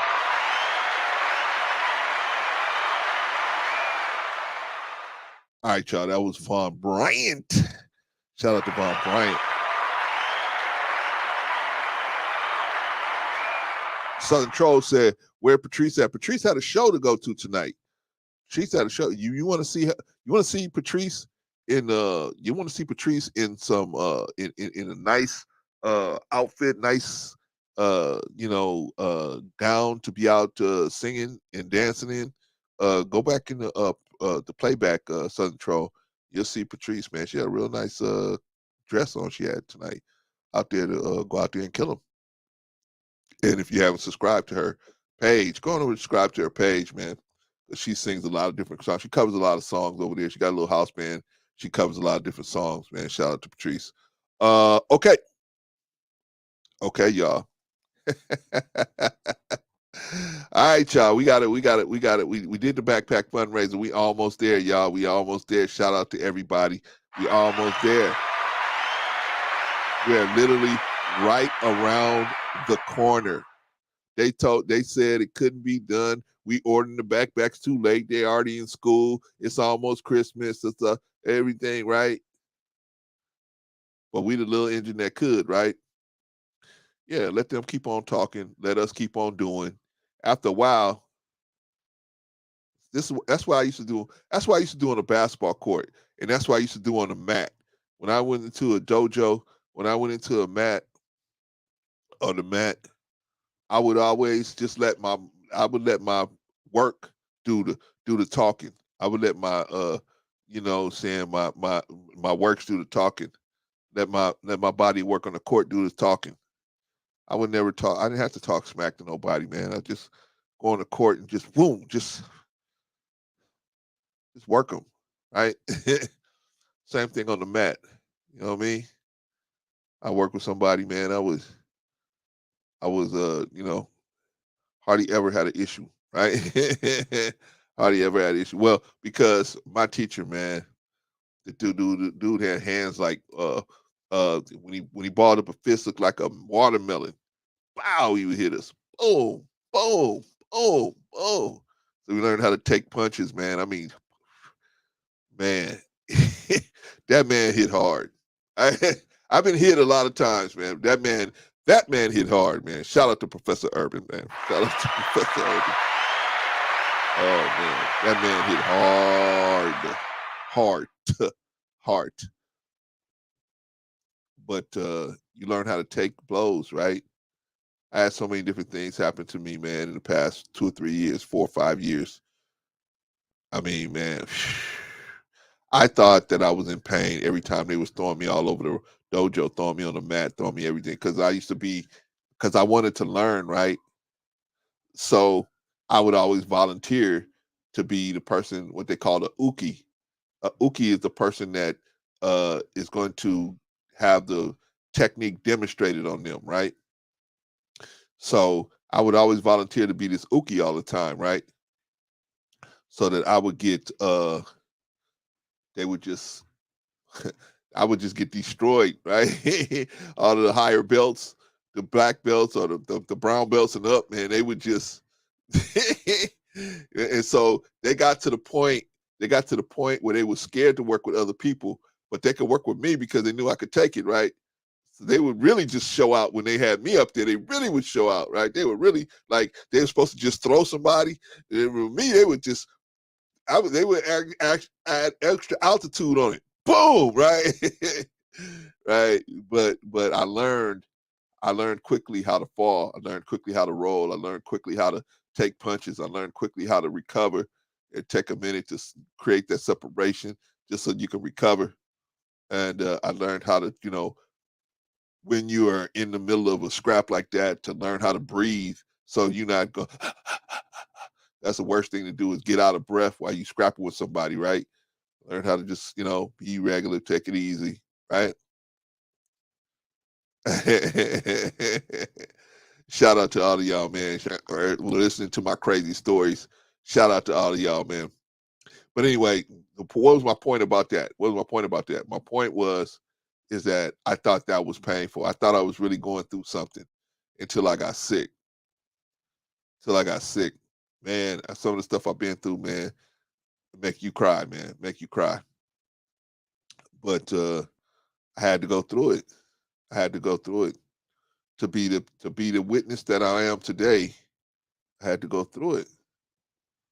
I didn't understand why at the time, but I had to go through all that stuff so that I could be the witness I'm supposed to be today. I'm not the light. I'm a witness to the one that's bringing you to try to give you the light. You know what, Southern Troll? I don't know what Rico is, man. I sent him a link. I called him. He called me. We were playing phone tag all day, me and Rico. So he called me. I called him. He called me back. I called him back. We never connected, right? I left him a message, right? I called Rico Brinkley, right? Because there's a YouTuber that said Rico had wrinkly balls. so, so I always call Rico Wrinkly. I said, "Hey, Wrinkly, call me back, man, when you get a chance." but yeah, man. So, yeah, I don't know where Rico is, man. But thank you, brother New Growth. Appreciate you, man. Because man, it was tough, man. It was tough. It was really tough, and I'm being very yeah, Jill. I'm not gonna say that person's name, but yeah, that person did say that about Rico.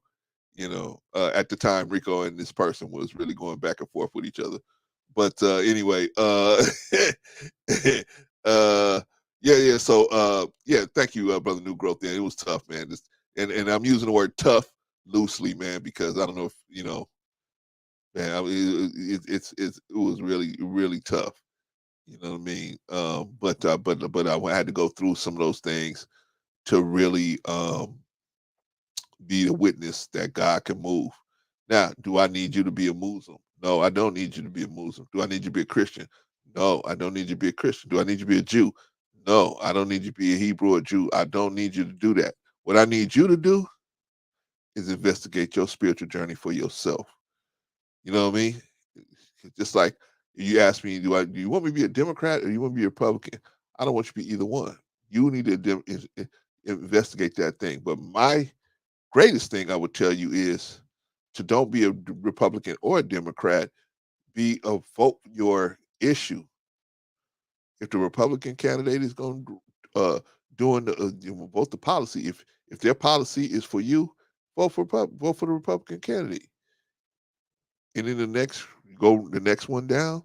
If the Democrat candidate is going to do what you need, then vote Democrat, right?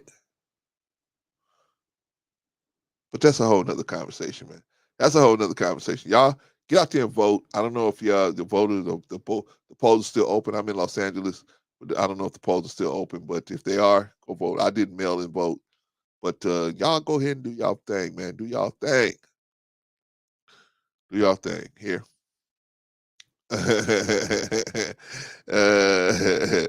uh, yeah, man. So anyway, what were we talking about today, y'all? What were we talking about? We were talking about Kanye and Kyrie Irving, right? We were talking about how can we get to the point where we can build our own networks so this kind of thing don't have to happen. We don't have to do that. You think the polls close at 8, Jill? Okay, they close at 8. Hey, you guys, those of you guys that want to vote, I understand if you dip now and go over there and vote, right? Couple of buttons, couple of switches, and you're done. You in there, and you out of there, right? But y'all, we gotta vote, and here's the reason why. I used to be like Von Erich, man. I used to be a whole, I don't vote, I don't need to vote, it ain't gonna make a difference.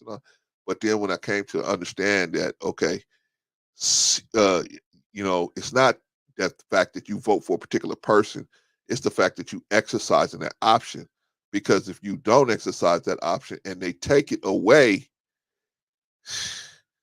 then how are we gonna, what next, right? Brother Nugo said, Brother Clarence, know that what you do inspires us. Channel coming soon. Hopefully, Brother New Growth, or hopefully, man, you have a channel, man, and you start your channel, man, because you got a lot of wisdom, brother. And so I want for you to be able to share it with yeah, shout out to Von Eric, man. Uh, uh, I want you to be able to share that with the crew. You know what I'm saying? I want you to be able to share that with the crew. And that's another brother that needs to start a channel, Von Eric.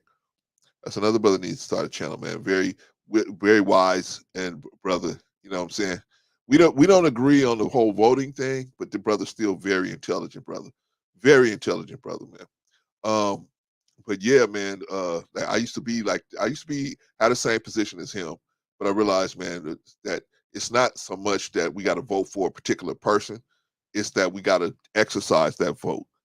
We got to show that we have it and we willing to use it to get move things around, man. So and if we don't, then how? It's like people say to me, uh, people say to me, they say, Clarence, the marriage laws or the divorce laws are this way, are bad, and this. I said, okay, do you vote? No, I don't vote. Well, how you gonna how you gonna complain about the laws and you could vote, you voting these judges in, you not voting and letting these judges come in that's gonna create these laws, right? Well, you could put pressure on these people to put laws the way you want them to put them, right? Oh no, I ain't gonna vote. It ain't gonna do nothing. I said, okay, well then, see, with that type of attitude, you're probably not gonna get a lot done, right? That's the way I look at it, at least anyway. That's the way I look at it.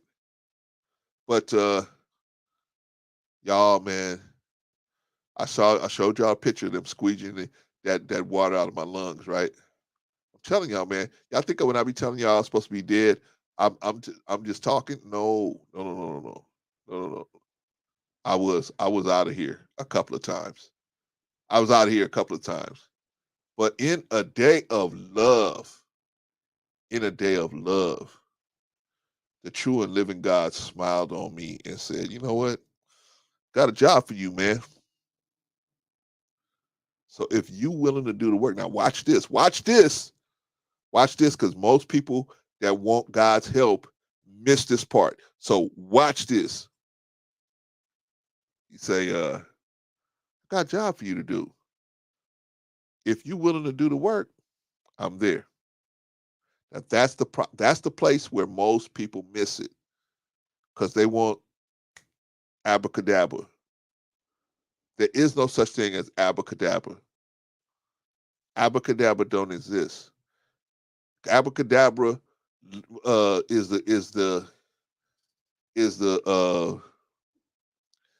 phony baloney way of making you think that there is no process involved and you just snap your fingers and everything's great.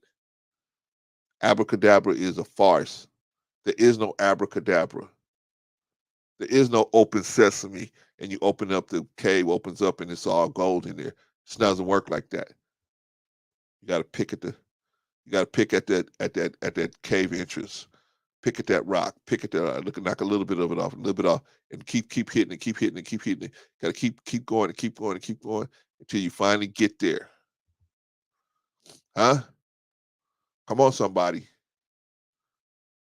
Life is a series of processes. It's not abracadabra.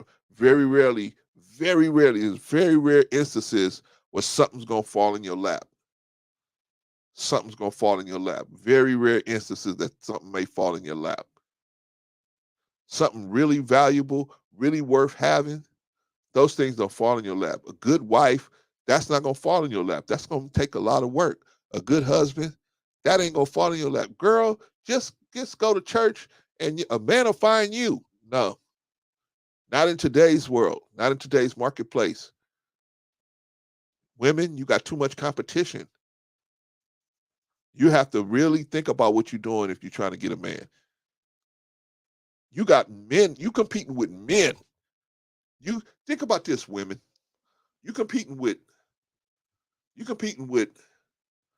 men. You competing with this men.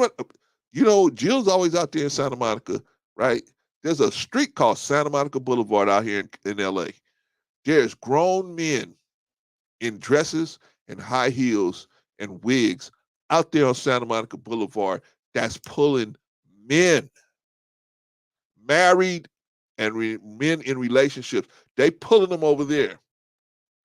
So if you're a woman, you got to compete with men dressed like women. You got to compete with men that are transgendered, that are trying to live their life as a woman. They got the operation and everything, right? Then you got to compete with the average woman on the street. You got to compete with the 304s. A lot of competition for you women out there. A lot of competition for you women out there. That's why the old way you're doing things, oh, well, I'm going to just, wait on God to bring this person to me. No. If you do that, you're not going to be successful. You're going to have to be, intentional.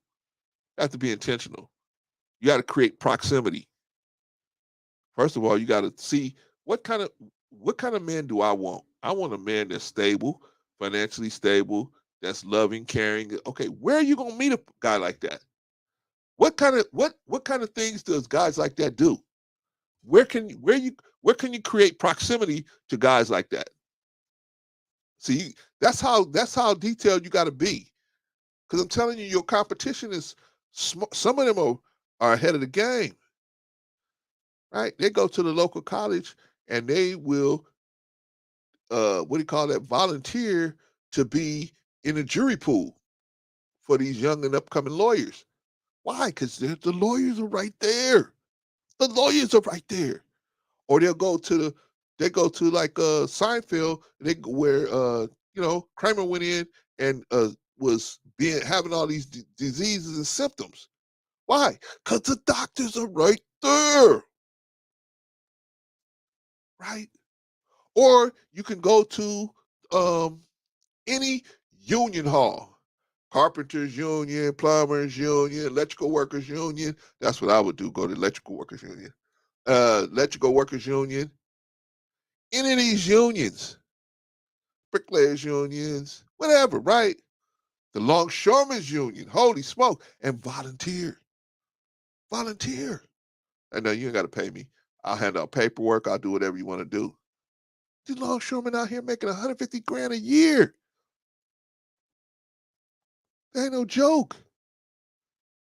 So you want a man that, yes, I'm not saying money is everything, but you definitely want a man that's able to at least sustain himself. And then you coming on as his female accomplice in life, he can try and take care of you. He'll figure that out.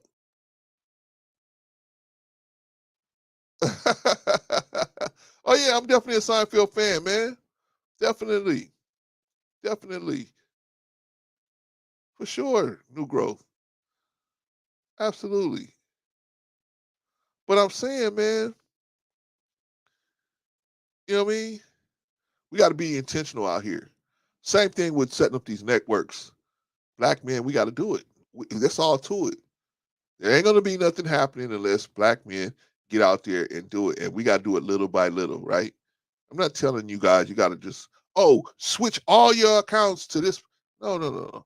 It's just a little at a time. You switch, you just start an account here. I bank with 3 banks, right? I ain't got all my money with nobody. Why? Because I don't trust none of them. I don't trust none of them, right? I actually a credit union and 2 banks. I don't trust none of these people, and I ain't gonna give none of them all of my money. All of them will get some of my money, but I ain't giving all of my money to nobody, right? Don't give all your money to nobody, man. Give a little bit, just like how we got the backpack money. little by little, we have to build these networks up, right? And you got to do it in the dark. Remember, I was telling y'all how the Jews used to do it, right? Jews would come over to America and they would work all day doing whatever they were doing, work all day. They had no money to go to no school. So how did they get schooling? They would go to the church and they would teach each other at the church. They would teach each other how to do accounting at the church. They would teach each other how to do contracts at the church. They would teach each other what to do when they went to church. Come on, somebody. Come on. This is how they built and taught each other, but they had to have trust. They had to have that trust. They had to build that trust with each other. That was a lot easier for them to have that build that trust with each other because they were experiencing the same thing, just not the brutalization that we were going through. And America's eye was on us. Their foot was on us. So that left the door open for the Asians, the Irish, the Italians, the Jews, all these other people to come in, right? Unfettered, right? Because America's too busy trying to make sure we wasn't going to get nowhere, right?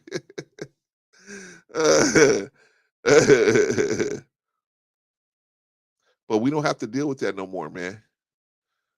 We could, I'm telling you, man, we've been so brainwashed into thinking that individual success is really something. You really doing something. When the people, why I kicked Vaughn off the panel. I didn't kick Vaughn off the panel. I'm going to close up Southern Troll. I'm just doing a little bonus round here. Sorry about that. Doing a little bonus round here. Right? Give you a little bonus round. I didn't kick Vaughn off the panel. Vaughn wasn't feeling well. So Vaughn, he came up here and he fought with Patrice for a little while. So I let him go. Patrice had to go because she had something to do. She had a event she had to go and perform at. And then Rico, I don't know what happened to Rico. Me and him played phone tag today, so I don't know what happened to him. He called me yesterday. He was yelling at my ear. Ah! I said, "Oh, Rico, let me call you back." I said, "Rico, let me call you back, man." He was hollering and screaming. I said, "Man, Rico, calm down." But I haven't talked to him since. So I called him a couple times a day. He called me a couple times a day. We just missed each other. But anyway, we'll connect up tomorrow. What else? Oh yeah. I was talking about setting up these networks, man. Yeah, we got to set up these networks. So it's gonna take a little bit at a time. We're gonna take a little bit of time. So was it? Yeah, Southern Troll. He's screaming out, and I was like, oh man. I said, man, you make my head hurt. Let me. I said, let me call you back, Rico. I love that dude, man. But oh my God, man, sometimes my head ain't ready for it, man. And Rico doesn't have a voice like a quiet voice like, okay, man, I understand, man. Yeah, man. Rico's always gets on the phone and he's like right at 10, right? Yeah, this is what I mean. Yeah. And I'm sitting there saying, yeah. And you're like, oh man, Rico, calm down, Rico. Calm down, Rico. Shout out to Rico, yeah. Shout out to Rico, man.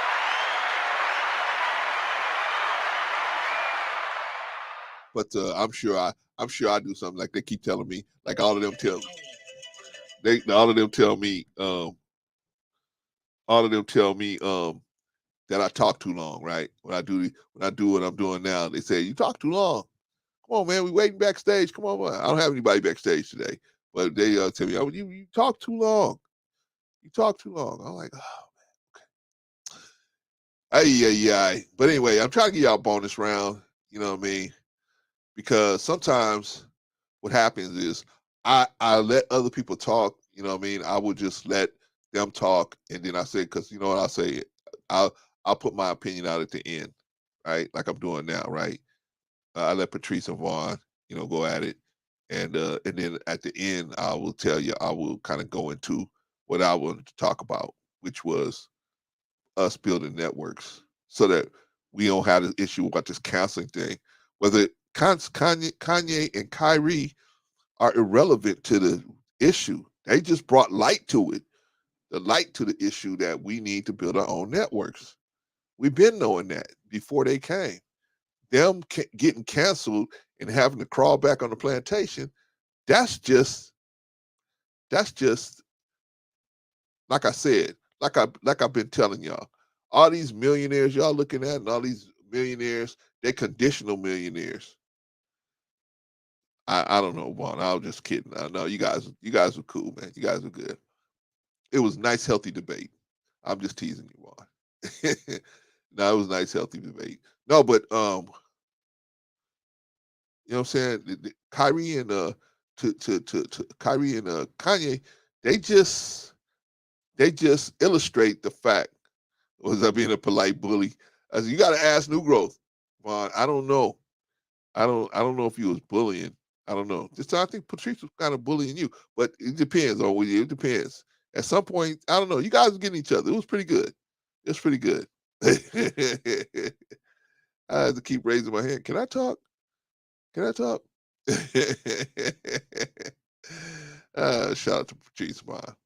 All right, so what was I saying? Oh yeah, I was talking about the fact that that's the elephant in the room.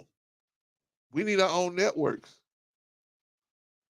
but yet we complain about not being how we getting done.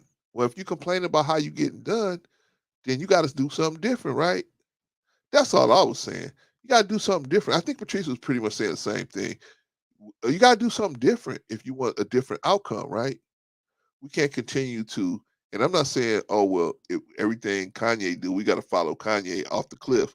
No, I'm not saying that. I'm just saying this is some things that we needed to do before Kanye even came up, right? It's gonna be tough for most people to feel sorry for a billionaire, right? Oh, I feel bad that he's not a billionaire. He's only got 500 million now. The average person's gonna say, so what?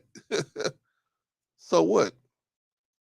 I'm out here trying to pay my rent and my gas bill and my light bill and buy food, and I don't know which thing I'm not gonna pay, right?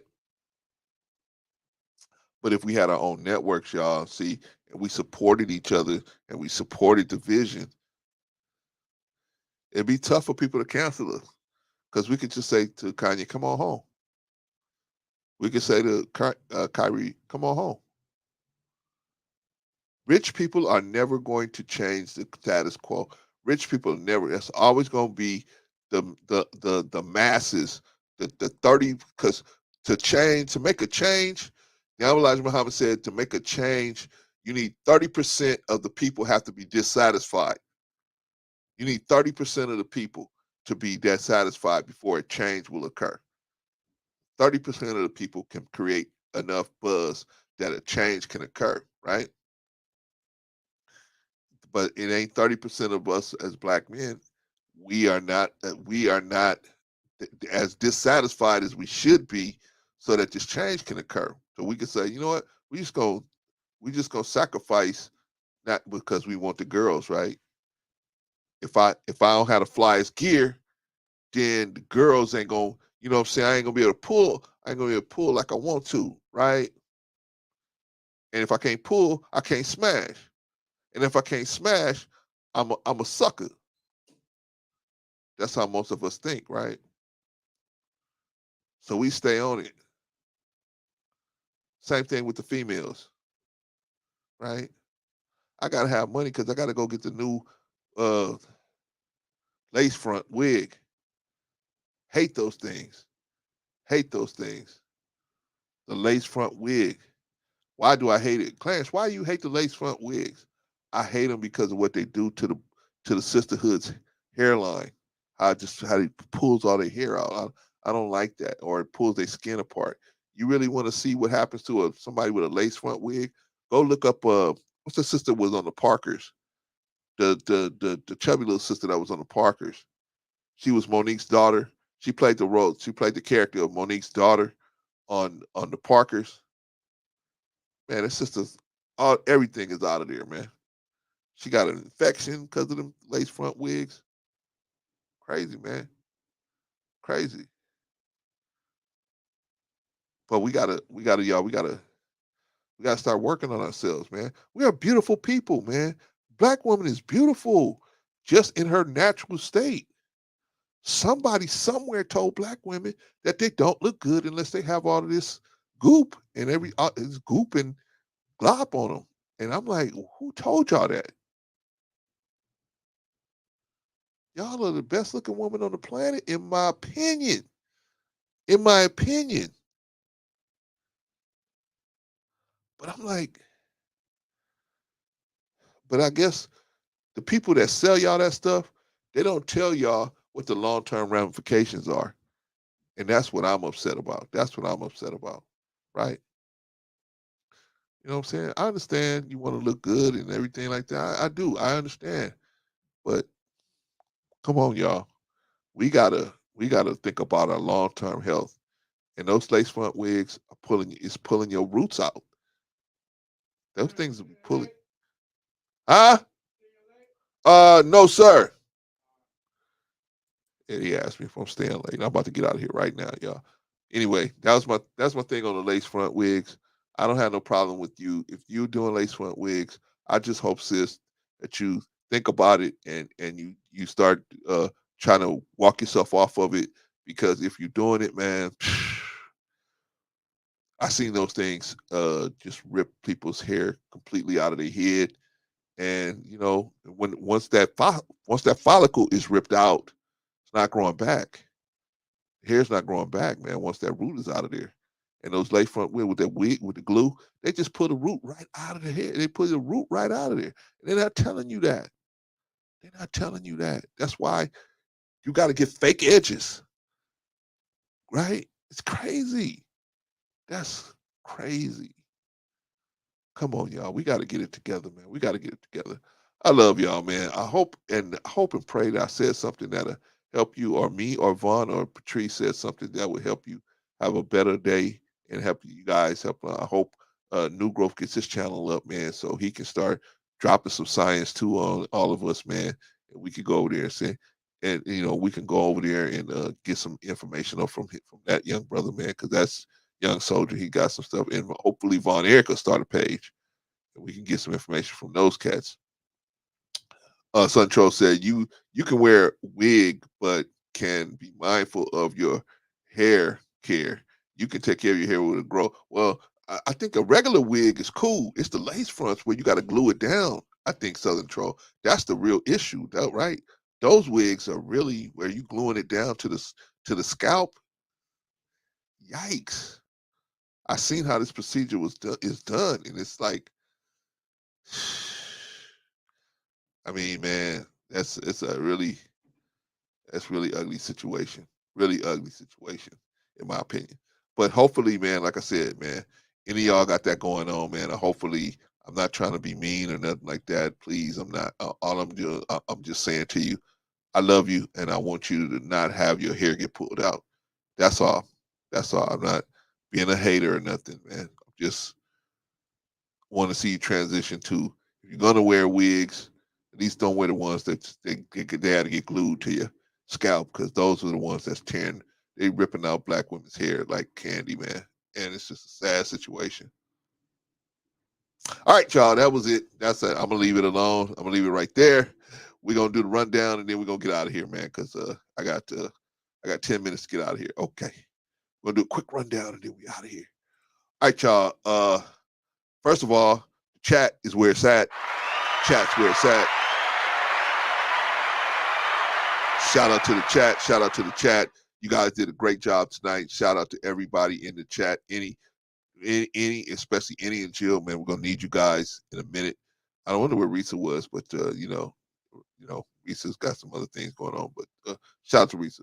But Annie and Jill, definitely we're gonna need y'all, man, because especially you, Annie, because I'm gonna need some help with these numbers, these figures here. So I'm gonna need your help with shout out to everybody in the chat, man. Everybody did a great job. Great job. Great job. Great job, man. Shout out to everybody. Very solid. Very solid performance. Very solid performance. We only had two people only had two people today on the panel. So that was OG Patrice. What do y'all think about Patrice? What did y'all think? What did y'all think about Patrice? Vaughn said, "I never saw my wife with a wig or a lace front. Mine either. My wife never had to do that either. So thank God that she didn't have no condition where she felt like she had to do that. But I always told my wife, okay, you cut your hair off. You can have your head just like Hanifa's head. I'll kiss you right on top of the head. I don't care, right? Because it's more than just the hair. It's the person, right? It's the person, right? But yeah, you're right, June. Let me get back to business because they throwing me out of here. Patrice, excellent job today. Excellent, except for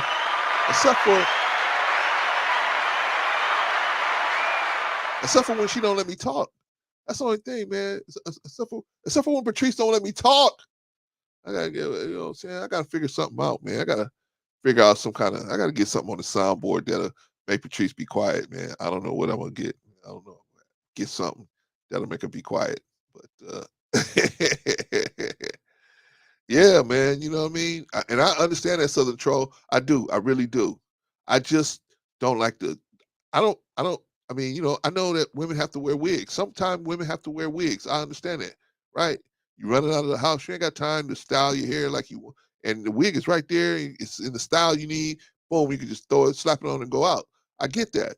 So I'm not talking about that. I'm talking about the lace front where you gotta put the glue up here and glue it down and glue it on top. And when you pull the glue up, it pulls the follicles out. Or when you lay down to go to bed and you roll around the bed and it starts popping up, it starts pulling the follicles out.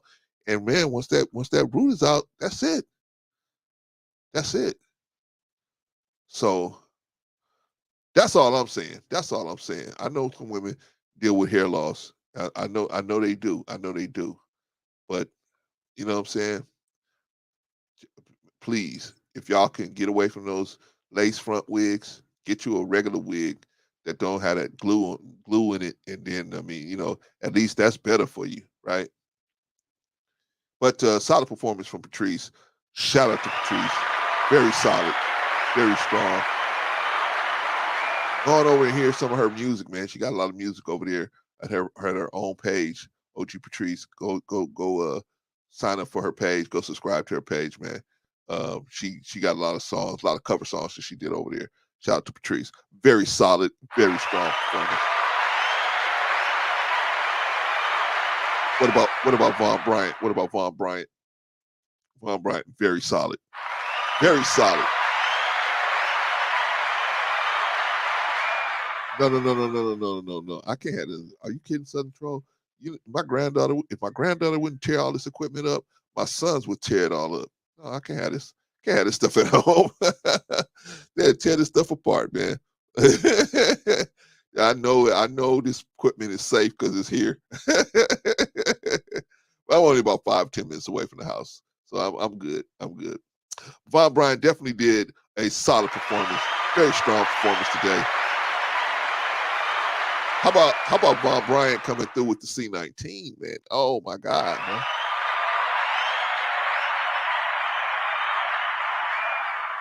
I showed y'all that picture of me with that C19, man, when they had to squeegee that stuff out of my lungs, man.